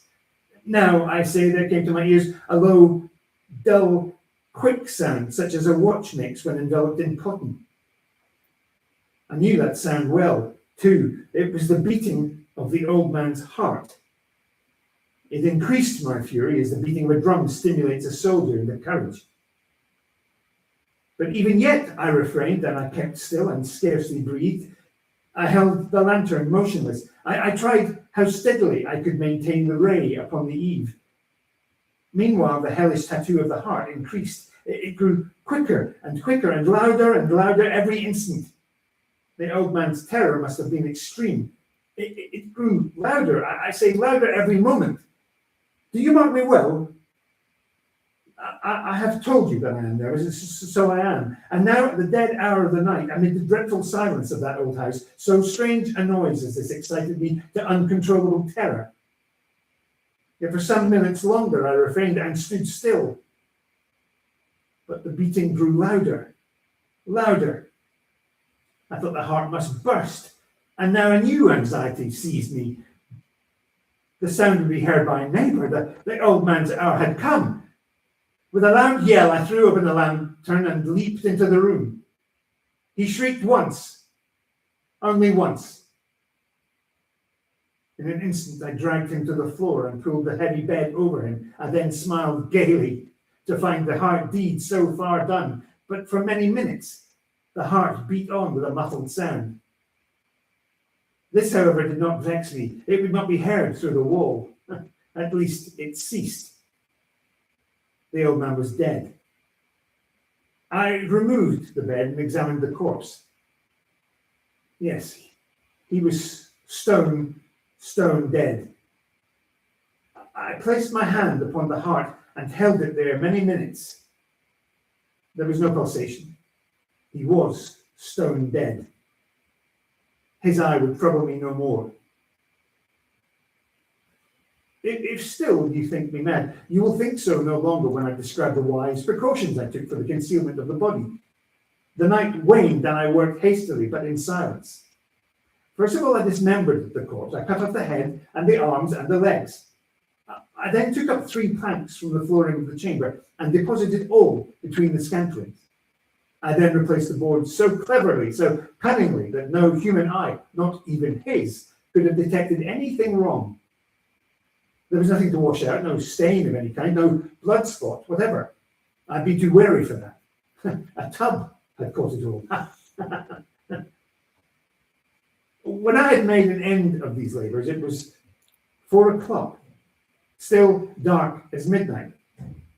As the bell sounded the hour, there came a knocking at the street door. I went down to open it with a light heart, for what had I now to fear? There entered 3 men who introduced themselves with perfect suavity as officers of the police. A shriek had been heard by a neighbour during the night. A suspicion of foul play had been aroused. Information had been lodged at the police office, and they, the officers, had been deputed to search the premises. I smiled. For what had I to fear?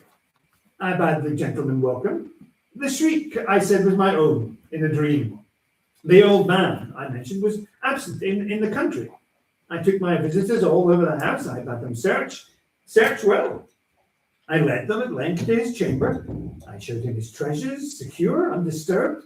In the enthusiasm of my conference, I brought chairs into the room and desired them here to rest from their fatigues, while I myself, in the wild audacity of my present triumph, placed my own seat upon the very spot beneath which reposed the corpse of the victim. The officers were satisfied. My manner had convinced them. I was singularly at ease. They sat, and while I answered cheerily, they chatted of familiar things. But ere long, I felt myself getting pale and wished them gone. My head ached, and I fancied a ringing in my ears, but still they sat and chatted. The ringing became more distinct. It continued and became more distinct. I talked more freely to get rid of the feeling, but it continued and gained definitiveness, until at length I found that the noise was not within my ears. No doubt now I grew very pale, but I talked more fluently and with a heightened voice, yet the sound increased, and what could I do? It was a low, dull, quick sound, much such a sound as a watch makes when enveloped in cotton.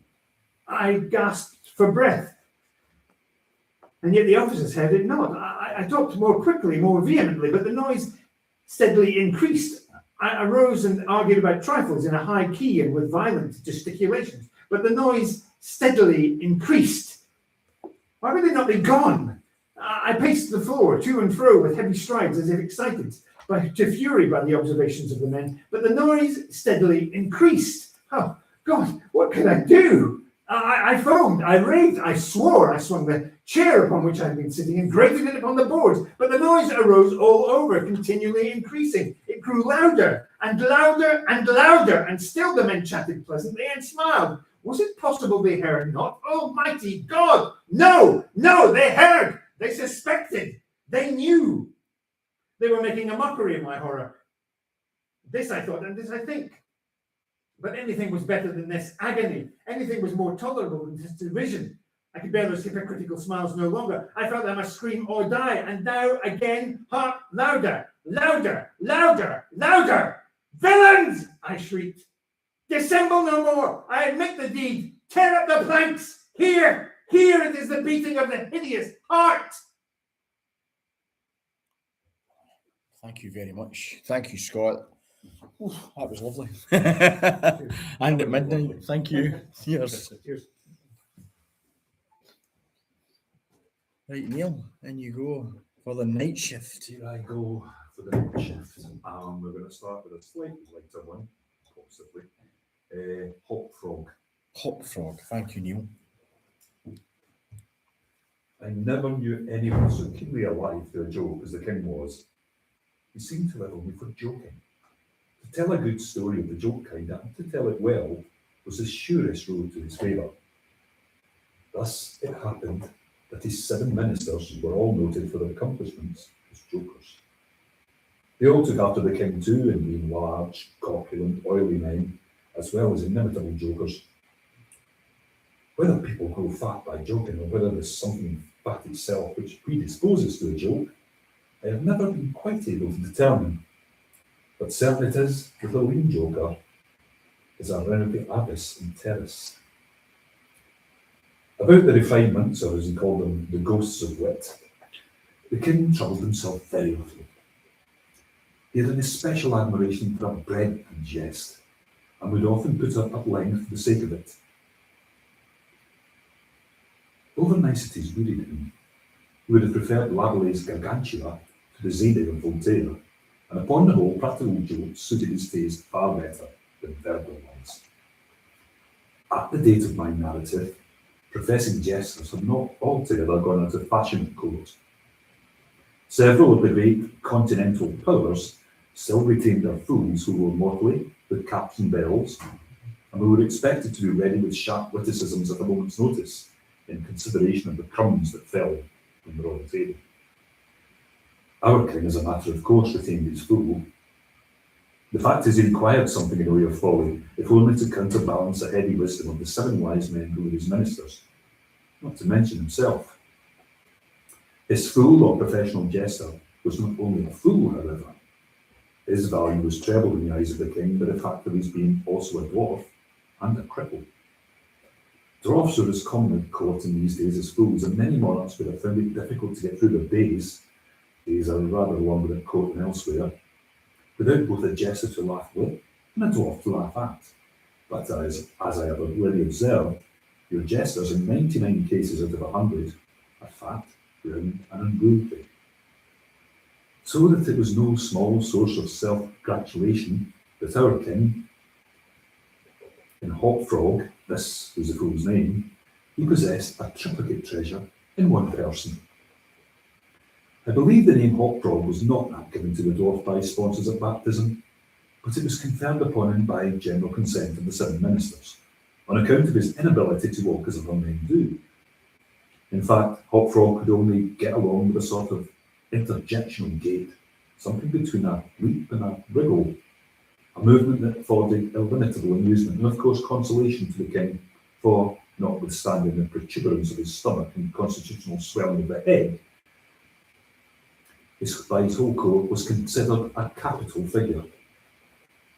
But although Hop Frog, through the distortion of his legs, could move only with great pain and difficulty along a road or floor, the prodigious muscular power which nature seemed to have bestowed upon his arms, by way of compensation for deficiency in lower limbs, enabled him to perform many feats of wonderful dexterity, where trees or ropes were in question or anything else to climb.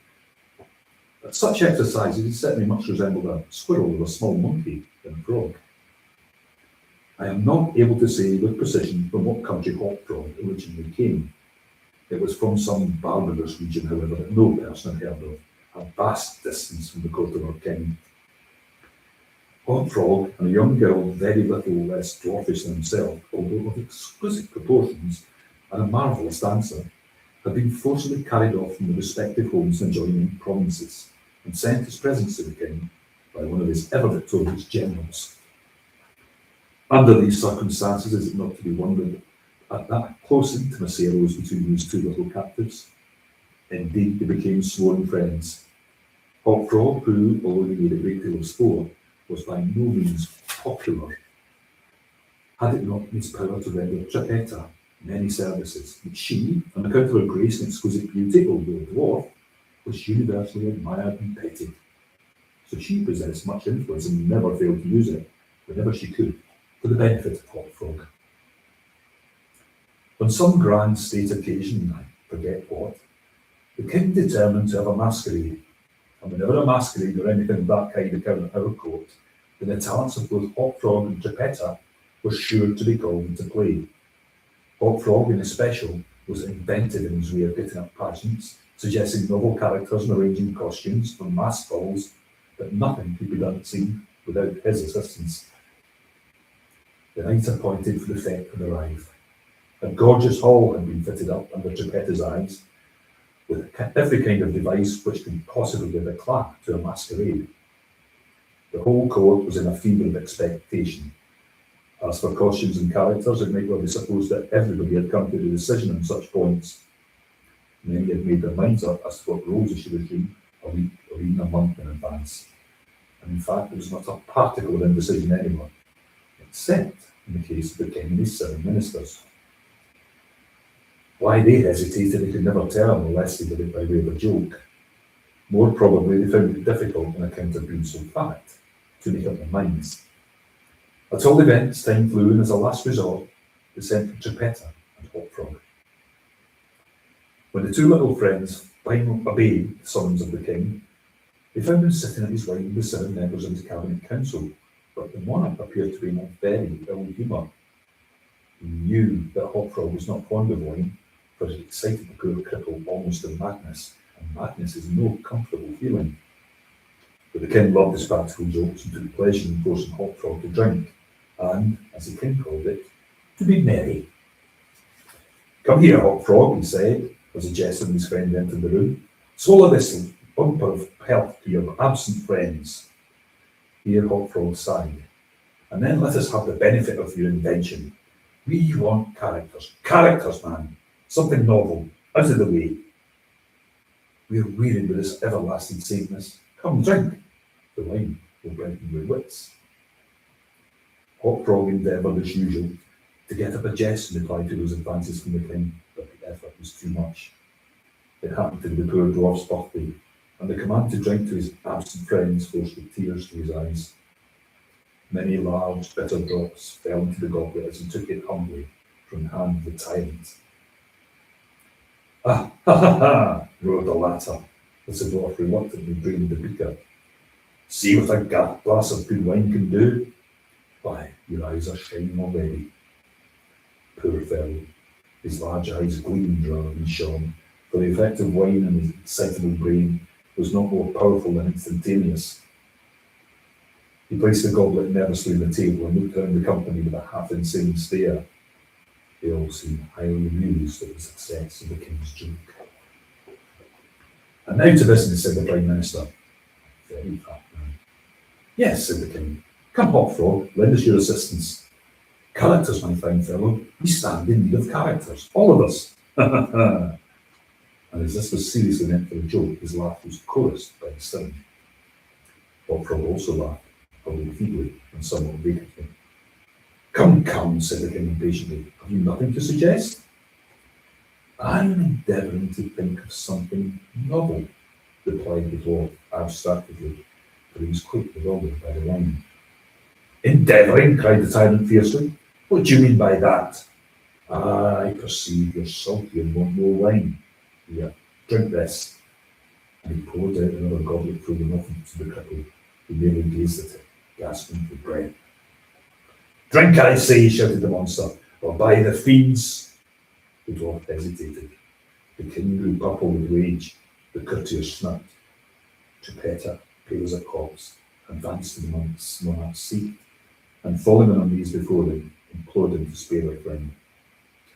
The tyrant regarded her for some moments in evident wonder at her audacity. He seemed quite at a loss what to do or say, how most becoming to express his indignation.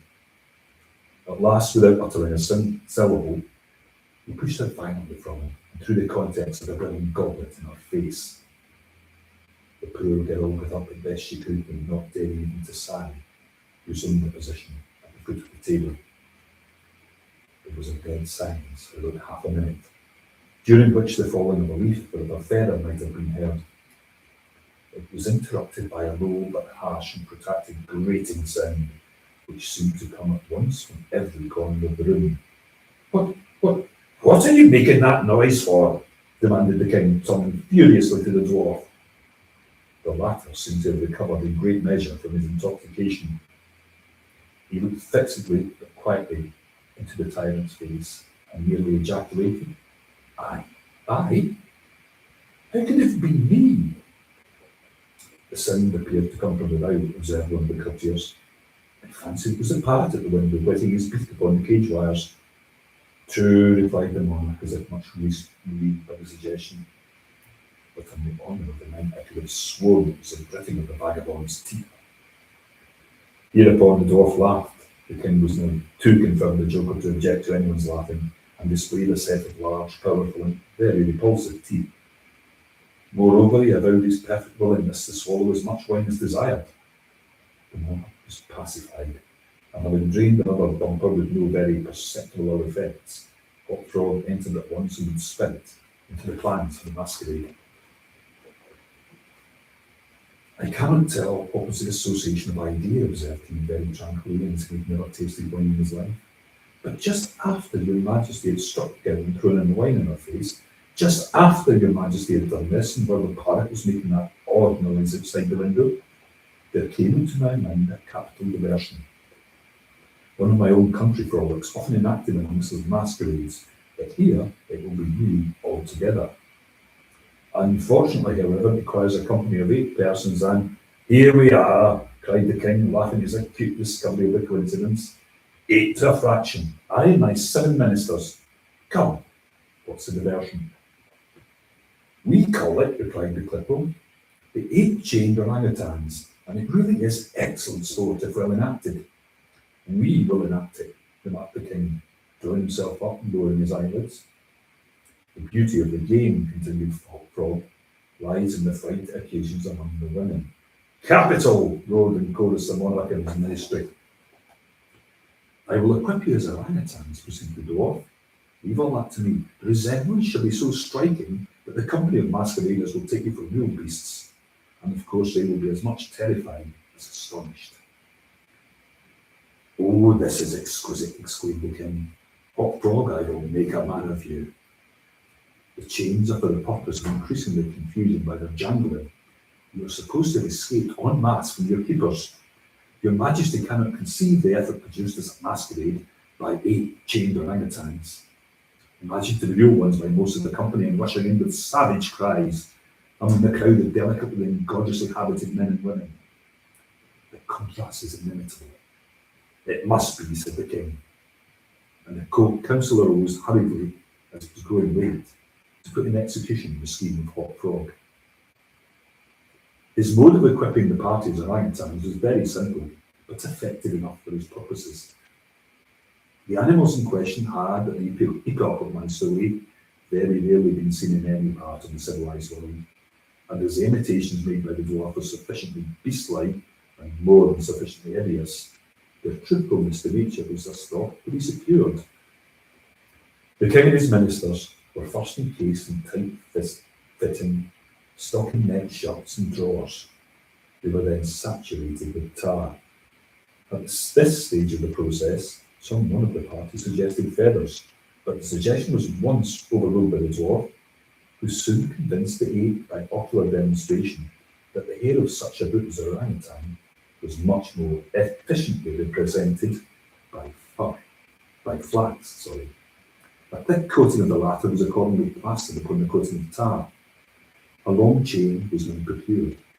First it was passed about the waist of the king and tied, then about another of the party and also tied, then about all successively in the same manner. When this chain arrangement was complete and the party stood as far apart from each other as possible, they formed a circle to make all things appear natural. Hop Frog passed the residue of the chain in 2 diameters at right angles across the circle, after the fashion adopted at the present day by those who capture chimpanzees or other large apes in Borneo. The grand saloon in which the masquerade was to take place was a circular room, very lofty, and receiving the light of the sun only through a single window at the top. At night, the season for which the apartment was especially designed, it was illuminated principally by a large chandelier, depending by a chain from the centre of the skylight and lowered or elevated by means of a counterbalance as usual. But, in order not to look unsightly, this latter passed outside the cupola and over the roof. The arrangements of the room had been left with Geppetto's superintendence, but in some particular it seemed she had been guided by the calmer judgment of her friend the dwarf. At his suggestion it was that, on this occasion, the chandelier was removed. Its waxen drippings, which in weather so warm was quite impossible to prevent, would have been seriously detrimental to the rich dresses of the guests, who, on account of the crowded state of the saloon, could not all be expected to keep out of its course, that is to say, from under the chandelier. Additional sconces were set in various parts of the hall, out of the way, and a flambeau emitting sweet odour was placed in the right hand of each of the caryatides that stood against the wall, some 50 or 60 altogether. The 8 orangutans, taking Hop Frog's advice, waited patiently until midnight, when the room was thoroughly filled with masqueraders, before making an appearance. No sooner had the clocks ceased striking, however, than they rushed or ran and rolled in altogether, for the impediments of their chains caused most of the party to fall and all to stumble as they entered. The excitement among the masqueraders was prodigious and filled the heart of the king with glee. As had been anticipated, there were not a few of the guests who supposed the ferocious-looking creatures to be beasts of some kind in reality, if not precisely orangutans.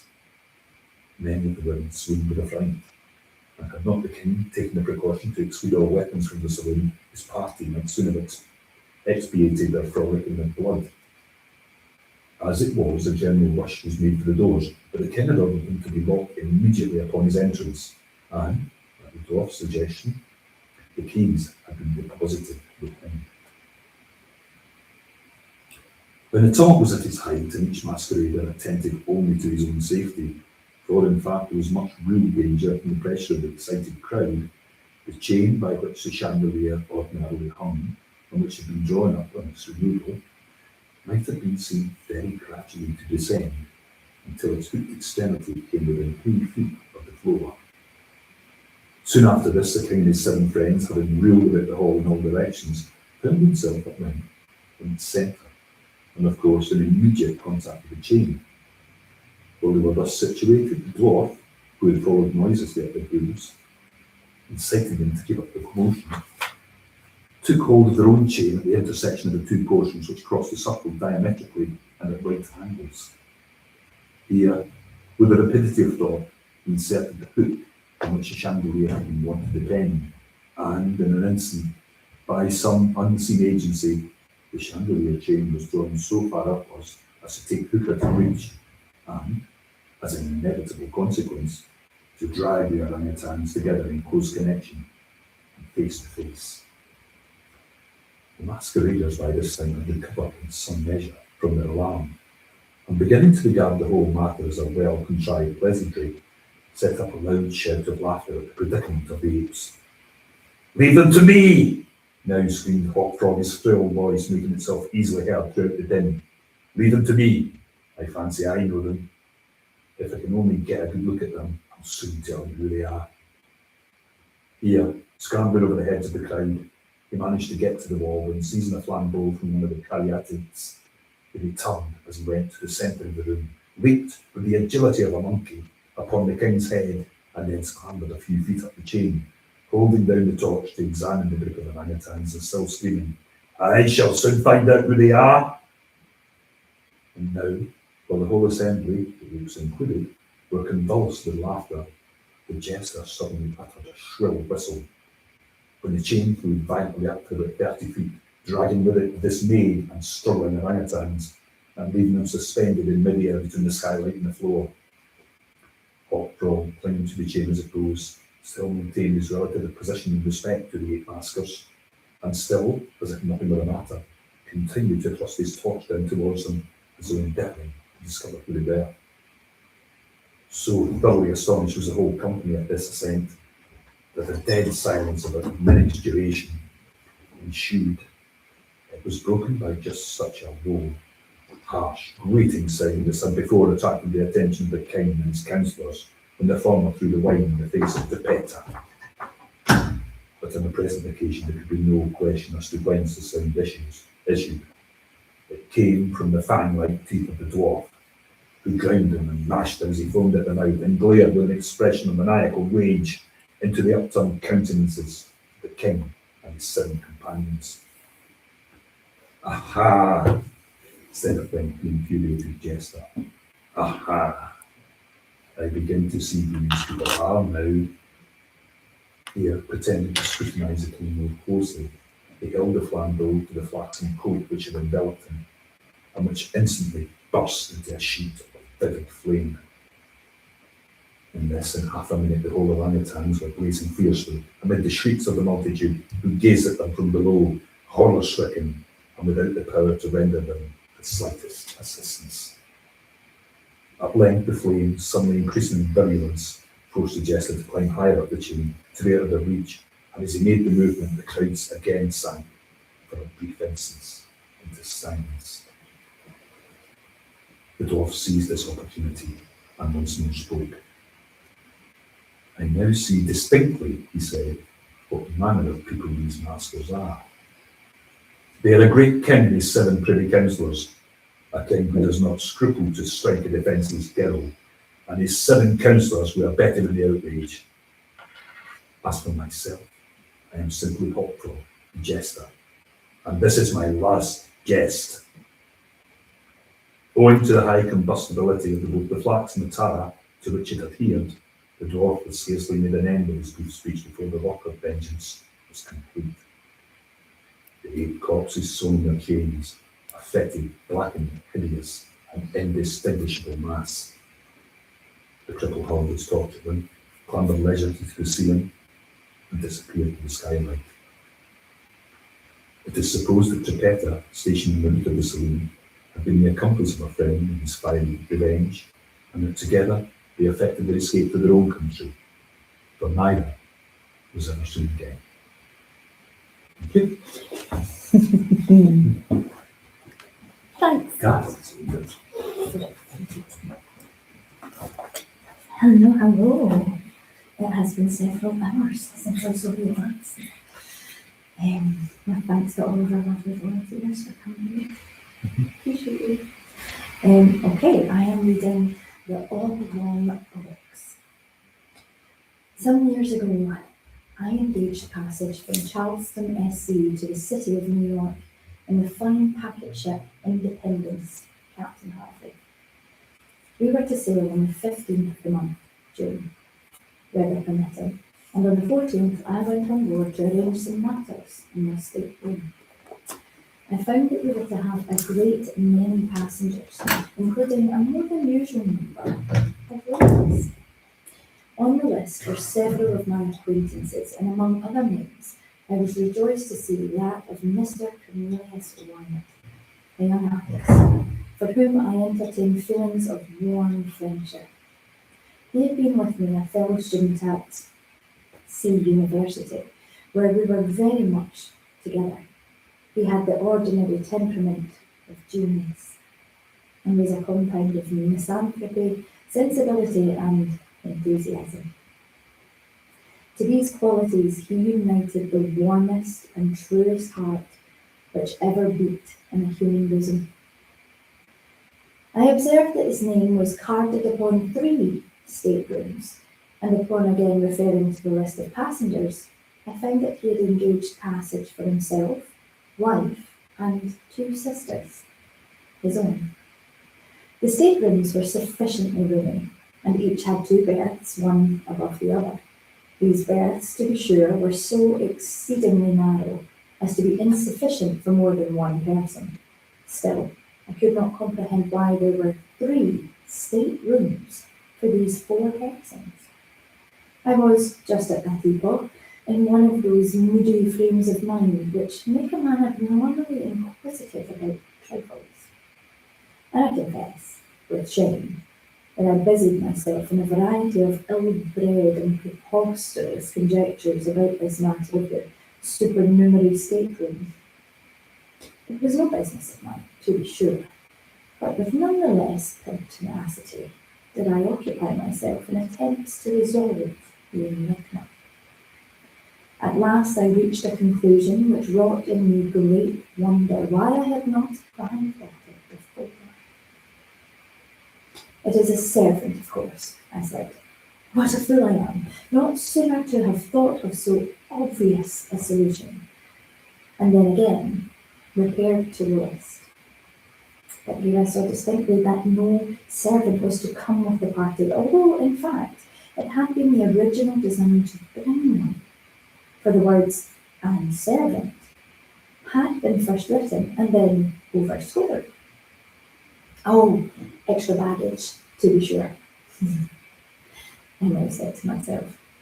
Something he wishes not to be put in the hold, something to be kept under his own eye. Ah, I have it, a painting or so. And this is what he has been bargaining about with Nicolino, the Italian Jew. This idea satisfied me, and I dismissed my curiosity for once. Wyatt's 2 sisters I knew very well, and most amiable and clever girls they were. His wife he had newly married, and I had never yet seen her. He had often talked about her, in my presence however, and in his usual style of enthusiasm. He described her as of surpassing beauty, wit, and accomplishment. I was therefore quite anxious to make her acquaintance. On the day in which I visited the ship, the 14th, Wyatt and party were also to visit it, so the captain informed me, and I waited on board an hour longer than I had designed, in hope of being presented to the bride. But then an apology came. Mrs. W. was a little indisposed and would decline coming on board until tomorrow at the hour of sailing. The morrow having arrived, I was going from my hotel to the wharf, when Captain Hardy met me and said that, owing to circumstances, a stupid but convenient phrase, he rather thought that Independence would not sail for a day or 2, and that when all was ready, he would send up and let me know. This I thought strange, for there was a stiff, southerly breeze, but as the circumstances were not forthcoming, although I pumped for them with much perseverance, I had nothing to do but to return home and digest my impatience at leisure. I did not receive the expected message from the captain for nearly a week. It came at length, however, and I immediately went on board. The ship was crowded with passengers, and everything was in the bustle attendant upon making sail. Wyatt's party arrived in about 10 minutes after myself. There were the two sisters, the bride, and the artist. The latter in one of his customary fits of moody misanthropy. I was too well used to these, however, to pay them any especial attention. He did not even introduce me to his wife, this courtesy devolving perforce upon his sister, Marian, a very sweet and intelligent girl, who in a few hurried words made us acquainted. Mrs. Wyatt had been closely veiled, and when she raised her veil in acknowledging my bow, I confess that I was profoundly astonished.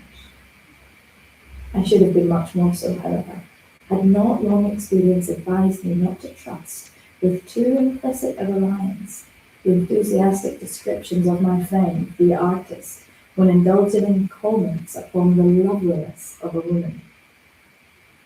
When beauty was the theme, I well knew with what facility he soared into the regions of the purely ideal. The truth is, I could not help regarding Mrs. Wyatt as a decidedly plain-looking woman, if not positively ugly.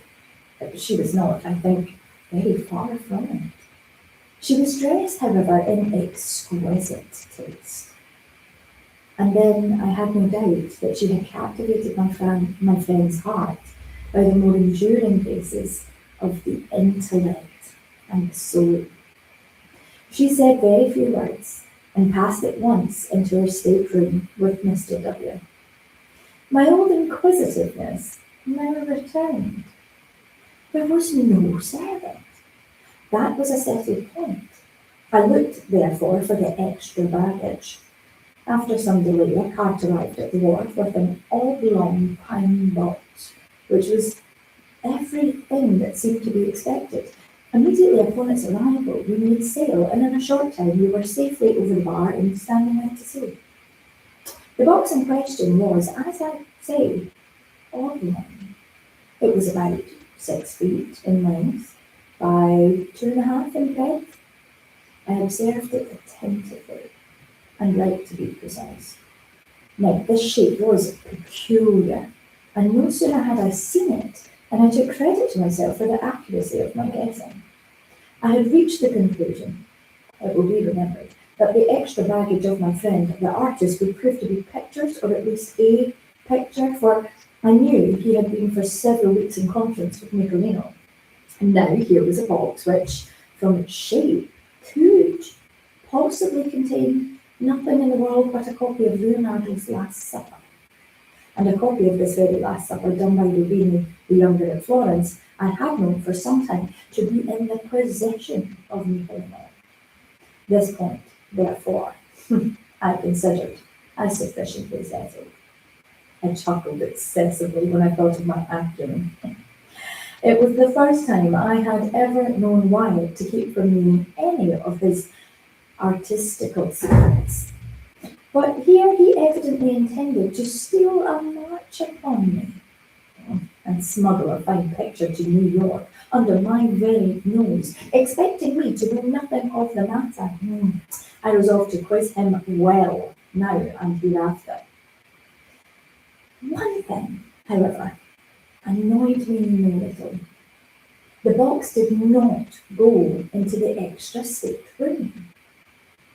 It was deposited in Wyatt's own, and there too it remained, occupying very nearly the whole of the floor, no doubt to the exceeding discomfort of the artist and his wife.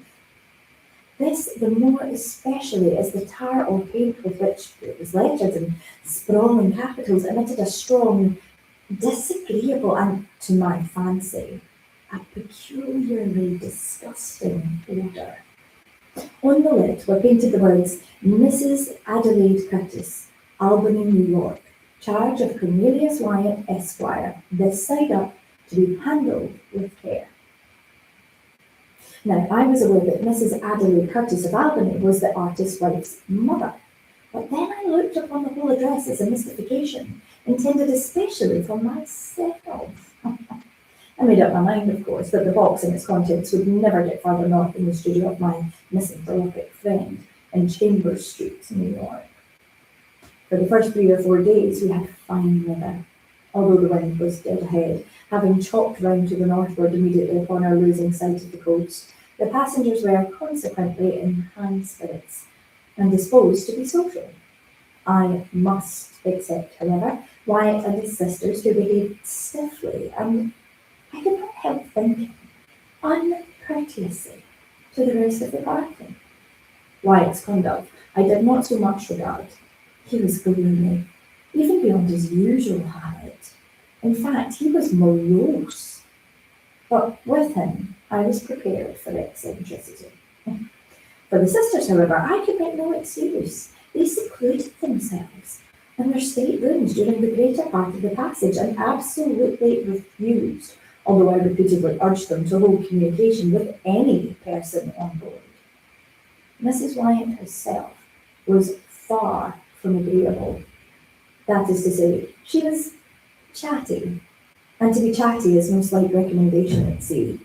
She became excessively intimate with most of the ladies, and to my profound astonishment, evinced no equivocal disposition to coquet with the men. She amused us all very much, I say amused, and scarcely know how to explain myself. The truth is, I soon found that Mrs. W. was far oftener laughed at than with. The gentlemen said little about her, but the ladies, in a little while, pronounced her a good-hearted thing, rather indifferent looking, totally uneducated, and decidedly vulgar. The great wonder was how Wyatt had been entrapped into such a match. Wealth was the general solution, but this I knew to be no solution at all, for Wyatt had told me that she neither brought him a dollar nor had any expectations from any source whatever. He had married, he said, for love and for love only, and his bride was far more than worthy of his love. When I thought of these expressions on the part of my friend, I confess that I felt indescribably puzzled. Could it be possible that he was taking leave of his senses? What else could I think? He, so refined, so intellectual, so fastidious, and with so exquisite a perception of the faulty, and so keen an appreciation of the beautiful, to be sure, the lady seemed especially fond of him, particularly so in his absence, when she made herself ridiculous by frequent quotations of what he had been said by her beloved husband, Mr. Wyatt. The word husband seemed forever, to use one of her own delicate expressions, forever on the tip of her tongue. In the meantime, it was observed by all on board that he avoided her in the most pointed manner, and for the most part shut himself up alone in his stateroom, where in fact he might have been said to live altogether, leaving his wife at full liberty to amuse herself as she thought best in the public society of the main cabin.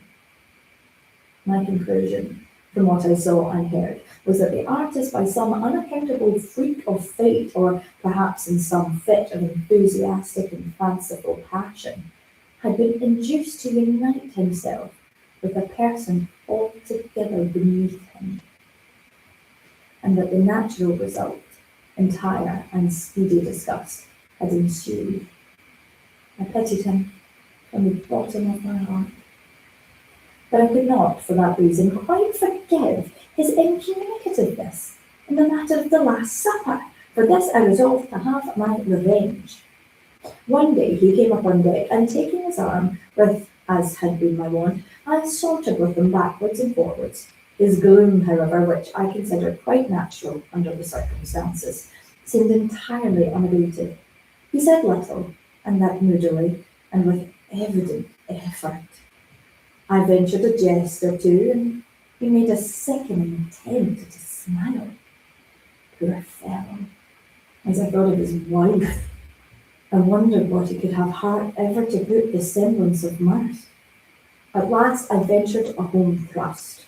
I determined to commence a series of covert insinuations or innuendos about the oblong box, just by way of letting him perceive gradually that I was not altogether the butt or the victim of his little bit of pleasant mystification. My first observation was by way of opening a masked baton. I said something about the peculiar shape of that box, and as I spoke the words, I smiled knowingly, winked, and touched him gently with my forefinger in the ribs. The manner in which Wyatt received this harmless pleasantry convinced me at once that he was mad. At first he stared at me as if he found it impossible to comprehend the witticism of my remark, but as its point seemed slowly to make its way into his brain, his eyes, in the same proportion, seemed protruding in their sockets. Then he grew very red, then hideously pale, then, as if highly amused with what I had insinuated, he began a loud and boisterous laugh, which, to my astonishment, he kept up with gradually increasing vigour for 10 minutes or more. In conclusion, he fell flat and heavily upon the deck. When I ran to uplift him, to all appearance, he was utterly dead. I called assistance, and with much difficulty, he brought him to himself. Upon reviving, he spoke incoherently for some time. At length, we bled him and put him to bed. The next morning, he was quite recovered, so far as regarded his mere bodily health. Of his mind, I say nothing, of course. I avoided him during the rest of the passage by advice of the captain, who seemed to coincide with me altogether in my views of his insanity, but cautioned me to say nothing on his head to any person on board. Several circumstances occurred immediately after this fit of Wyatt's, which contributed to heighten the curiosity with which I was already possessed. Among other things, this. I had been nervous, drank too much strong green tea, and slept ill at night. In fact, for 2 nights, I could not be properly said to sleep at all. Now, my stateroom opened into the main cabin or dining room, as did those of all the single men on board. Wyatt's 3 rooms were in the after cabin, which was separated from the main one by a slight sliding door, never locked even at night. As we were almost constantly on a wind and the breeze was stiff, the vessel heeled to leeward very considerably, and whenever the starboard side of the ship was to leeward, the sliding door between the cabins slid open, and so remained, nobody taking the trouble to get up and shut it. But my berth was in such a position that when my own stateroom door was open, as well as the sliding door in question, and my own door was always open on account of the heat, I could see into the after cabin quite distinctly, and just at that portion of it too, where were situated the staterooms of Mr. Wyatt. Well, during 2 nights, not consecutive, while I lay awake, I clearly saw Mrs. W about 11 o'clock upon each night steal cautiously from the stateroom of Mr. W and enter the extra room, where she remained till daybreak, when she was called by her husband and went back. That they were virtually separated was clear. They had separate apartments, no doubt in contemplation of a near permanent divorce, and here, after all, I thought was the mystery of the extra stateroom. There was another circumstance too, which interested me much. During the 2 wakeful nights in question, and immediately after the disappearance of Mrs. Wyatt into the extra stateroom, I was attracted by certain singular cautious subdued noises in that of her husband. After listening to them for some time with thoughtful attention, I at length succeeded perfectly in translating their import. They were sounds occasioned by the artist in prying open the oblong box. by means of a chisel or a mallet, the latter being apparently muffled or deadened by some soft woolen or cotton substance in which its head was enveloped. In this manner, I fancied that I could distinguish the precise moment when he fairly disengaged the lid. Also, that I could determine when he removed it altogether, and when he deposited it upon the lower berth in his room. This latter point I knew, for example, by certain slight taps which the lid made in striking against the wooden edges of the berth, as he endeavoured to lay it down very gently, there being no room for it on the floor. After this, there was a dead stillness, and I heard nothing more upon either occasion, until nearly daybreak. Unless perhaps I may mention a low sobbing or murmuring sound, so very much suppressed as to be nearly inaudible. If indeed the whole of this latter noise were not rather produced by my own imagination. I say it seemed to resemble sobbing or sighing, but of course it could not have been either. I rather think it was a ringing in my own ears.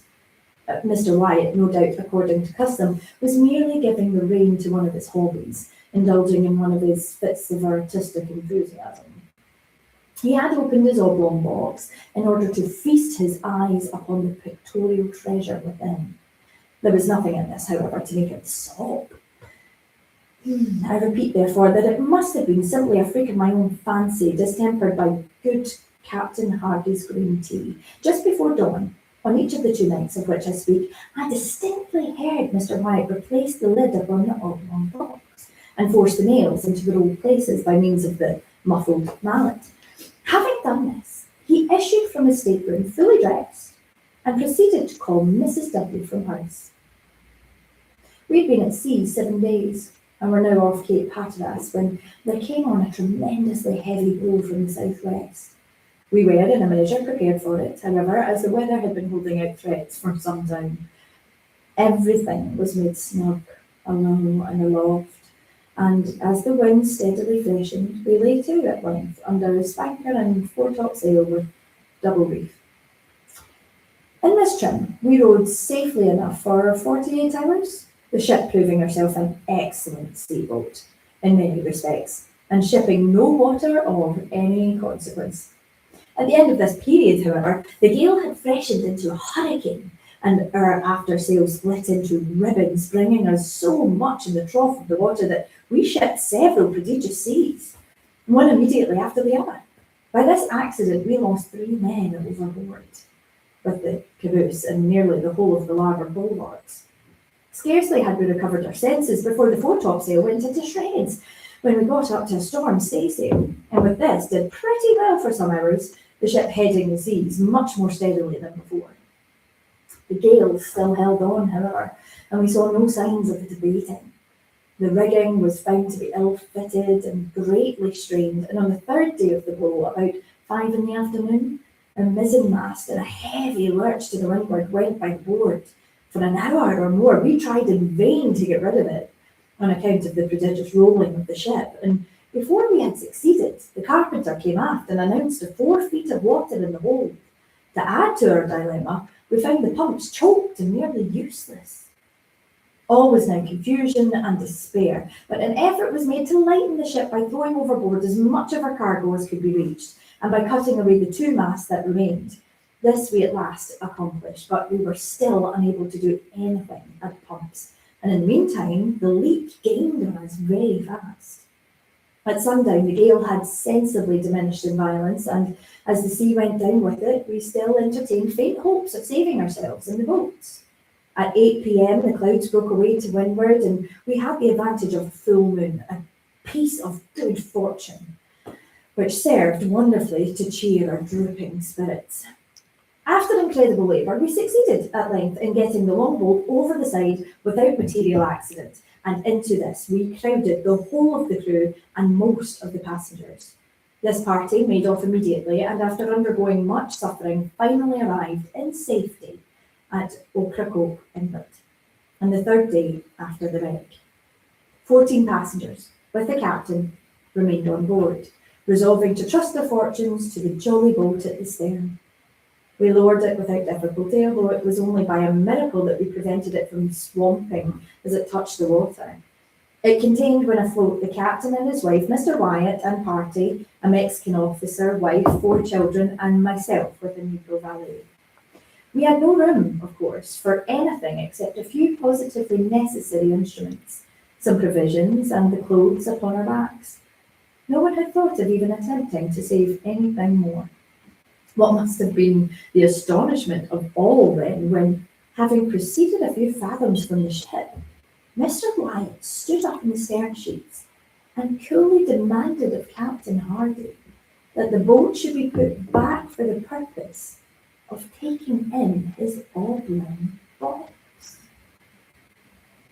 "Sit down, Mr. Wyatt," replied the captain somewhat sternly. "You will capsize us if you do not sit quite still. Our gunwale is almost in the water now." "The box," vociferated Mr. Wyatt, still standing. "The box, I say. Captain Hardy, you cannot, you will not refuse me. Its weight will be but a trifle. It is nothing, mere nothing. By the mother who bore you, for the love of heaven, by your hope of salvation, I implore you to put back for the box." The captain for a moment seemed touched by the earnest appeal of the artist, but he regained his stern composure and merely said, "Mr. Wyatt, you are mad. I cannot listen to you. Sit down, I say, or you will swamp the boat. Stay, hold him, seize him. He's about to spring overboard. There, I knew it. Here he is over." As the captain said this, Mr. Wyatt, in fact, sprang from the boat. And as we were yet in the lee of the wreck, succeeded by almost superhuman exertion in getting hold of a rope which hung from the force change, in another moment he was on board and rushing frantically down into the cabin. In the meantime, we had been swept astern of the ship, and being quite out of our lee, were at the mercy of the tremendous sea which was still running. We made a determined effort to put back, but our little boat was like a feather in the breath of the simoon. We saw at a glance that the doom of the unfortunate artist was sealed. As our distance from the wreck rapidly increased, the madman, for as such only could we regard him, was seen to emerge from the companionway, up which, by dint of strength that appeared superhuman, he dragged bodily the oblong box. While we gazed in extremity of astonishment, he passed rapidly several turns of a 3-inch rope, first round the box, then around his body. In another instant, both body and box were in the sea, disappearing suddenly at once and forever. We lingered a while, sadly upon our oars, with our eyes riveted upon the spot. At length we pulled steadily away. The silence remained unbroken for an hour. So heavy were all our hearts. Finally, I hazarded a remark. "Did you observe, Captain, how suddenly they sank? Was not that an exceedingly singular thing? I confess that I entertained some feeble hope of his final deliverance when I saw him lash himself to the box and commit himself to the sea." "They sank as a matter of course," replied the captain, "and that like a shot. They will soon rise again, however, but not till the salt melts." "The salt?" I ejaculated. "Hush," said the captain, pointing to the wife and sisters of the deceased. "We must talk of these things at some more appropriate time." We suffered much and made a narrow escape, but fortune befriended us, as well as our mates in the longboat. We landed in fine, more dead than alive, after 4 days of intense distress, upon the beach opposite Roanoke Island. We remained there a week, were not ill-treated by the wreckers, and at length obtained a passage to New York. About a month after the loss of the Independence, I happened to meet Captain Hardy in Broadway. Our conversation turned naturally upon the disaster, and we especially upon the sad fate of poor Wyatt.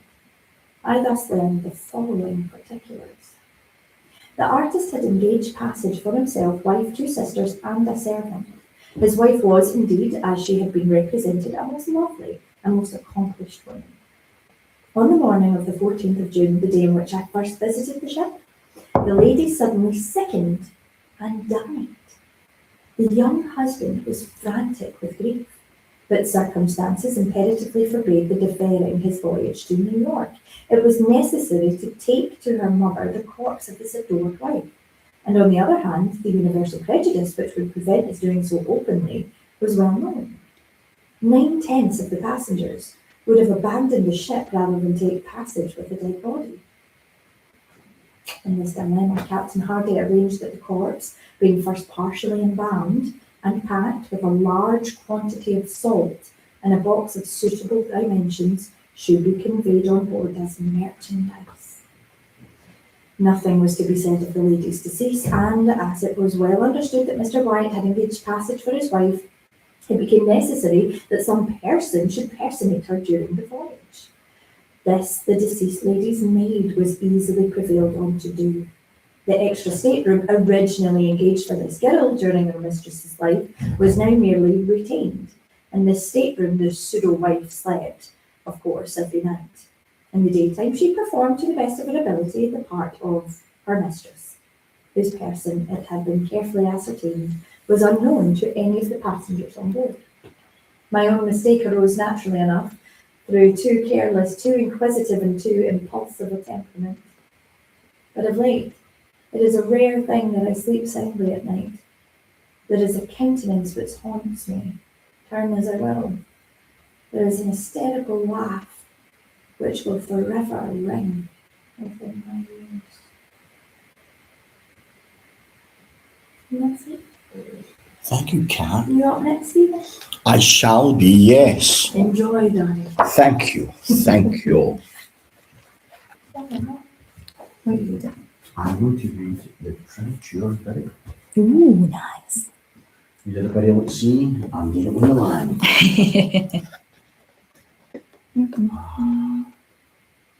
Thanks for keeping the seat warm, Kat. Thank you.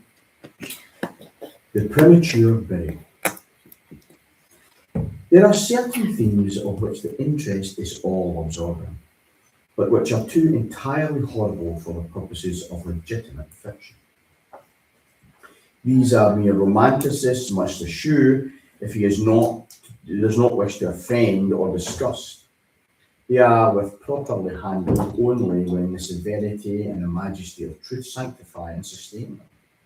We thrill, for example, with the most intense of pleasurable pain over the accounts of the passage of the Beresina, or the earthquake at Lisbon, or the plague at London, or the massacre of St. Bartholomew, or the stifling of 123 prisoners in the black hole of Calcutta. But in these accounts, it is the fact, it is the reality, it is the history which excites. As inventions, we should regard them with simple abhorrence. I have mentioned some few of the more prominent and august calamities on record, but in these it is the extent, not less than the character of the calamity, which so vividly impresses the fancy. I need not remind the reader that from the long and good catalogue of human misery, I might have selected many individual instances more replete with essential suffering than any of these vast generalities of disaster. The true wretchedness, indeed the ultimate woe, is particular, not diffuse. The ghastly extremities of agony are endured by man, the unit, and never by man, the mass. For let us thank a merciful God. To be buried while alive is, beyond question, the most terrific of these extremities which has ever fallen to the lot of mere morality. That it has frequently, very frequently, so fallen will scarcely be deemed by those who think the boundaries which divide life from death are at best shadowy and vague. Who shall say where the one ends and where the other begins?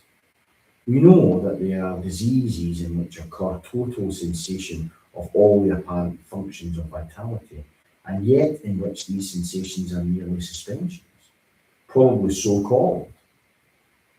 They are only temporary pauses in the incomprehensible mechanism. A certain period elapses, and some unseen mysterious principle again sets in motion the magic pinions of the wizard's wheel. The silver cord was not forever loosened, nor the gold bowl irreparably broken, but where, in time, was the soul? Apart, however, from the inevitable conclusions, a priori, that such causes must produce such effects, that the well-known occurrence of such cases of suspended animation must naturally give rise now and then to premature interments. Apart from this consideration, we have a direct testimony of medical and ordinary experience to prove that the vast number of such interments have actually taken place. I might refer at once, if necessary, to 100 well-authenticated instances, one of a very remarkable character, and one with the circumstances may be fresh in the memory of some of my readers, occurred not very long ago in the neighbouring city of Baltimore, where it occasioned a painful, intense, and widely extended excitement. The wife of one of the most respected citizens, a lawyer of eminence and a member of Congress, was seized with a sudden and unaccountable illness, which completely baffled the skill of her physicians.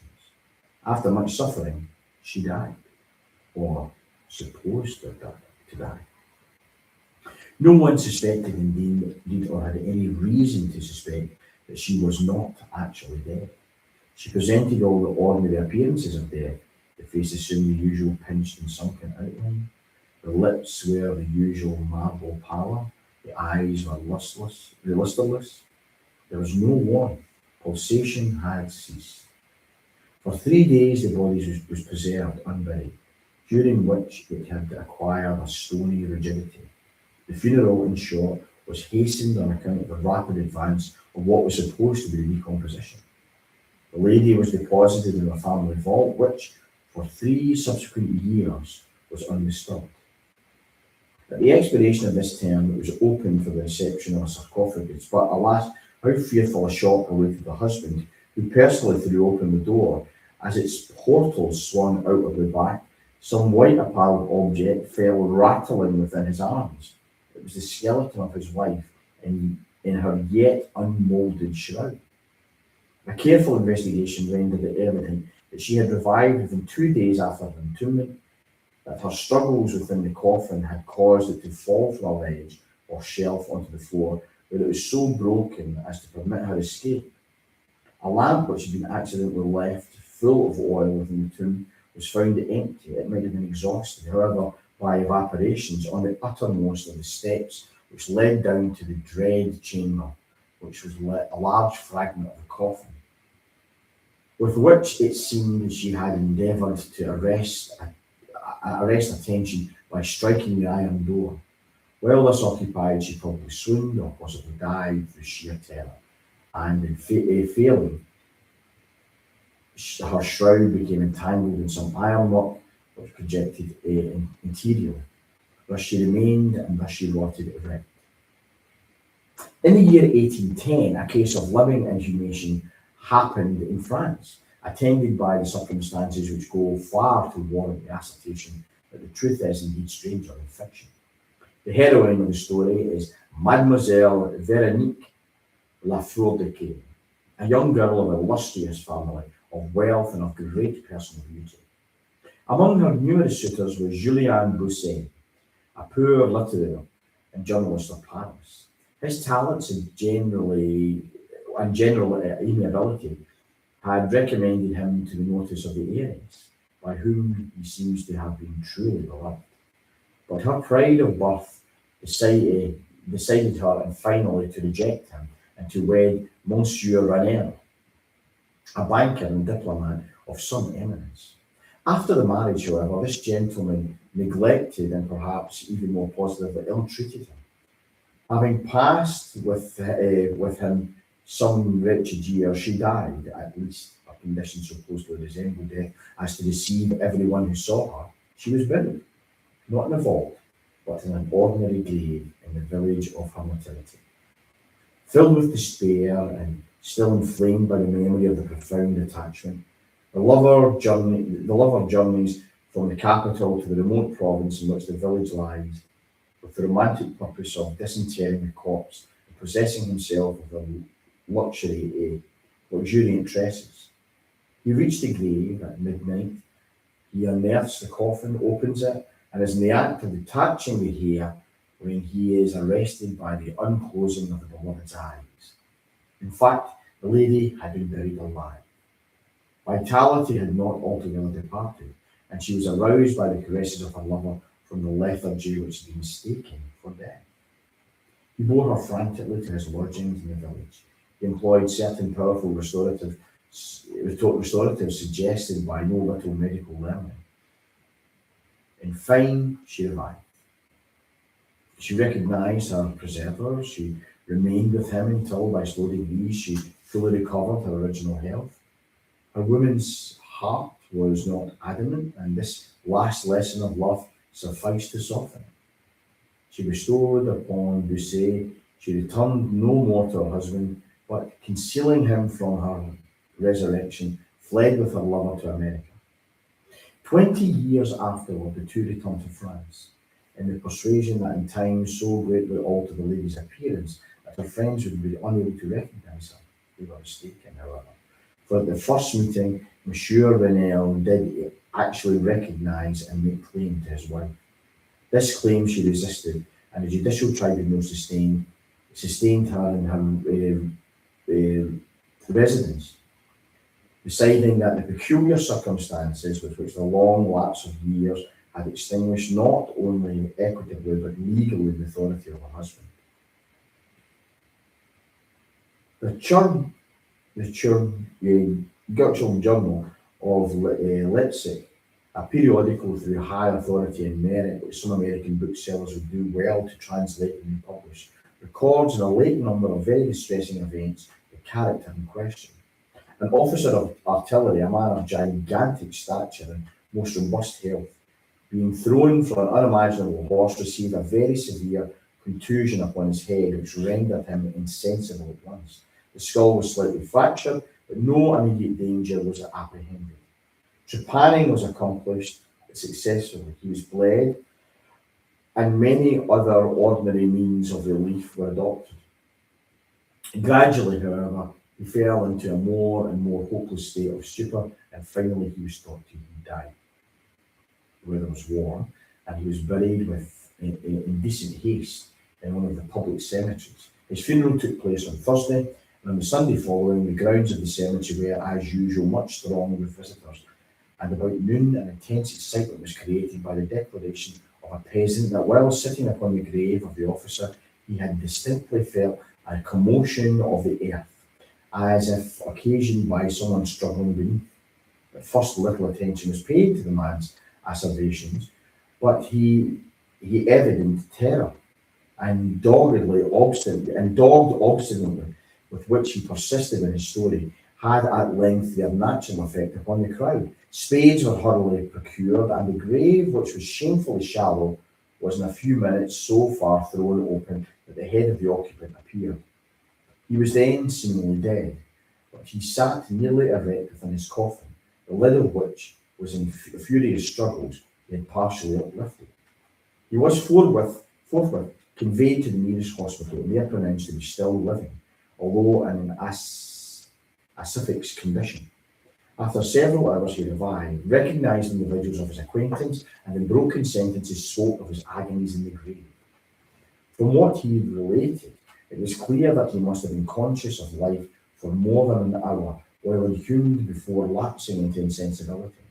The grave was carelessly and loosely filled with exceedingly porous soil, and thus some of the air was necessarily admitted. He heard the footsteps of the crowd overhead and endeavoured to make himself heard in turn. It was a tumult within the grounds of the cemetery, he said, which appeared to awaken him from deep sleep. But no sooner was he awake than he became fully aware of the awful horrors of his position. This patient, it was recorded, was doing so well and seemed to be in a fair way of ultimate recovery, but fell victim to the quackeries of medical experiment. The galvanic battery was applied, and he suddenly expired in one of those ecstatic paroxysms which occasionally it superinduces. The mention of the galvanic battery, nevertheless, recalls to my memory a well-known and very extraordinary case in point, where the action proved the means of restoring the animation of a young attorney of London who had been interred for 2 days. This occurred in 1831 and created at the time a very profound sensation wherever it was made the subject of converse.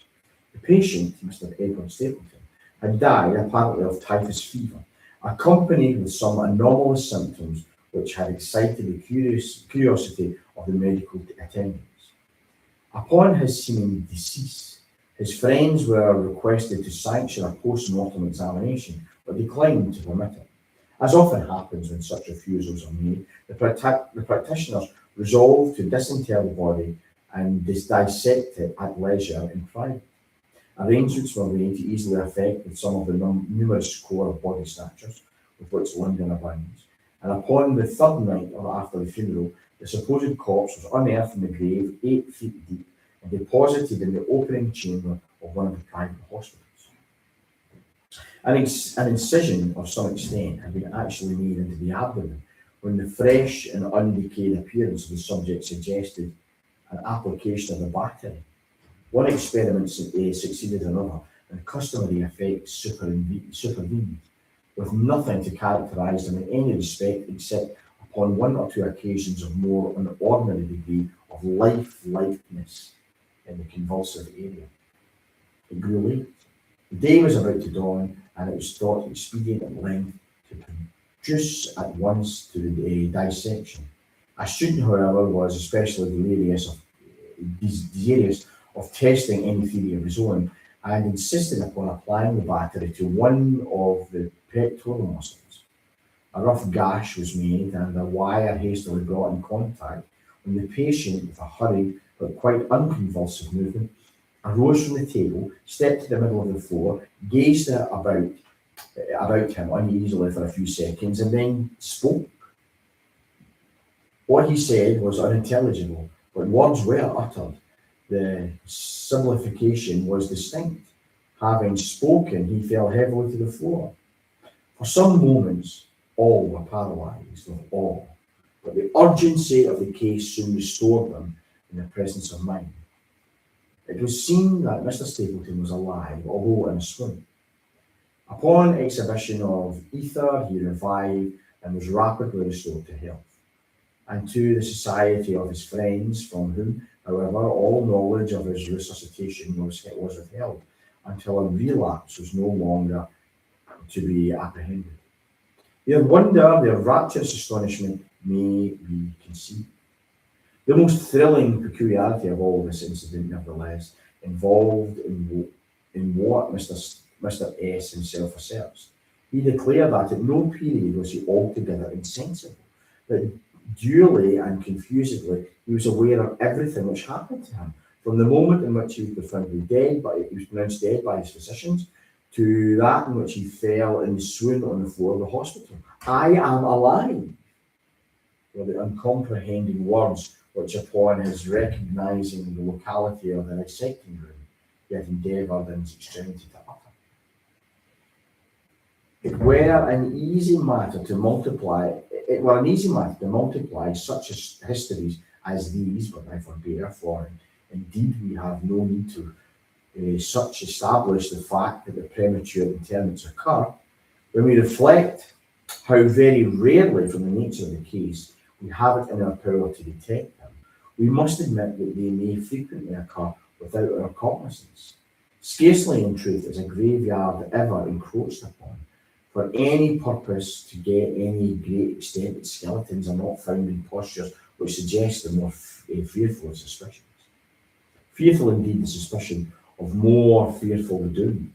It may be asserted without hesitation that no event is so terribly well adapted to inspire the supremeness of bodily and mental distress as the burial before death.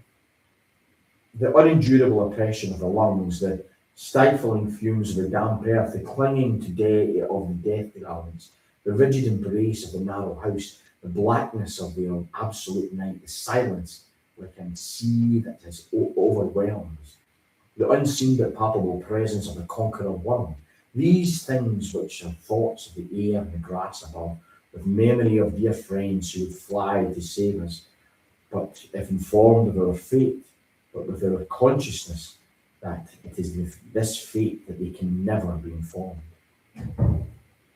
That our hopeless portion is that they are really dead. These considerations, I say, carry into their heart, which still palpitates, a degree of appalling and intolerable horror from which the most daring imagination must recoil. We know nothing so agonizing upon earth. We can dream of nothing half so hideous in the realms of the nethermost hell.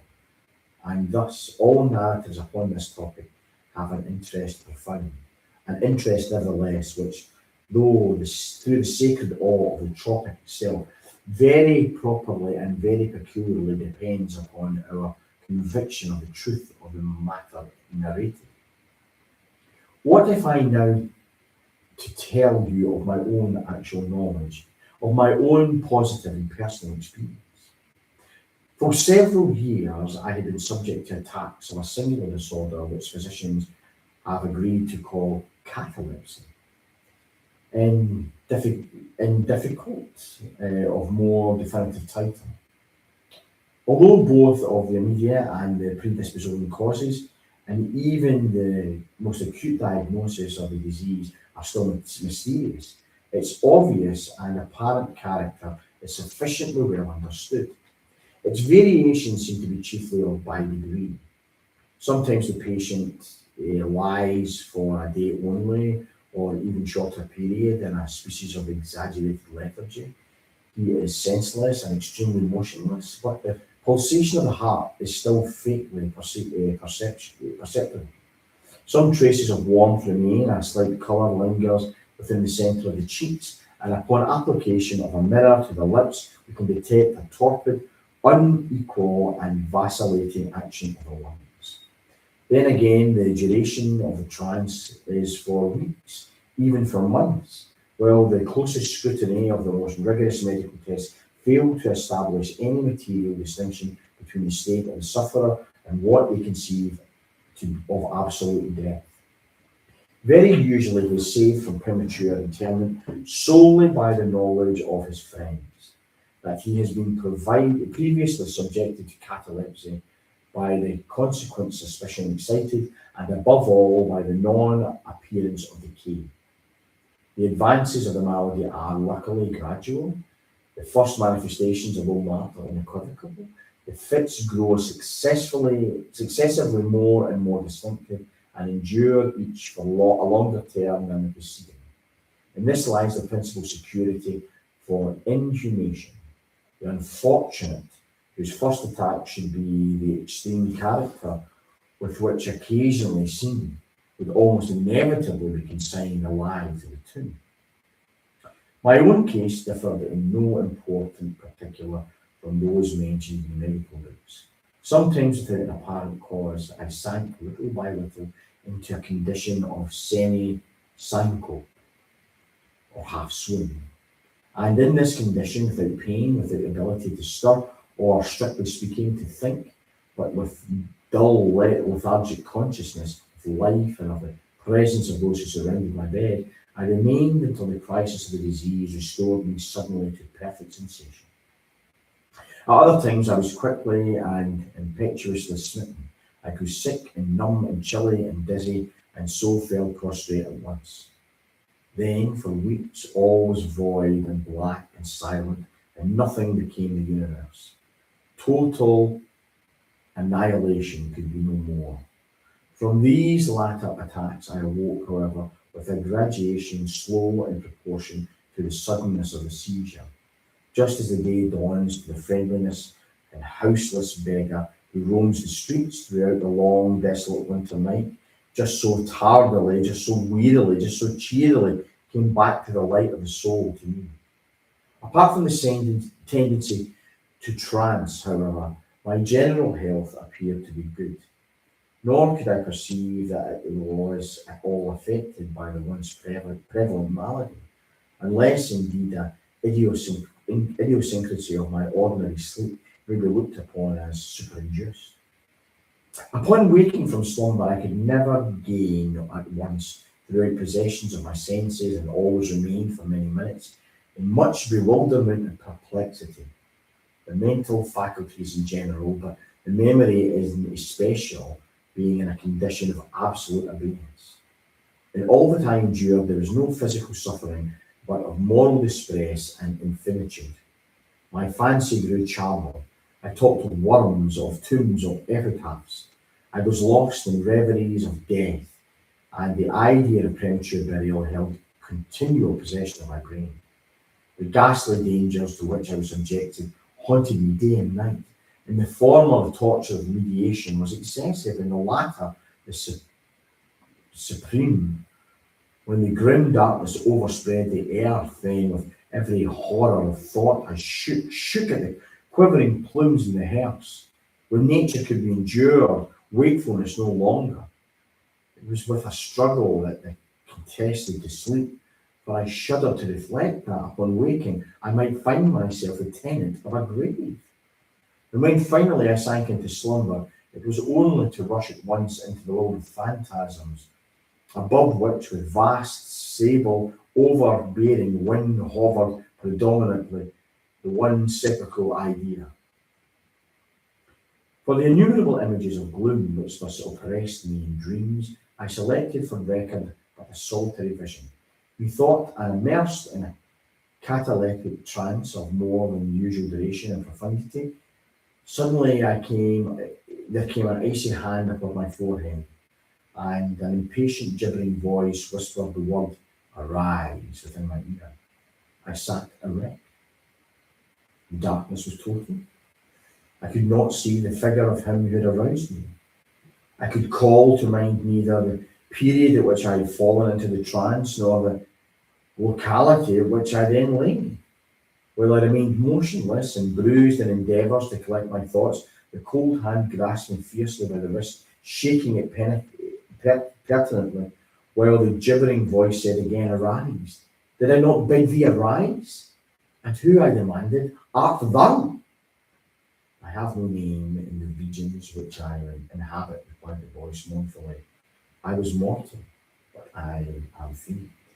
I was merciless, but I am pitiful. Those dost feel that I shudder. My teeth chatter as I speak. Yet it is not with the chillness of the night without end, but of a hideousness is in suffering. How canst thou tranquilly sleep? I cannot rest for the cry of those great agonies. These sights are more than I can bear. Get thee up, come with me into the outer night, and let me unfold of these the graves. Is not this a spectacle of woe? Behold!"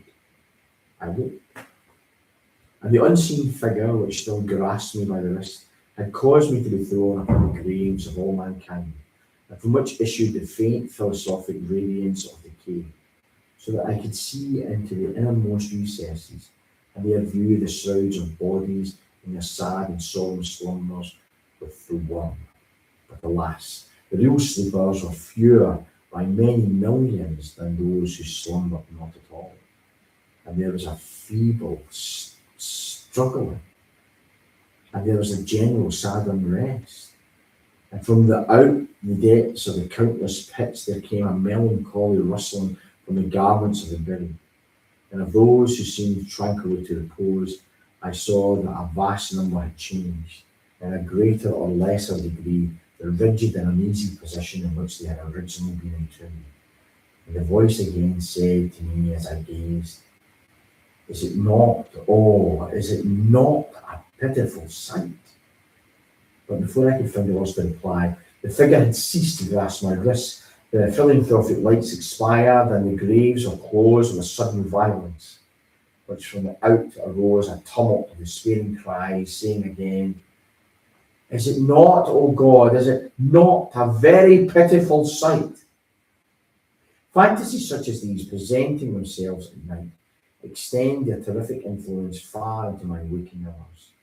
My nerves became thoroughly unstrung, and I fell a prey to the perpetual horror. I hesitate to ride or to walk or to indulge in any exercise that would carry me from home. In fact, I no longer dare trust myself out in the immediate presence of those who are aware of the proneness of catalepsy, lest falling into one of my usual fits, I should be buried before my real condition can be ascertained. I doubted the care or the fidelity of my dearest friends. I dreaded that in some trance or some more customary duration, they might be prevailed upon to regard me as irrecoverable. I even went so far as to fear that I, as occasioned much trouble, might be glad to consider any very protracted attack a sufficient excuse for getting rid of me altogether.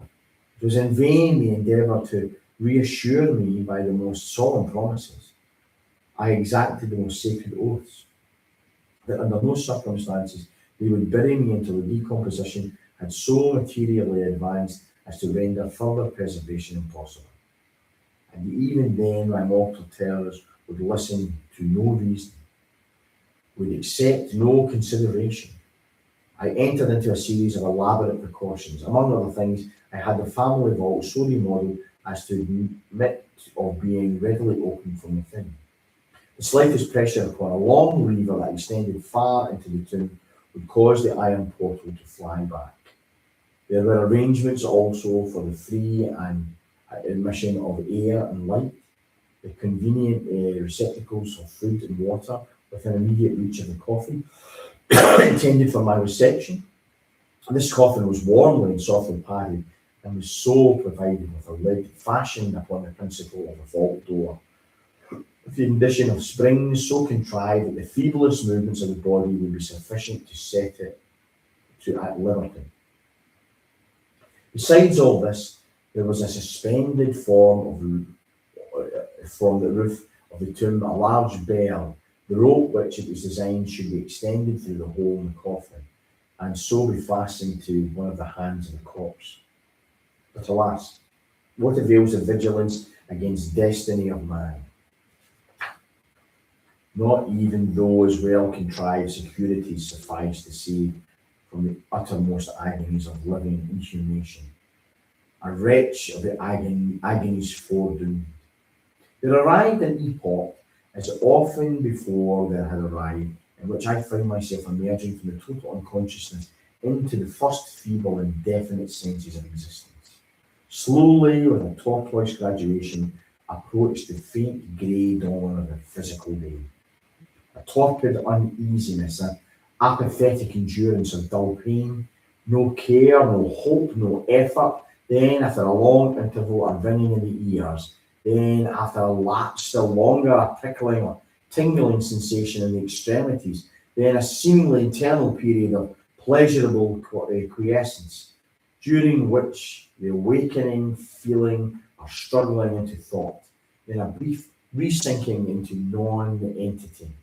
Then, a sudden recovery. At length, the slight quivering of an eyelid, and immediately thereupon an electric shock of terror, deadly and indefinite, which sends the blood in torrents from the temples to the heart.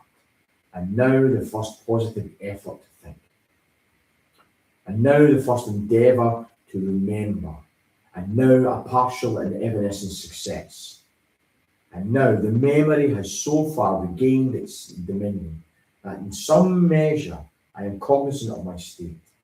I feel that I am not awakening from ordinary sleep. I recollect that I have been subjected to catalepsy, and now at least, as if by rush of the occasion, my shuddering spirit is overwhelmed by one grim danger, by the spectral and ever-prevalent idea. For some minutes after the fancy possessed me, I remained without motion. And why? I could not summon courage to move. I dared not make the effort for which to satisfy me of my fate, and yet there was something at the heart which whispered me to be sure. Despair, such as no other species of wretchedness ever calls into being. Despair alone urged me, after a long irresolution, to lift the lids of my eyes. I lifted them. It was dark, all dark. I knew that the fit was over. I knew that the crisis of my disorder had long passed. I knew that I had now fully recovered the use of my visual faculties, and yet it was all dark, the intense and utter raylessness of a night that endureth forevermore. I endeavoured to shriek, and my lips and my parched tongue moved convulsively together in the attempt, but no voice issued forth from my cavernous lungs, which, oppressed as if they were the weight of some incumbent mountain, gasped and palpitated with the heart at every elaborate and struggling inspiration. The movement of the jaws in an effort to cry aloud showed me that they were bound up, as is usual with the dead.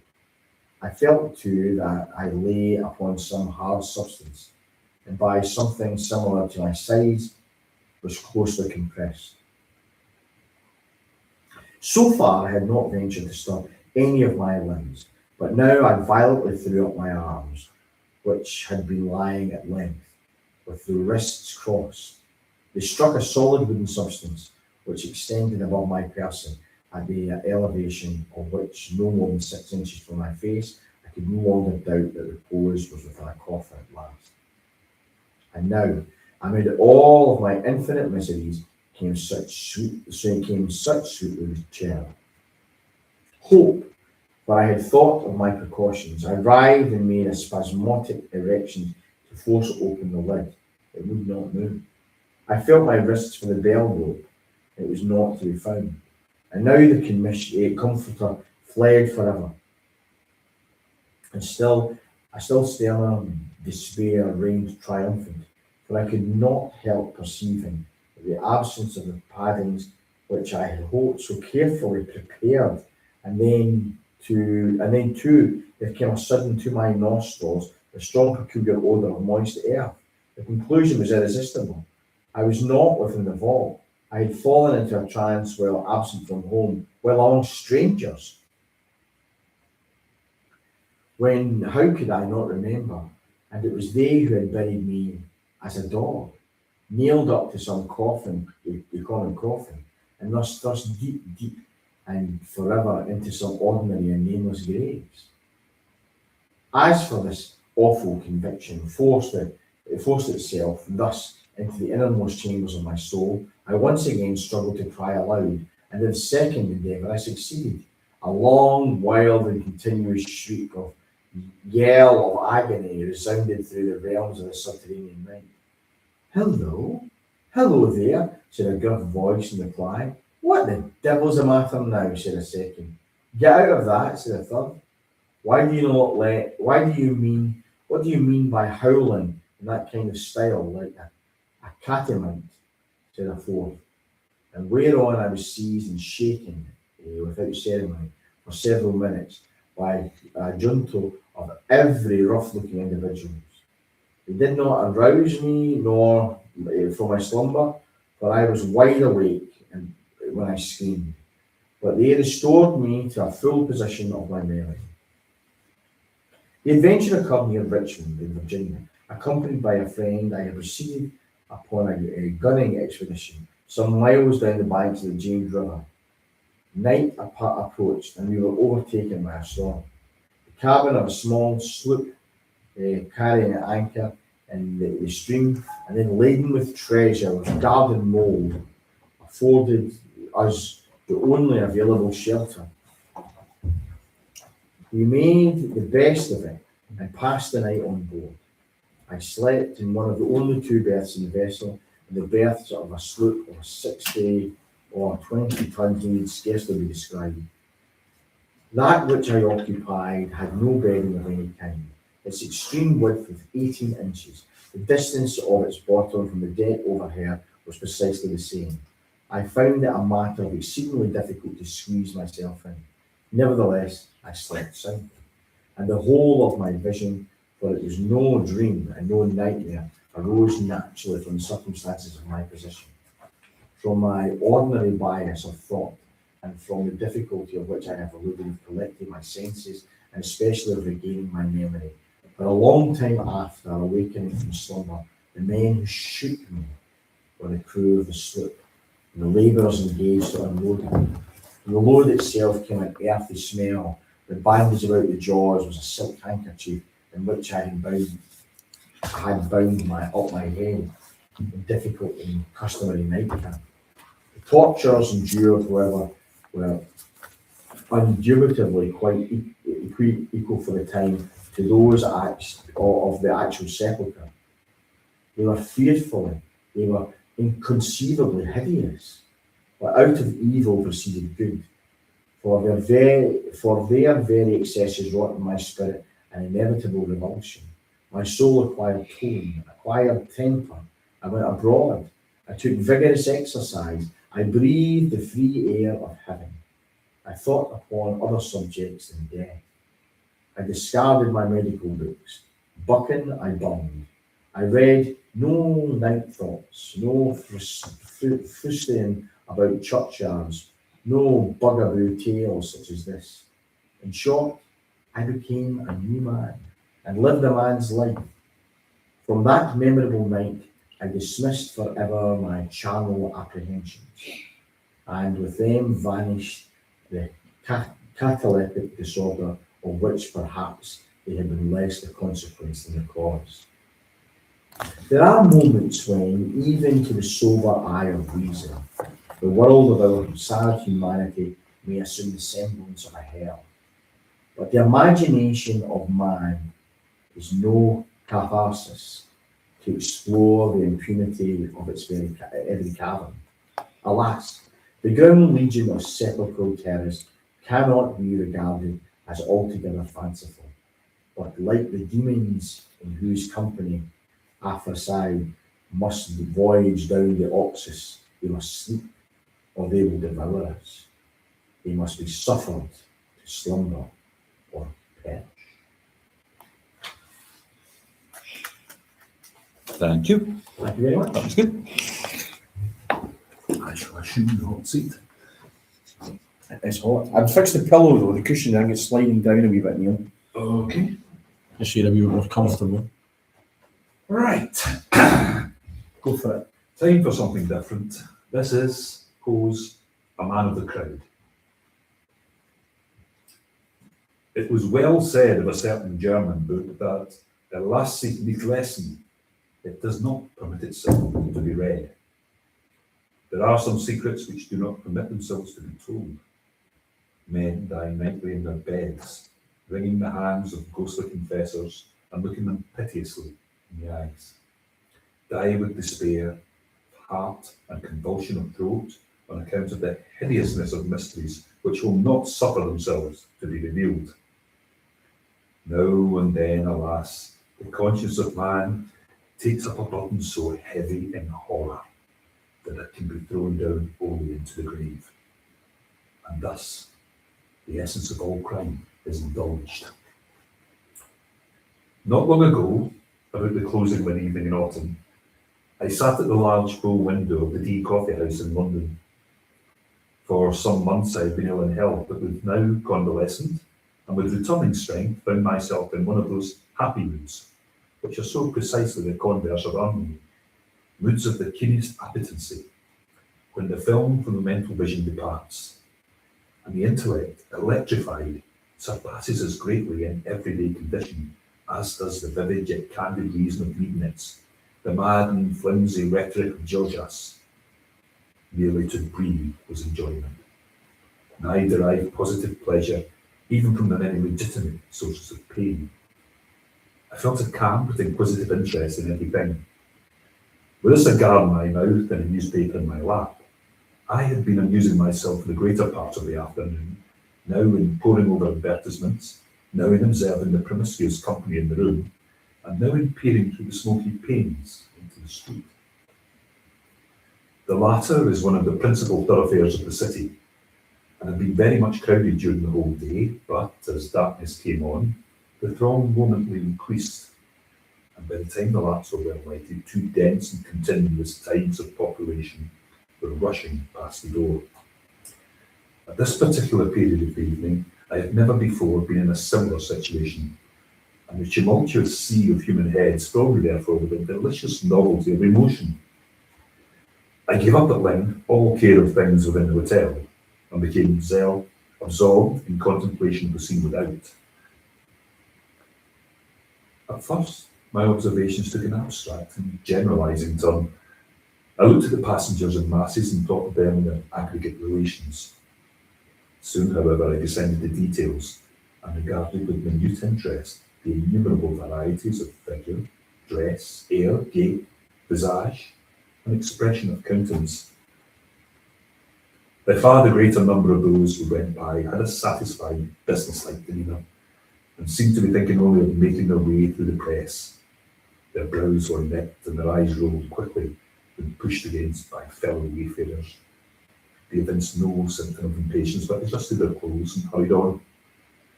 Others, still a numerous class, were restless in their movements, had flushed faces, and talked and gesticulated to themselves, as if feeling in solitude on account of the very denseness of the company around.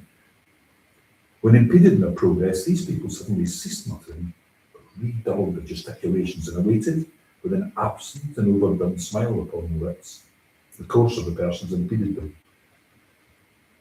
If jostled, they bowed profusely to the jostlers and appeared overwhelmed with confusion.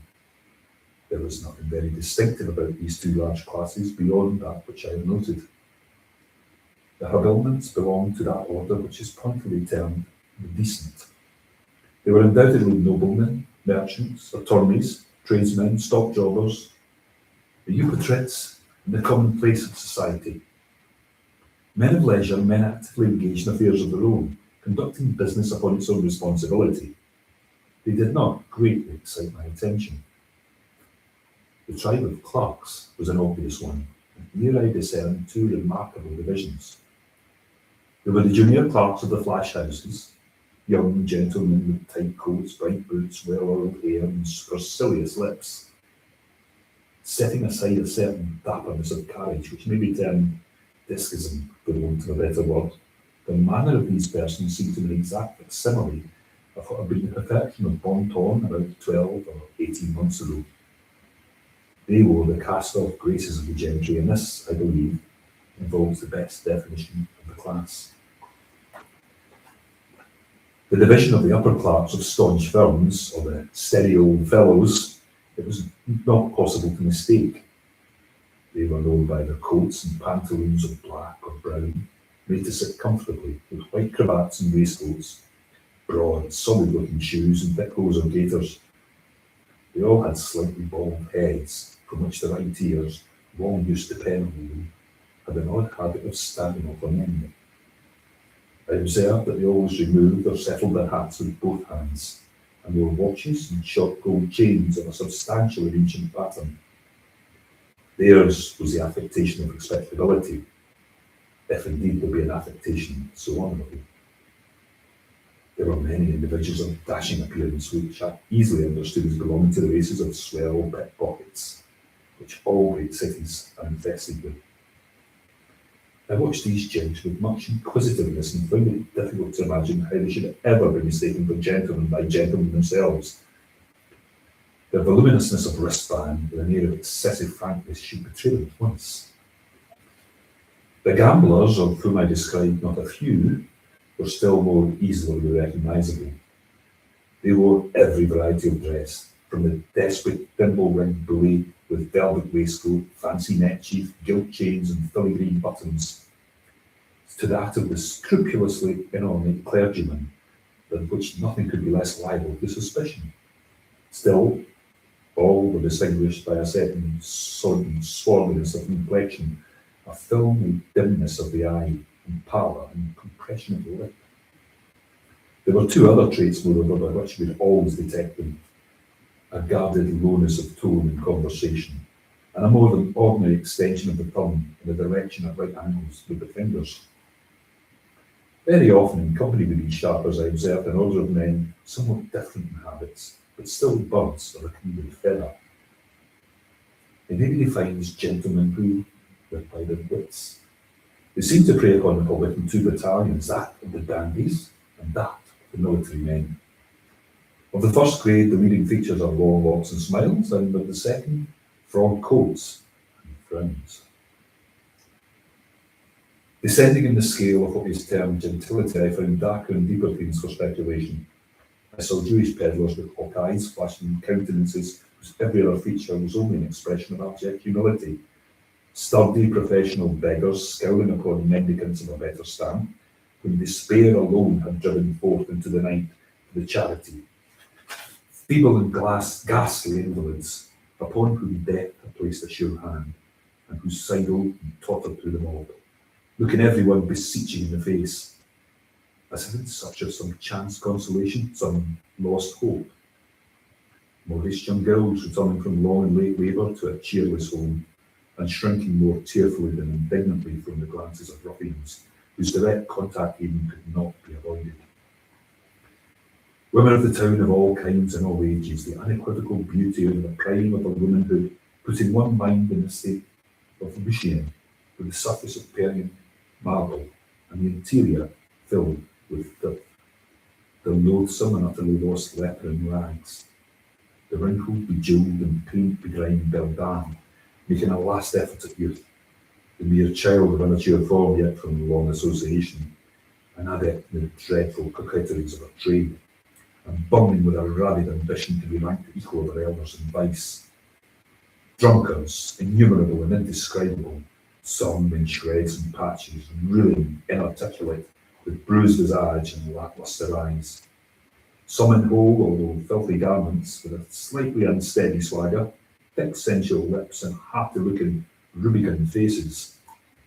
Others clutching material which had once been good and which even now was scrupulously well brushed. Men who walked with a more than naturally firm and springy step, but whose countenances were fearfully pale, whose eyes were hideously wild and red, and who clutched with quivering fingers as they strode through the crowd at every object which came within their reach. Besides these, piemen, porters, coal heavers, sweeps, organ grinders, monkey exhibitors, and ballad mongers. Those who vended with those who sang, ragged artisans and exhausted labourers, every description, and all full of a noisy and inordinate vivacity, which jarred discordantly upon the ear and gave an aching sensation to the eye. As the night deepened, so deepened to me the interest in the scene, for not only did the general character of the crowd materially alter, its gentler features retiring into the gradual withdrawal of the more orderly portion of the people, and its harsher ones coming out into bolder relief, as the late hour brought forth every species of infamy from its den. But the rays of the gas lamps, feeble at first in the struggle with the dying day, had now at last gained ascendancy, and threw over everything a fitful and garish lustre. All was dark yet splendid, as that ebony to which had been likened to the style of Tertullian. The wild effects of the light chained me in an examination of individual faces, and although the rapidity with which the world of light flitted before the window prevented me from casting more than a glance upon each visage, still it seemed that in my then peculiar mental state, I could frequently read, even in that brief interval of a glance, the history of the long years. With my brow to the glass, I was thus occupied in scrutinising the mob, when suddenly there came into view a countenance, that of a decrepit old man, some 65 or 70 years of age. A countenance which at once arrested and absorbed my whole attention, on account of the absolute idiosyncrasy of its expression. Anything even remotely resembling that expression I had never seen before. I well remember that my first thought upon beholding it was that wretch, had he viewed it, would have greatly preferred it to his own pictorial incarnations of the beam.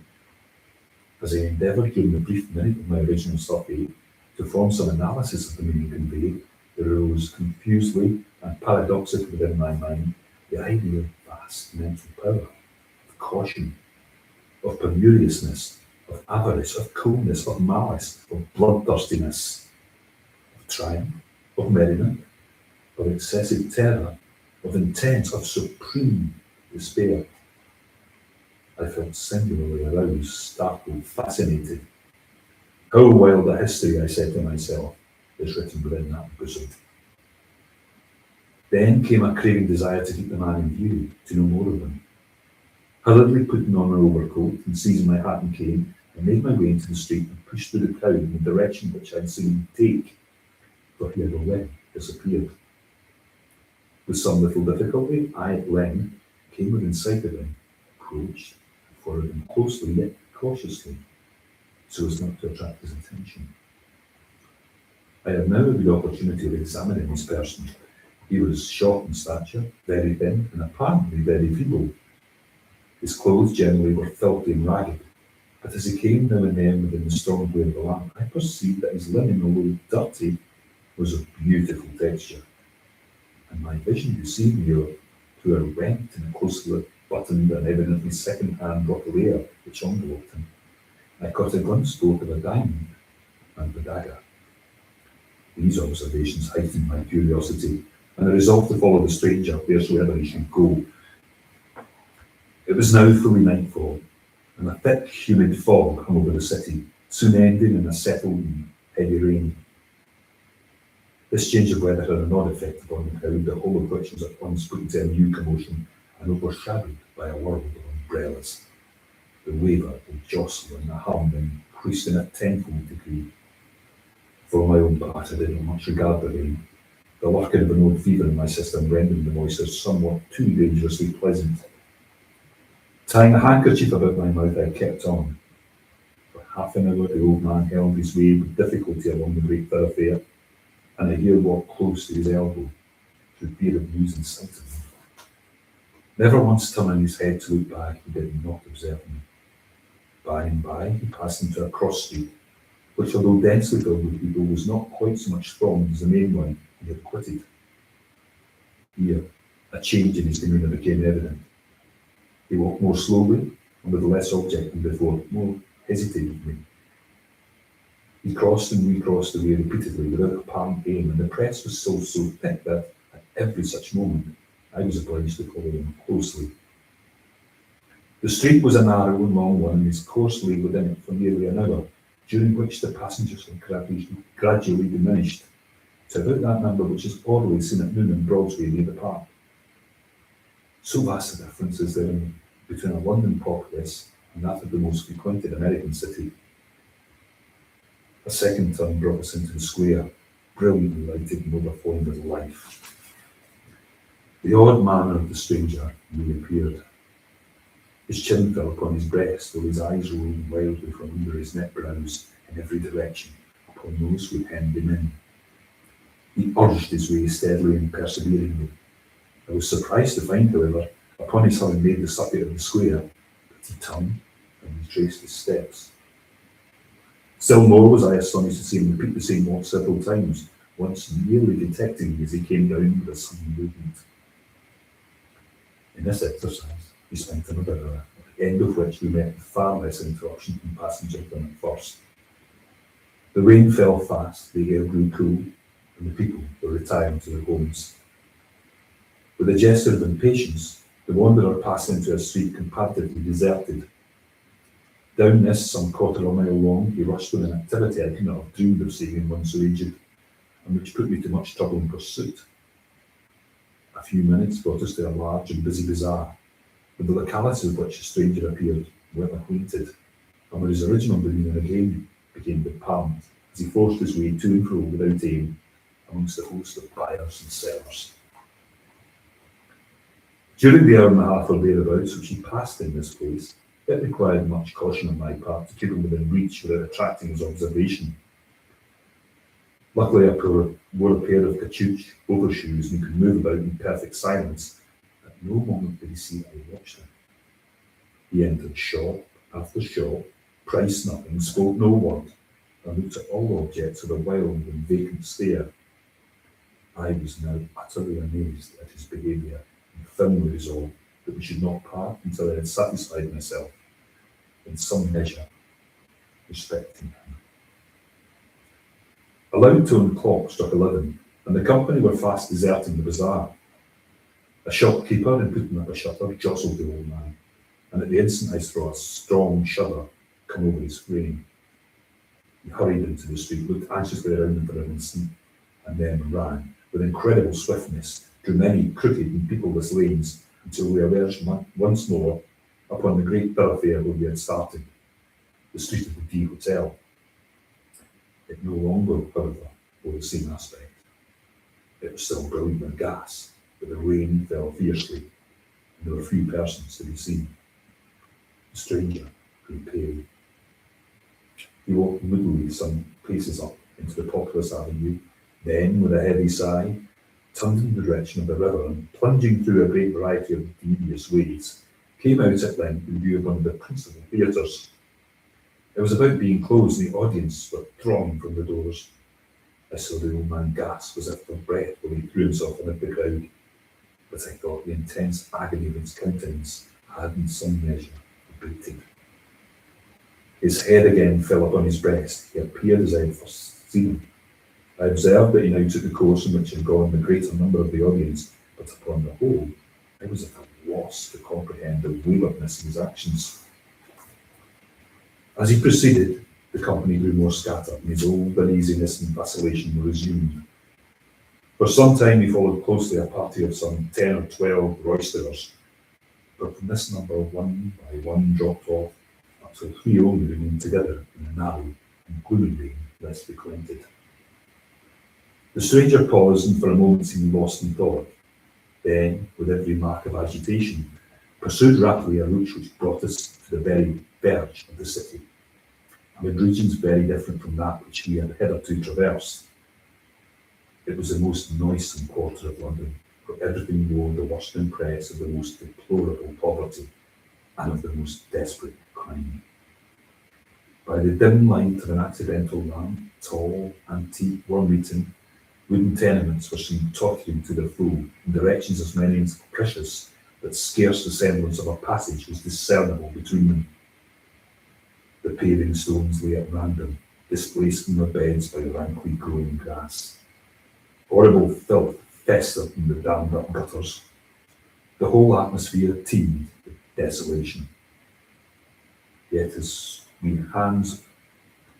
we proceeded, the sound of life revived by sheer degrees, and at length large bands of the most abandoned of the London populace were seen reeling to and fro.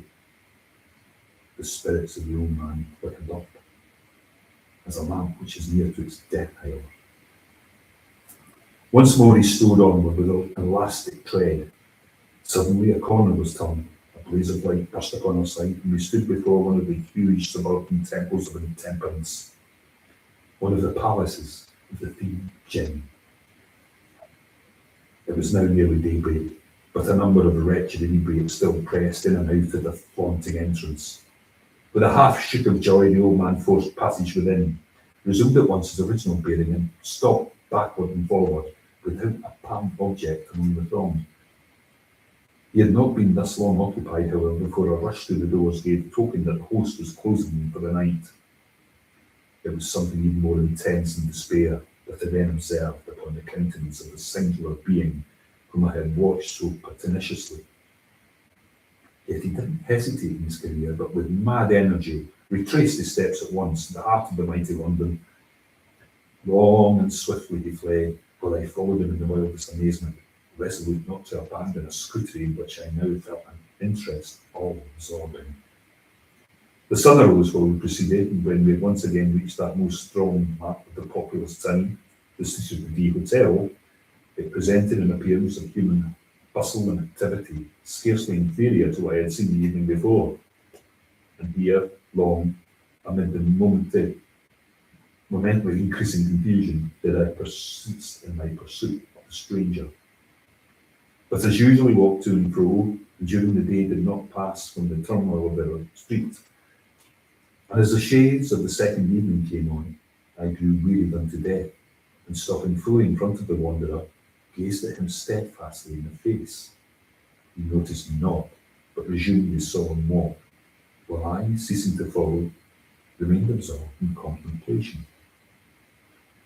This old man, I said at length, is a type and genius of deep crime. He refuses to be alone. He is the man of the crowd. It will be in vain to follow, for I shall learn no more of him, nor of his deeds. The worst heart in the world is a grosser book in horticulus anime, and perhaps it is but one of the great mercies of God that, alas, sich nicht lassen. Thank you.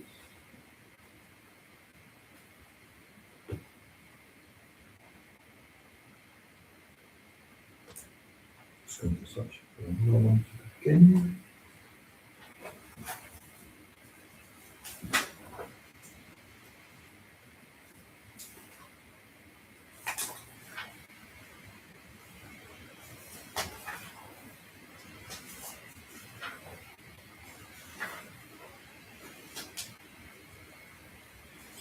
I'll give you a poem, Imitation. A dark unfathomed tide of interminable pride, a mystery in a dream should my early life see. I say that dream is fraught with a wild and wonderful thought of beings that have been, which my spirit hath not seen.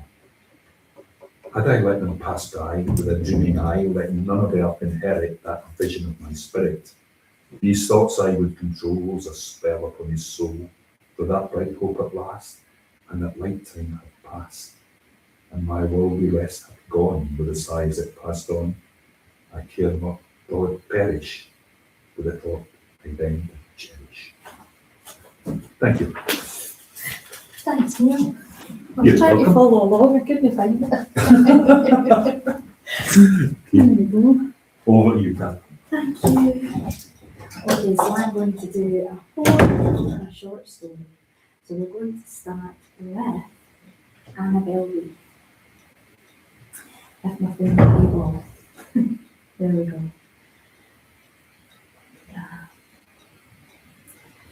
Annabelle Lee. It was many and many a year ago, in a kingdom by the sea, that a maiden there lived whom you knew by the name of Annabelle Lee. And this maiden she lived with no other thought than to love and be loved by me. I was a child and she was a child in this kingdom by the sea. But you loved with a love that was more than love, I and my Annabelle Lee. With a love that the winged seraphs in heaven coveted her and me. And this was the reason that long ago, in this kingdom by the sea, a wind blew out of a cloud, chilling my beautiful Annabelle Lee, so that a high-born kinsman came and bore her away from me, to shut her in a sepulchre in this kingdom by the sea. The angels, not half so happy in heaven, went envying her and me. Yes, that was the reason. There's a long ending in this kingdom by the sea. But the wind came out of the cloud by night, chilling and killing my Annabelle Lee. But her love, it was stronger by far than the love of those who were older than me, of many far wiser than me, and neither the angels in heaven above nor the demons down under the sea can ever dissever my soul from the soul of the beautiful Annabelle Lee. For the moon never beams without bringing me dreams of the beautiful Annabelle Lee. And the stars never rise, but I feel the bright eyes of the beautiful Annabelle Lee. And so, all the night tide, I lie down by the side of my darling, my life and my bride, in her sepulchre there by the sea, in her tomb by the sounding sea.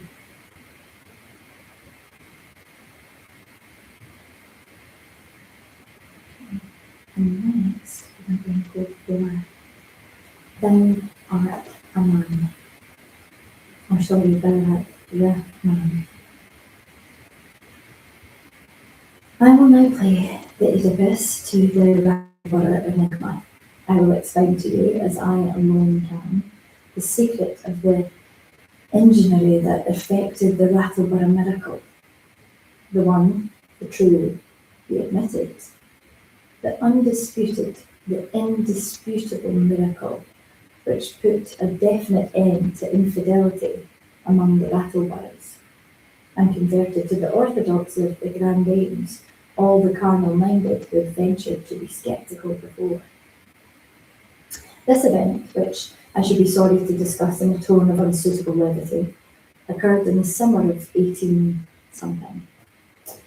Mr. Barnabas Shuttleworthy, one of the wealthiest and most respectable citizens of the borough, had been missing for several days under circumstances which gave rise to suspicion of foul play.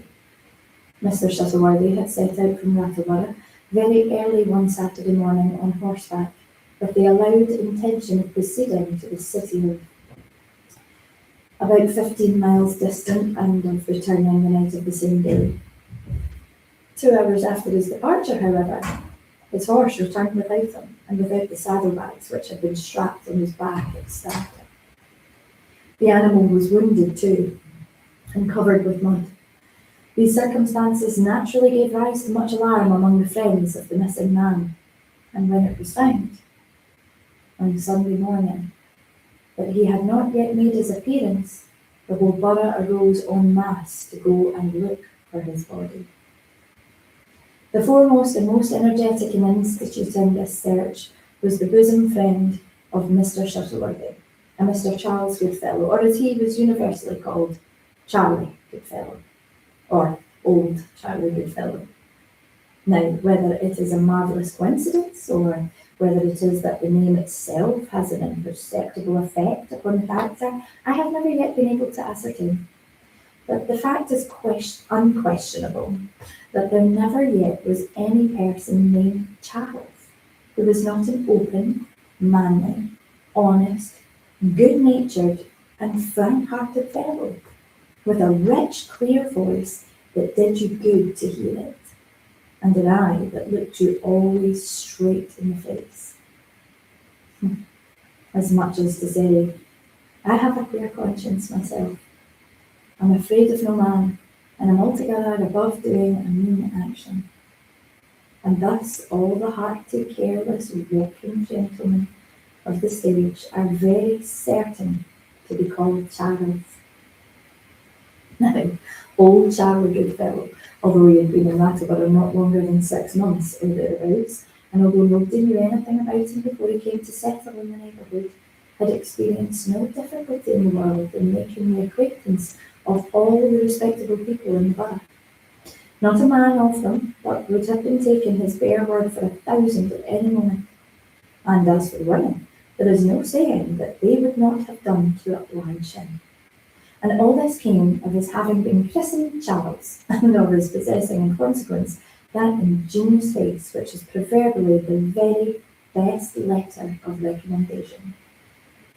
I have already said that Mr. Shuttleworth was one of the most respectable, and undoubtedly he was the most wealthy man in Rattleborough, while old Charlie Goodfellow was upon as intimate terms with him as if he had been his own brother. The two old gentlemen were next door neighbours, and although Mr. Shuttleworthy seldom, if ever, visited old Charlie, and never was known to take a meal in his house, still this did not prevent the two friends from being exceedingly intimate, as I have just observed. For old Charlie never let a day pass without stepping in 3 or 4 times to see how his neighbour came on, and very often he would stay to breakfast or tea, and almost always to dinner.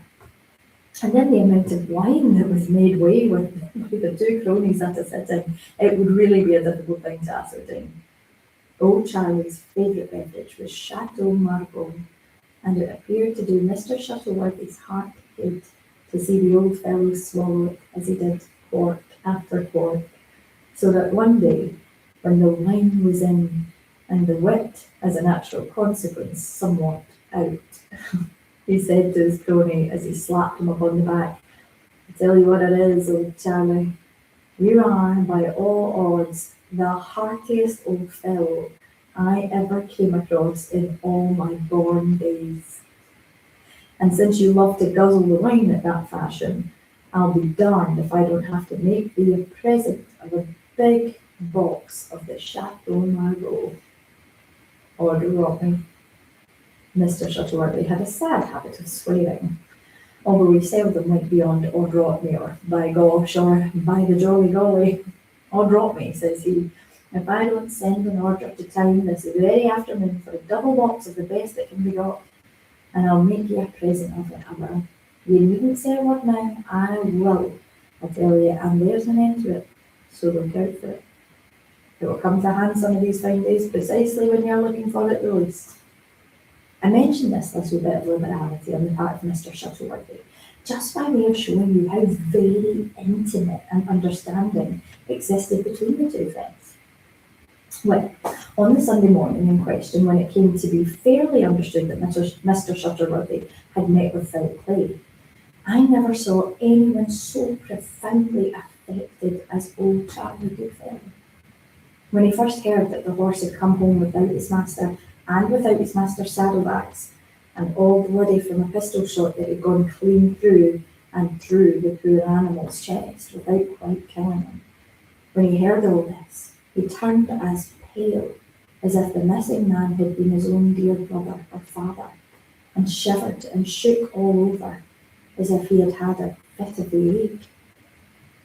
At first he was too much overpowered with grief to be able to do anything at all, or to concert upon any plan of action, so that for a long time he endeavoured to dissuade Mr. Shuttleworthy's other friends from making a stir about the matter, thinking it best to wait a while, say for a week or two, or a month or two, to see if something would turn up, or if Mr. Shuttleworthy wouldn't come in the natural way and explain his reasons for sending his horse on before. I dare say you have often observed this disposition to temporise or to procrastinate in people who are labouring under any very poignant sorrow. Their powers of mind seem to be rendered torpid, so that they have a horror of anything like action, and like nothing in the world so well as to lie quietly in bed and nurse their grief, as the old ladies express it. That is to say, ruminate over their trouble. The people of Attleborough had indeed so high an opinion of the wisdom and discretion of old Charlie that the greater part of them felt disposed to agree with him, and did not make a stir in the business until something should turn up, as the honest gentleman would put it. And I believe that, after all, this would have been the general determination, but for the very suspicious interference of Mr. Shuttleworthy's nephew, a young man of very dissipated habits, and otherwise of rather bad character. This nephew, whose name was Pennyfeather, would listen to nothing like reason in the matter of lying quiet, but insisted upon making immediate search for the corpse of the murdered man. This was the expression he employed, and Mr. Goodfellow acutely remarked at the time that it was a singular expression, to say no more. This remark of old Charlie's, too, had great effect upon the crowd, and one of the party was heard to ask very impressively how it happened that young Mr. Pennyfeather was so intimately cognizant of all the circumstances connected with his wealthy uncle's disappearance as to feel authorised to assert distinctly and unequivocally that his uncle was a murdered man. Hereupon some little squibbing and bickering occurred among various members of the crowd, and especially between old Charlie and Mr. Pennyfeather. Although this latter occurrence was indeed by no means a novelty, for no goodwill had subsisted between the parties for the last 3 or 4 months, and matters had even gone so far that Mr. Pennyfeather had actually knocked down his uncle's friend, and for some alleged excess of liberty that the latter had taken in the uncle's house, of which the nephew was an inmate. Upon this occasion, old Charlie is said to have behaved with exemplary moderation and Christian charity. He arose from the blow, adjusted his clothes, and made no attempt at retaliation at all, merely muttering a few words about taking summary vengeance at the first convenient opportunity, a natural and very justifiable ebullition of anger, which meant nothing, however, and beyond doubt was no sooner given vent than forgotten. However, these matters may be, which have no reference to the point now at issue. It is quite certain that the people of Attleborough, principally through the persuasion of Mr. Pennyfeather, came at length to the determination of dispersing over the adjacent country in search of the missing Mr. Shuttleworthy. I say they came to this determination in the first instance. After it had been fully resolved that the search should be made, it was considered almost a matter of course that the seekers should disperse, that is to say, distribute themselves in parties for the more thorough examination of the region thereabout. I forget, however, by what ingenious train of reasoning it was that old Charlie finally convinced the assembly that this was the most injudicious plan that could be pursued. Convinced them, however, he did, all except Mr. Pennyfeather. And in the end, it was arranged that a search should be instituted carefully and very thoroughly by the boroughs en masse, old Charlie himself leading the way. As for the matter of that, there could have been no better pioneer than old Charlie, whom everybody knew to have the eye of the lynx. But although he led them into all manner of out-of-the-way holes and corners by routes that nobody had ever suspected of existing in the neighbourhood, and although the search was incessantly kept up day and night for nearly a week, still no trace of Mr. Shuttleworthy could be discovered. When I say no trace, however, I must not be understood to speak literally, for trace to some extent there certainly was. The poor gentleman had been tracked by his horse's shoes, which were peculiar, to a spot about 3 miles to the east of the borough on the main road leading to the city. Here, the track made off into a bypath through a piece of woodland, this path coming out again into the main road and cutting off about half a mile of the regular distance. Following the shoe marks down this lane, the party came at length to a pool of stagnant water, half ridden by the brambles to the right of the lane, and opposite this pool, all vestige of the track was lost sight of. It appeared, however, that a struggle of some nature had taken place, and it seemed as if some large and heavy body, much larger and heavier than a man, had been dragged from the bypath to the pool. This latter was carefully dragged twice, but nothing was found, and the party were upon the point of going away in despair of coming to any result, when Providence suggested to Mr. Goodfellow the expediency of draining the water off altogether. This project was received with cheers and many high compliments to old Charlie upon his sagacity and consideration, as many of the boroughers had brought spades with them, supposing that they might possibly be called upon to disinter a corpse. The drain was easily and speedily effected, and no sooner was the bottom visible than right in the middle of the mud that remained was discovered a black silk velvet waistcoat, which nearly everyone present immediately recognised as the property of Mr. Pennyfeather. This waistcoat was much torn and stained with blood, and there were several persons among the party who had a distinct remembrance of its having been worn by the owner on the very morning of Mr. Shuttleworthy's departure for the city, while there were others again ready to testify upon oath if required that Mr. P did not wear the garment in question at any period during the remainder of that memorable day. Nor could anyone be found to say that he had seen it upon Mr. P's person at any period at all subsequent to Mr. Shuttleworthy's disappearance. Matters now were very serious for Mr. Pennyfeather, and it was observed as an indubitable confirmation of the suspicions which were excited against him that he grew exceedingly pale, and when asked what he had to say for himself, was utterly incapable of saying a word. Hereupon the few friends his riotous mode of living had left him deserted him at once to a man, and were even more clamorous than his ancient and avowed enemies for his instantaneous arrest. But, on the other hand, the magnanimity of Mr. Goodfellow shone forth with only the more brilliant lustre through contrast. He made a warm and intensely eloquent defence of Mr. Pennyfeather, in which he alluded more than once to his own sincere forgiveness of that wild young gentleman, the heir of the worthy Mr. Shuttleworthy, for the insult which he, the young gentleman, had no doubt in the heat of passion thought proper to put upon him, Mr. Goodfellow.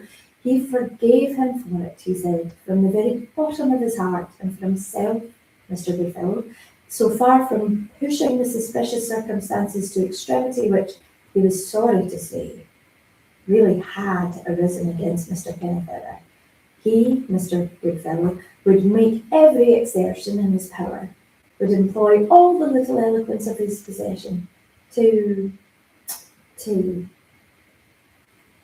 soften down as much as he could conscientiously do so the worst features of this really exceedingly perplexing piece of business.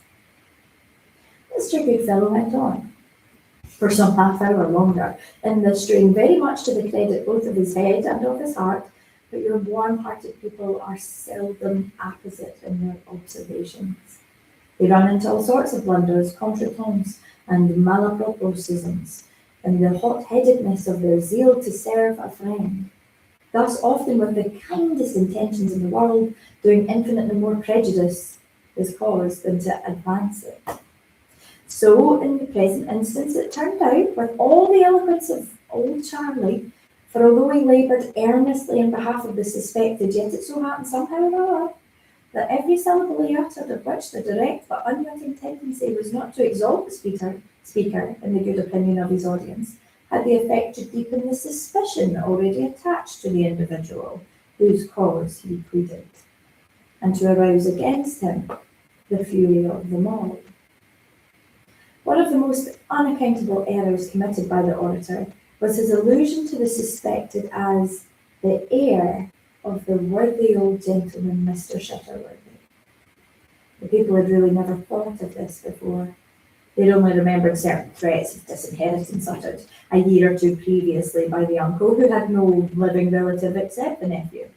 And they had, therefore, always looked upon this disinheritance as a matter that was settled, so single-minded a race of beings were the Rattlebugs.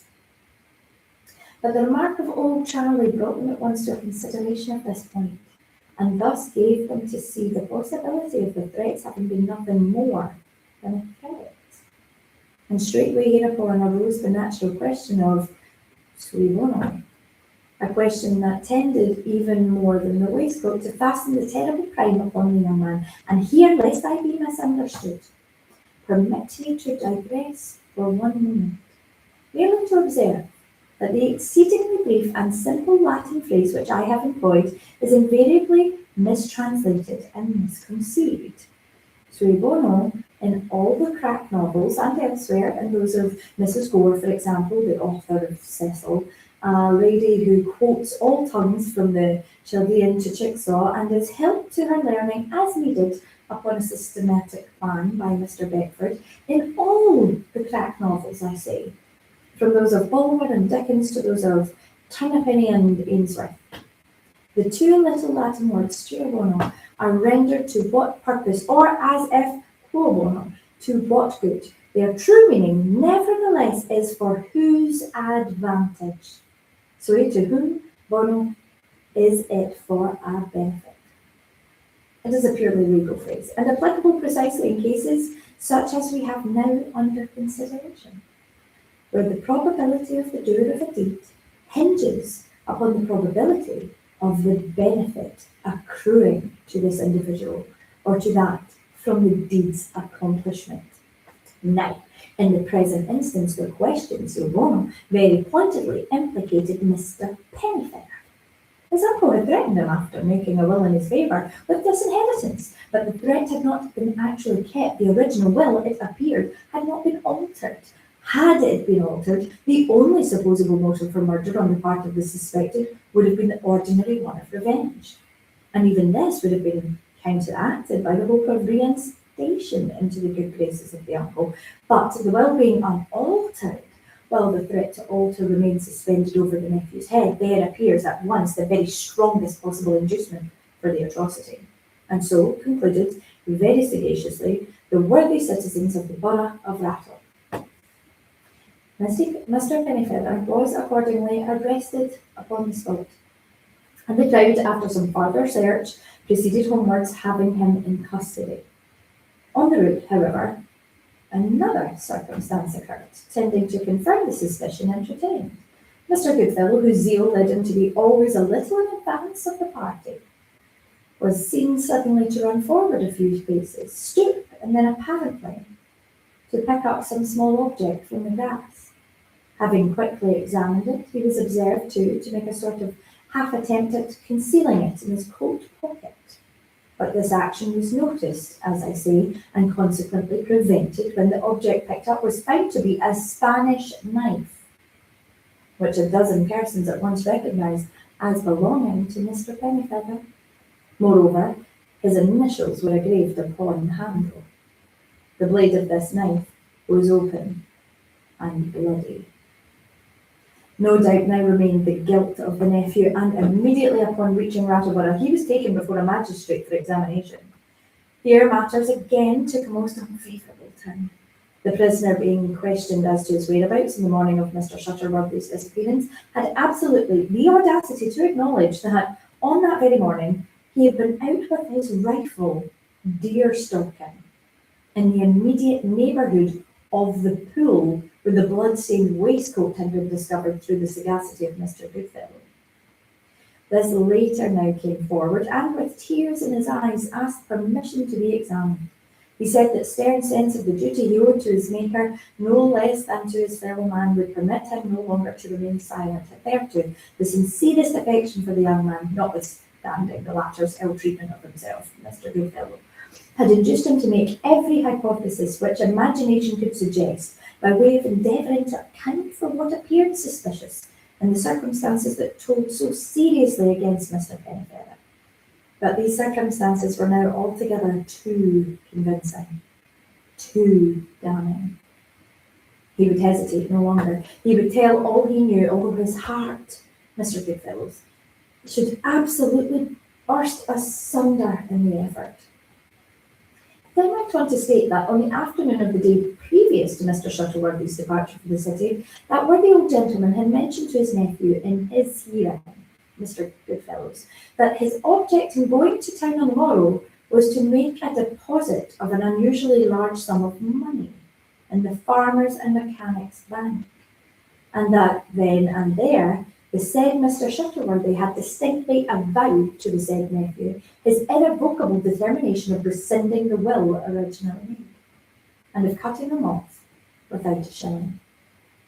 He, the witness, now solemnly called upon the accused to state whether what he, the witness, had just stated was or was not the truth, in every substantial particular, much to the astonishment of everyone present. Mr. Pennyfeather frankly admitted that it was.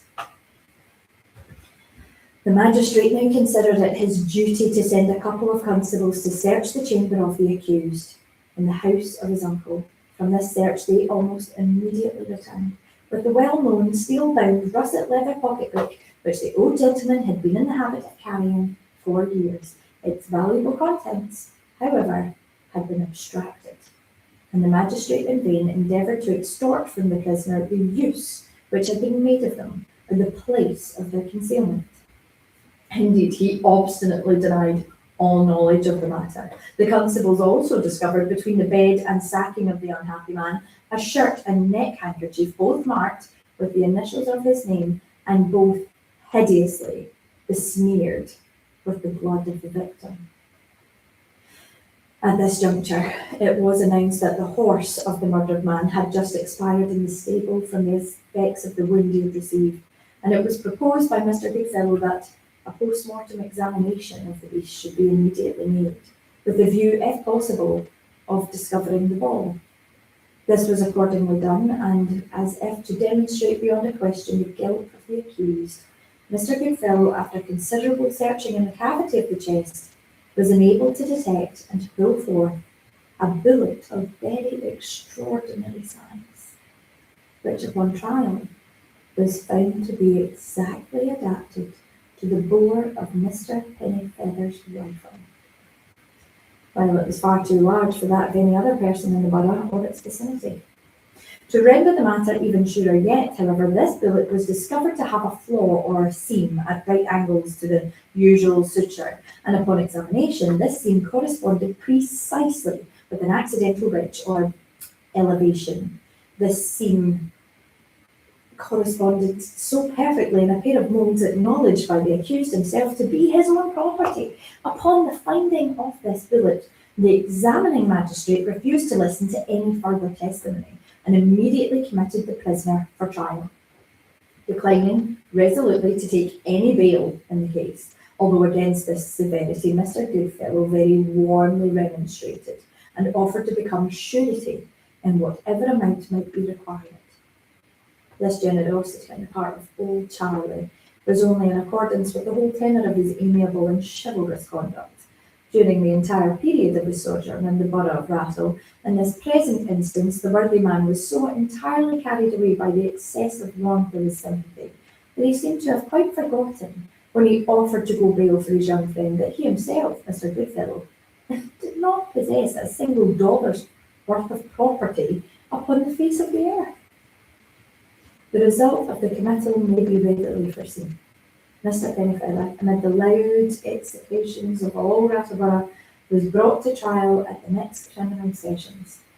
When the chain of circumstantial evidence, strengthened as it was by some additional damning facts, which Mr. Goodfellow's sensitive conscientiousness forbade him to withhold from the court, was considered so unbroken and so thoroughly conclusive that the jury, without leaving their seats, returned an immediate verdict of guilty of murder in the first degree. Soon afterwards, the unhappy wretch received sentence of death and was remanded to the county jail to await the inexorable vengeance of the law. In the meantime, the noble behaviour of old Charlie Goodfellow had doubly endeared him to the honest citizens of the borough. He became 10 times a greater favourite than ever, and as a natural result of the hospitality with which he was treated, he relaxed, as it were, perforce, the extremely parsimonious habits which his poverty had hitherto impelled him to observe, and very frequently had little reunions at his own house, when wit and jollity reigned supreme, dampened a little, of course, by the occasional remembrance of the untoward and melancholy fate which impended over the nephew of the late lamented bosom friend of the generous hopes. One fine day, this magnanimous old gentleman was agreeably surprised at the receipt of the following letter.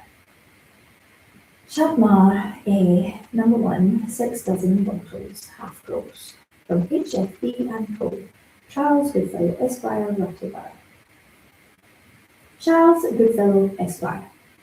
Dear Sir, in conformity with an order transmitted to our firm about 2 months since by our esteemed correspondent Mr. Barnabas Shuttleworthy, we have the honour of forwarding this morning to your address a double box of Chateau Margaux of the Antelope brand, violet seal, box numbered and marked as per margin. We remain, Sir, your M.O.B. Hobbs, Fogs and Co. City of June 21st, 18. P.S. The box will reach you by wagon on the day after your receipt of this letter. Our respects to Mr. Shuttleworthy, H.F.B. and Co. The fact is that Mr. Goodfellow had, since the death of Mr. Shuttleworthy, given over all expectation of ever receiving the promised Chateau Margaux, and he therefore looked upon it now as a sort of a special dispensation of Providence in his behalf. He was highly delighted, of course, and in the exuberance of his joy invited a large party of friends to a petit souper on the morrow for the purpose of broaching the good old Mr. Shuttleworthy's present. Not that he said anything about the good old Mr. Shuttleworthy when he issued the invitations. The fact is, he thought much and concluded to say nothing at all. He did not mention to anyone, if I remember to write, that he had received a present of Chateau Margaux.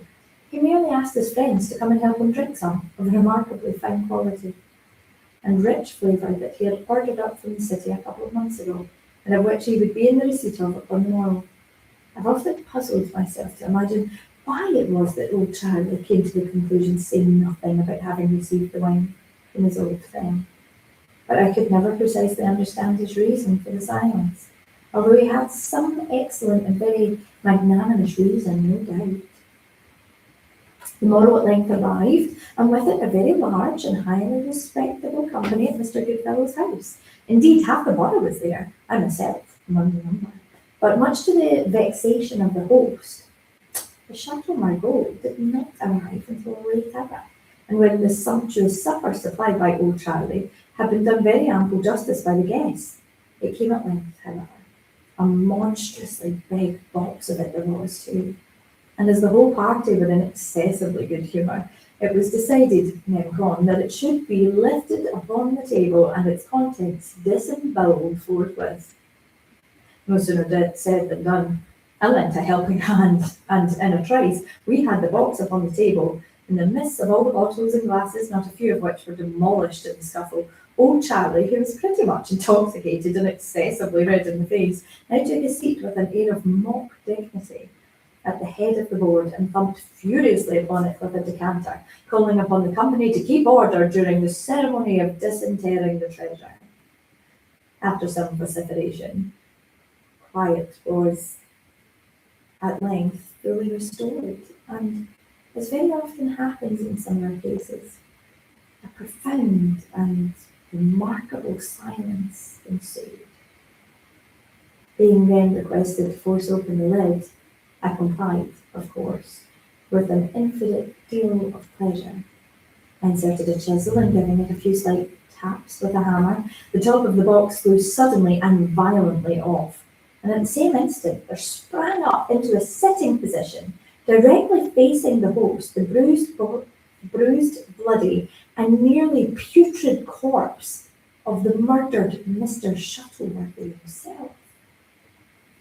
It gazed for a few moments fixedly and sorrowfully, with its decaying and lacklustre eyes, full into the countenance of Mr. Goodfellow, uttered slowly but clearly and impressively the words, "Thou art the man," and then falling over the side of the chest, as if thoroughly satisfied, stretched out its limbs quivering upon the table. The scene that ensued is altogether beyond description. The rush for the doors, the windows was terrific, and many of the most robust men in the room fainted outright through sheer horror. But after the first wild shrieking burst of affright, all eyes were directed to Mr. Goodfellow. If I live 1,000 years, I can never forget the more than mortal agony which was depicted in that ghastly face of his. So lately rubicund with triumph and wine, for several minutes he sat rigidly as a statue of marble, his eyes seeming in the intense vacancy of their gaze to be turned inwards and absorbed in the contemplation of his own miserable, murderous soul.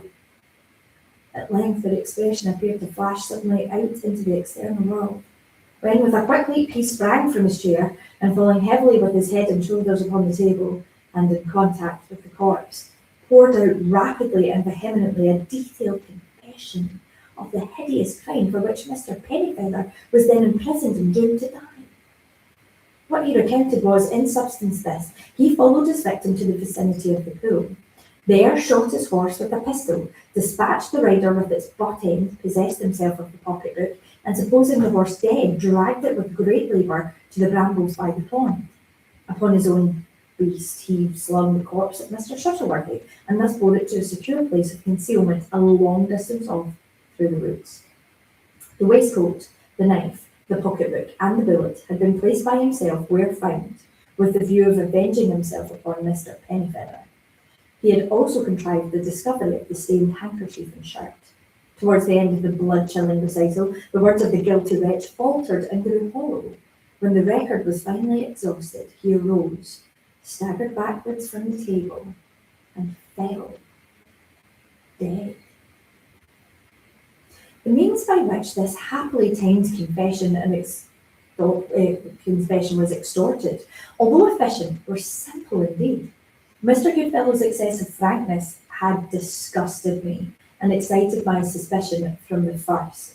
I was present when Mr. Pennyfeather had struck him, and the fiendish expression which then arose upon his countenance, although momentary, assured me that his threat of vengeance would, if possible, be rigidly fulfilled.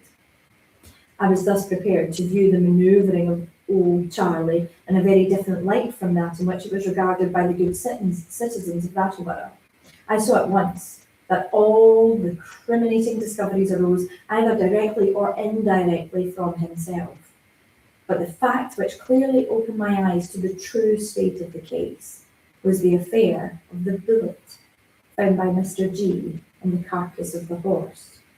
I had not forgotten, although the Rattlebirds had, that there was a hole where the ball had entered the horse and another where it went out. If it were found in the animal, then after having made its exit, I saw clearly that it must have been deposited by the person who found it. The bloody shirt and handkerchief confirmed the idea suggested by the bullet, for the blood upon examination proved to be capital claret and no more. When I came to think of these things, and also of the late increase of liberality and expenditure on the part of Mr. Goodfellow, I entertained a suspicion, which was none the less strong because I kept it altogether to myself. In the meantime, I instituted a rigorous private search for the corpse of Mr. Shuttleworthy, and for good reason, searched in quarters as divergent as possible from those to which Mr. Goodfellow conducted his party. The result was that after some days I came across an old dry well, the mouth of which was nearly hidden by brambles, and here, at the bottom, I discovered what I sought. Now it so happened that I had overheard the colloquy between the two cronies when Mr. Goodfellow had contrived to cajole his host into the promise of a box of Chateau Margaux. Upon this hint I acted. I procured a stiff piece of whalebone, thrust it down the throat of the corpse, and deposited the latter in an old wine box, taking care so to double the body up as to double the whalebone within it. In this manner, I had to press forcibly upon the lid to keep it down while I secured it with nails. And I anticipated, of course, that as soon as these latter were removed, the top would fly off and the body fly up. Having thus arranged the box, I marked, numbered, and addressed it as already told, and then writing a letter in the name of the wine merchants with whom Mr. Shuttleworthy dealt, I gave instructions to my servant to wheel the box to Mr. Goodfellow's door in a bag at a given signal from myself. For the words which I intended the corpse to speak, I confidently depended upon my ventriloquial abilities. For their effect, I counted upon the conscience of the murderous wretch. I believe there is nothing more to be explained. Mr. Pennyfeather was released upon the spot, inherited the fortune of his uncle, profited by the lessons of experience, turned over a new leaf, and led happily ever afterwards a new life. Wonderful pregnancy. Hey, It's almost like no one's ever said that to me before. keep it clean now, keep it clean. I think not.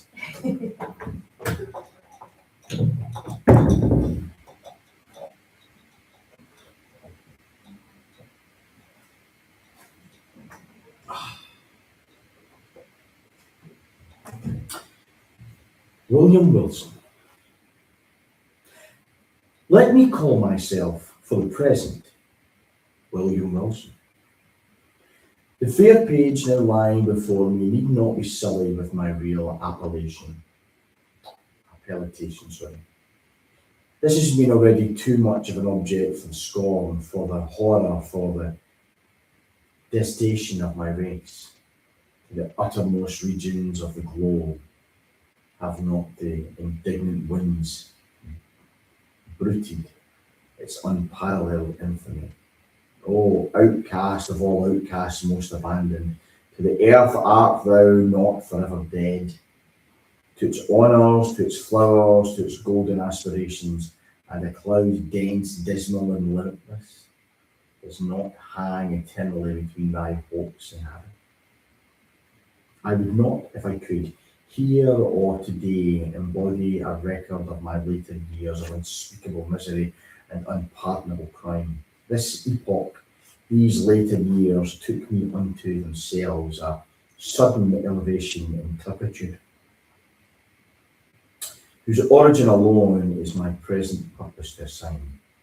Men usually grow base by degrees. For me, in an instant, all virtue dropped bodily as a mantle. From comparatively trivial wickedness, I passed with the stride of a giant into more than the enormities of the Elagabalus. What chance, what one event brought this evil thing to pass? Bear with me while I relate. Death approaches. and the shadow which foreruns him has thrown a softening influence over my spirit. I long, in passing through the dim valley, for the sympathy. I had nearly said for the pity for my fellow man. I would fain have them believe that I have been in some measure the slave of circumstance beyond human control. I would wish them to seek out for me the details I am about to give, some little oasis of vitality amid a wilderness of error. I would have them allow what they cannot refrain from allowing, that although temptation may have erstwhile existed, as great man has ever thus, at least tempted before certainty, never thus fell, and is therefore that it never thus suffered. Have I not indeed been living in a dream? And am I not now dying a victim to the horror and the mystery of the wildest of all sublunary visions? I am the descendant of a race whose imaginative and easily excitable temperament has at all times rendered them remarkable. And in the earliest infancy, I gave evidence of having fully inherited the family character. As I advanced in years, it was more strongly developed, becoming, for many reasons, a cause of serious disquietude to my friends and of positive injury to myself. I grew self-willed, addicted to the wildest caprices, and prey to the most ungovernable passions, weak-minded and beset with constitutional infirmities akin to my own. My parents could do little but check the evil propensities which distinguished me.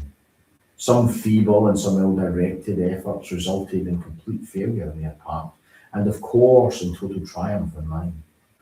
Thenceforward my voice was a household law, and at the age when few children have abandoned their learning strings, I was left to the guidance of my own will and become in all but name the master of my own actions.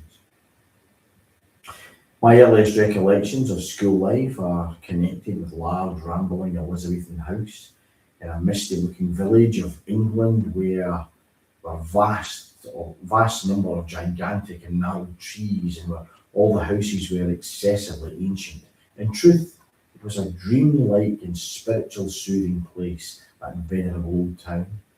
At this moment in fancy, I feel the refreshing chillness of the deeply shadowed avenues, inhale the fragrance of its thousand shrubberies, and thrill anew at the undefinable delight at the deep hollow note of the church bell breaking each hour with sullen and sudden roar upon the stillness of the dusky atmosphere in which the fettered Gothic steeple lay embedded and asleep.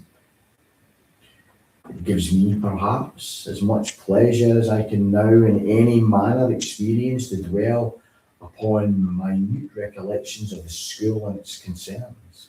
Steeped in misery as I am, misery, alas, only too real, I shall be pardoned for seeking relief, however slight and temporary, in the weakness of the few rambling details. These, moreover, utterly trivial and even ridiculous in themselves, assume to my fancy the adventurousness importance connected with a period of locality when and where I recognise the first ambiguous motions of the density which afterwards so fully overshadowed me. Let me then remember. The house, I have said, was old and irregular, the grounds were extensive, and a high and solid brick wall topped with a bed of mortar and broken glass encompassed the whole. This prison-like rampart formed the limit of our domain. Beyond it, what we saw was but thrice a week. Once every Saturday afternoon, and attended by two ushers, we were permitted to take brief walks in a body through some of the neighbouring fields. And twice during Sunday, we were paraded in the same formal manner to the morning and evening service in the one church in the village. Of this church, the principal of our school was pastor. With how deep a spirit of wonder and perplexity was, I want to regard him from our remote pew in the gallery, as With steps solemn and slow he ascended the pulpit. This reverend man, with countenance so demurely benign, with robes so glossy and so clerically flowing, with wigs so minutely powdered, so rigid and so vast. Could this be he who, of late, with sour visage and snuffy habiliments, administered fair due in hand and the draconian laws of the academy? Oh, gigantic paradox, too utterly monstrous for solution. At an angle of the ponderous wall frowned a more ponderous gate. It was riveted and studded with iron bolts and surmounted with jagged iron spikes. What impressions of the awe it inspire! It was ever open save for the 3 periodical regressions and the ingressions of the already mentioned. Then in every creep of its mighty hinges we found a plenitude of mystery, a world of matter of solemn remark or more solemn meditation. The extensive enclosure was irregular in form, having many capricious recesses. Of these 3 or 4, the largest constituted the playground. It was level and covered with fine hard gravel. I well remember that it had no trees, no benches or anything similar within it. Of course, it was in the rear of the house, and frontly a small parterre planted with box and other shrubs. But through this sacred division we passed only upon a rare occasion. Indeed, such as the first advent of the school or final departure thence, or perhaps when a parent or friend having called for us, we joyfully took our way home for the Christmas or midsummer holidays. But the house, how quaint an old building was this! To me, how veritably a palace of enchantment. There was really no end to its windings, to its incomprehensible subdivisions. It was difficult at any given time to say with certainty upon which of its 2 stories one happened to be. From each room to every other there were for sure to be found 3 or 4 steps, either in ascent or descent. Then the lateral branches were innumerable, inconceivable, and so returning in upon themselves that our most exact ideas in regard to the whole mansion were not very far different from those with which we pondered our infinity.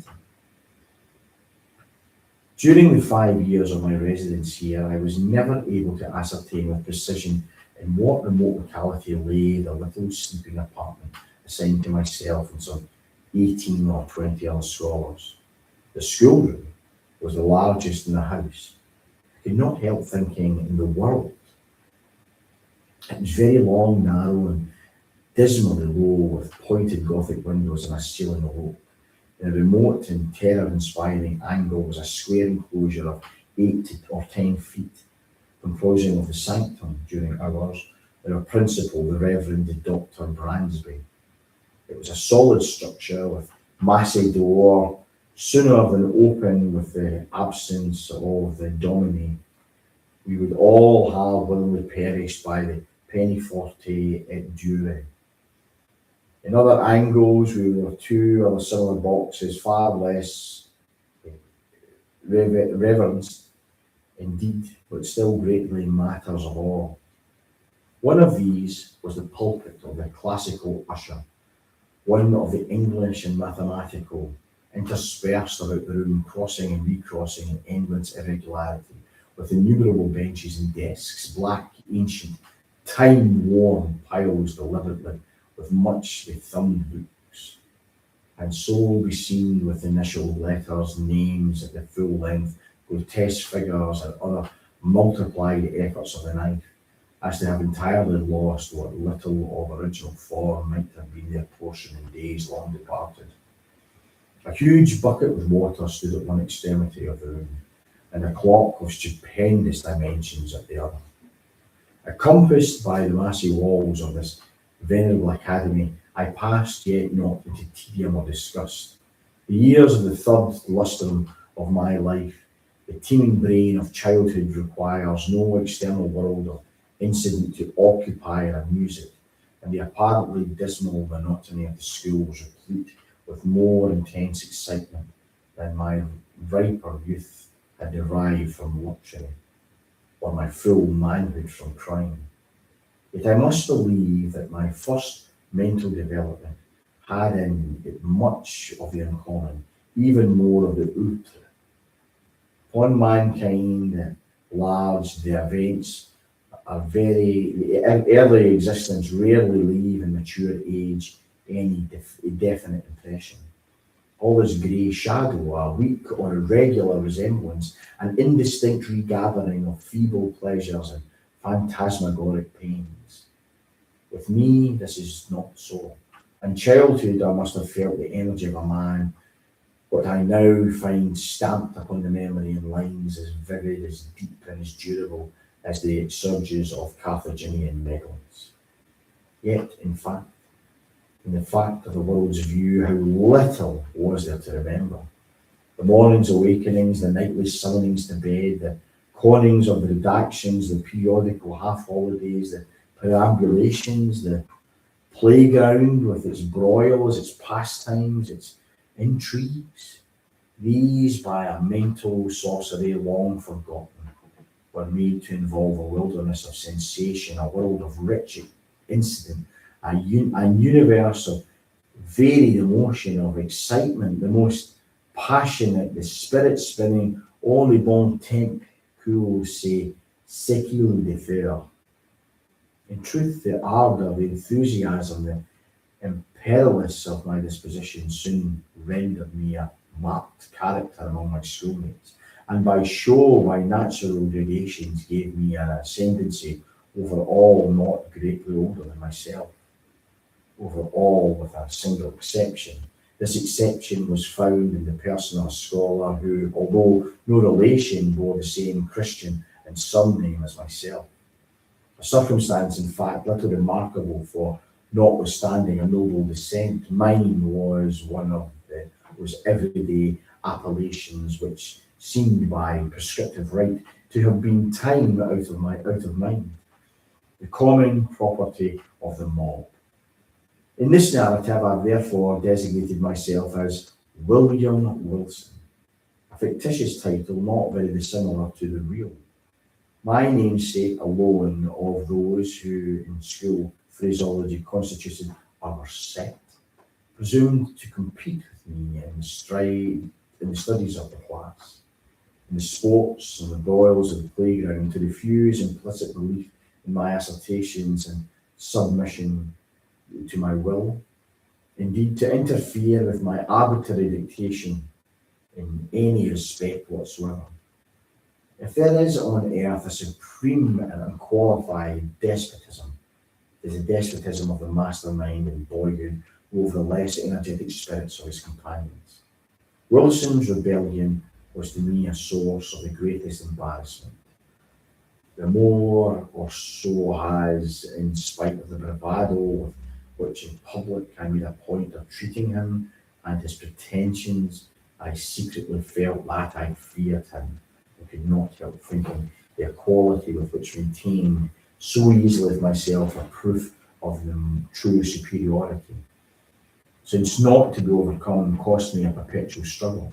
Yet this superiority, even this equality, was in truth acknowledged by no one but myself or associates, by some unaccountable blindness, seemed not even to suspect it. Indeed, his competition, his resistance, and especially his impertinent and dogged interference with my purposes, were not more pointed than private. He appeared to be destitute alike of the ambition of which urged, and of the passionate energy of mind which enabled me to excel. In his rivalry, he might have been supposed actuated solely by a whimsical desire to thwart, astonish, or mortify myself, although there were times when I could not help observing, with a feeling made up of wonder, abasement, and pique, that he mingled with his injuries, his insults, or his contradictions, a certain more inappropriate and assuredly more unwelcome affectionateness of manner. I could only conceive of this singular behaviour to arise from a consummate self-conceit assuming the vulgar airs of patronage and protection. Perhaps it was this latter trait in Wilson's conduct, conjoined with her identity of name, and the mere accident of his having entered the school upon the same day, which set afloat the notion that we were brothers among the senior class in the academy. These do not usually inquire with much briskness into the affairs of the juniors. I have before said, and should have said, that Wilson was not in the most remote degree connected with my family, which assuredly, if we had been brothers, we must have been twins, for after leaving Dr. Bransbury's, I casually learned that my namesake was born on the 19th of January, 1813. And this is what somewhat remarkable coincidence, for the day is precisely that of my own nativity.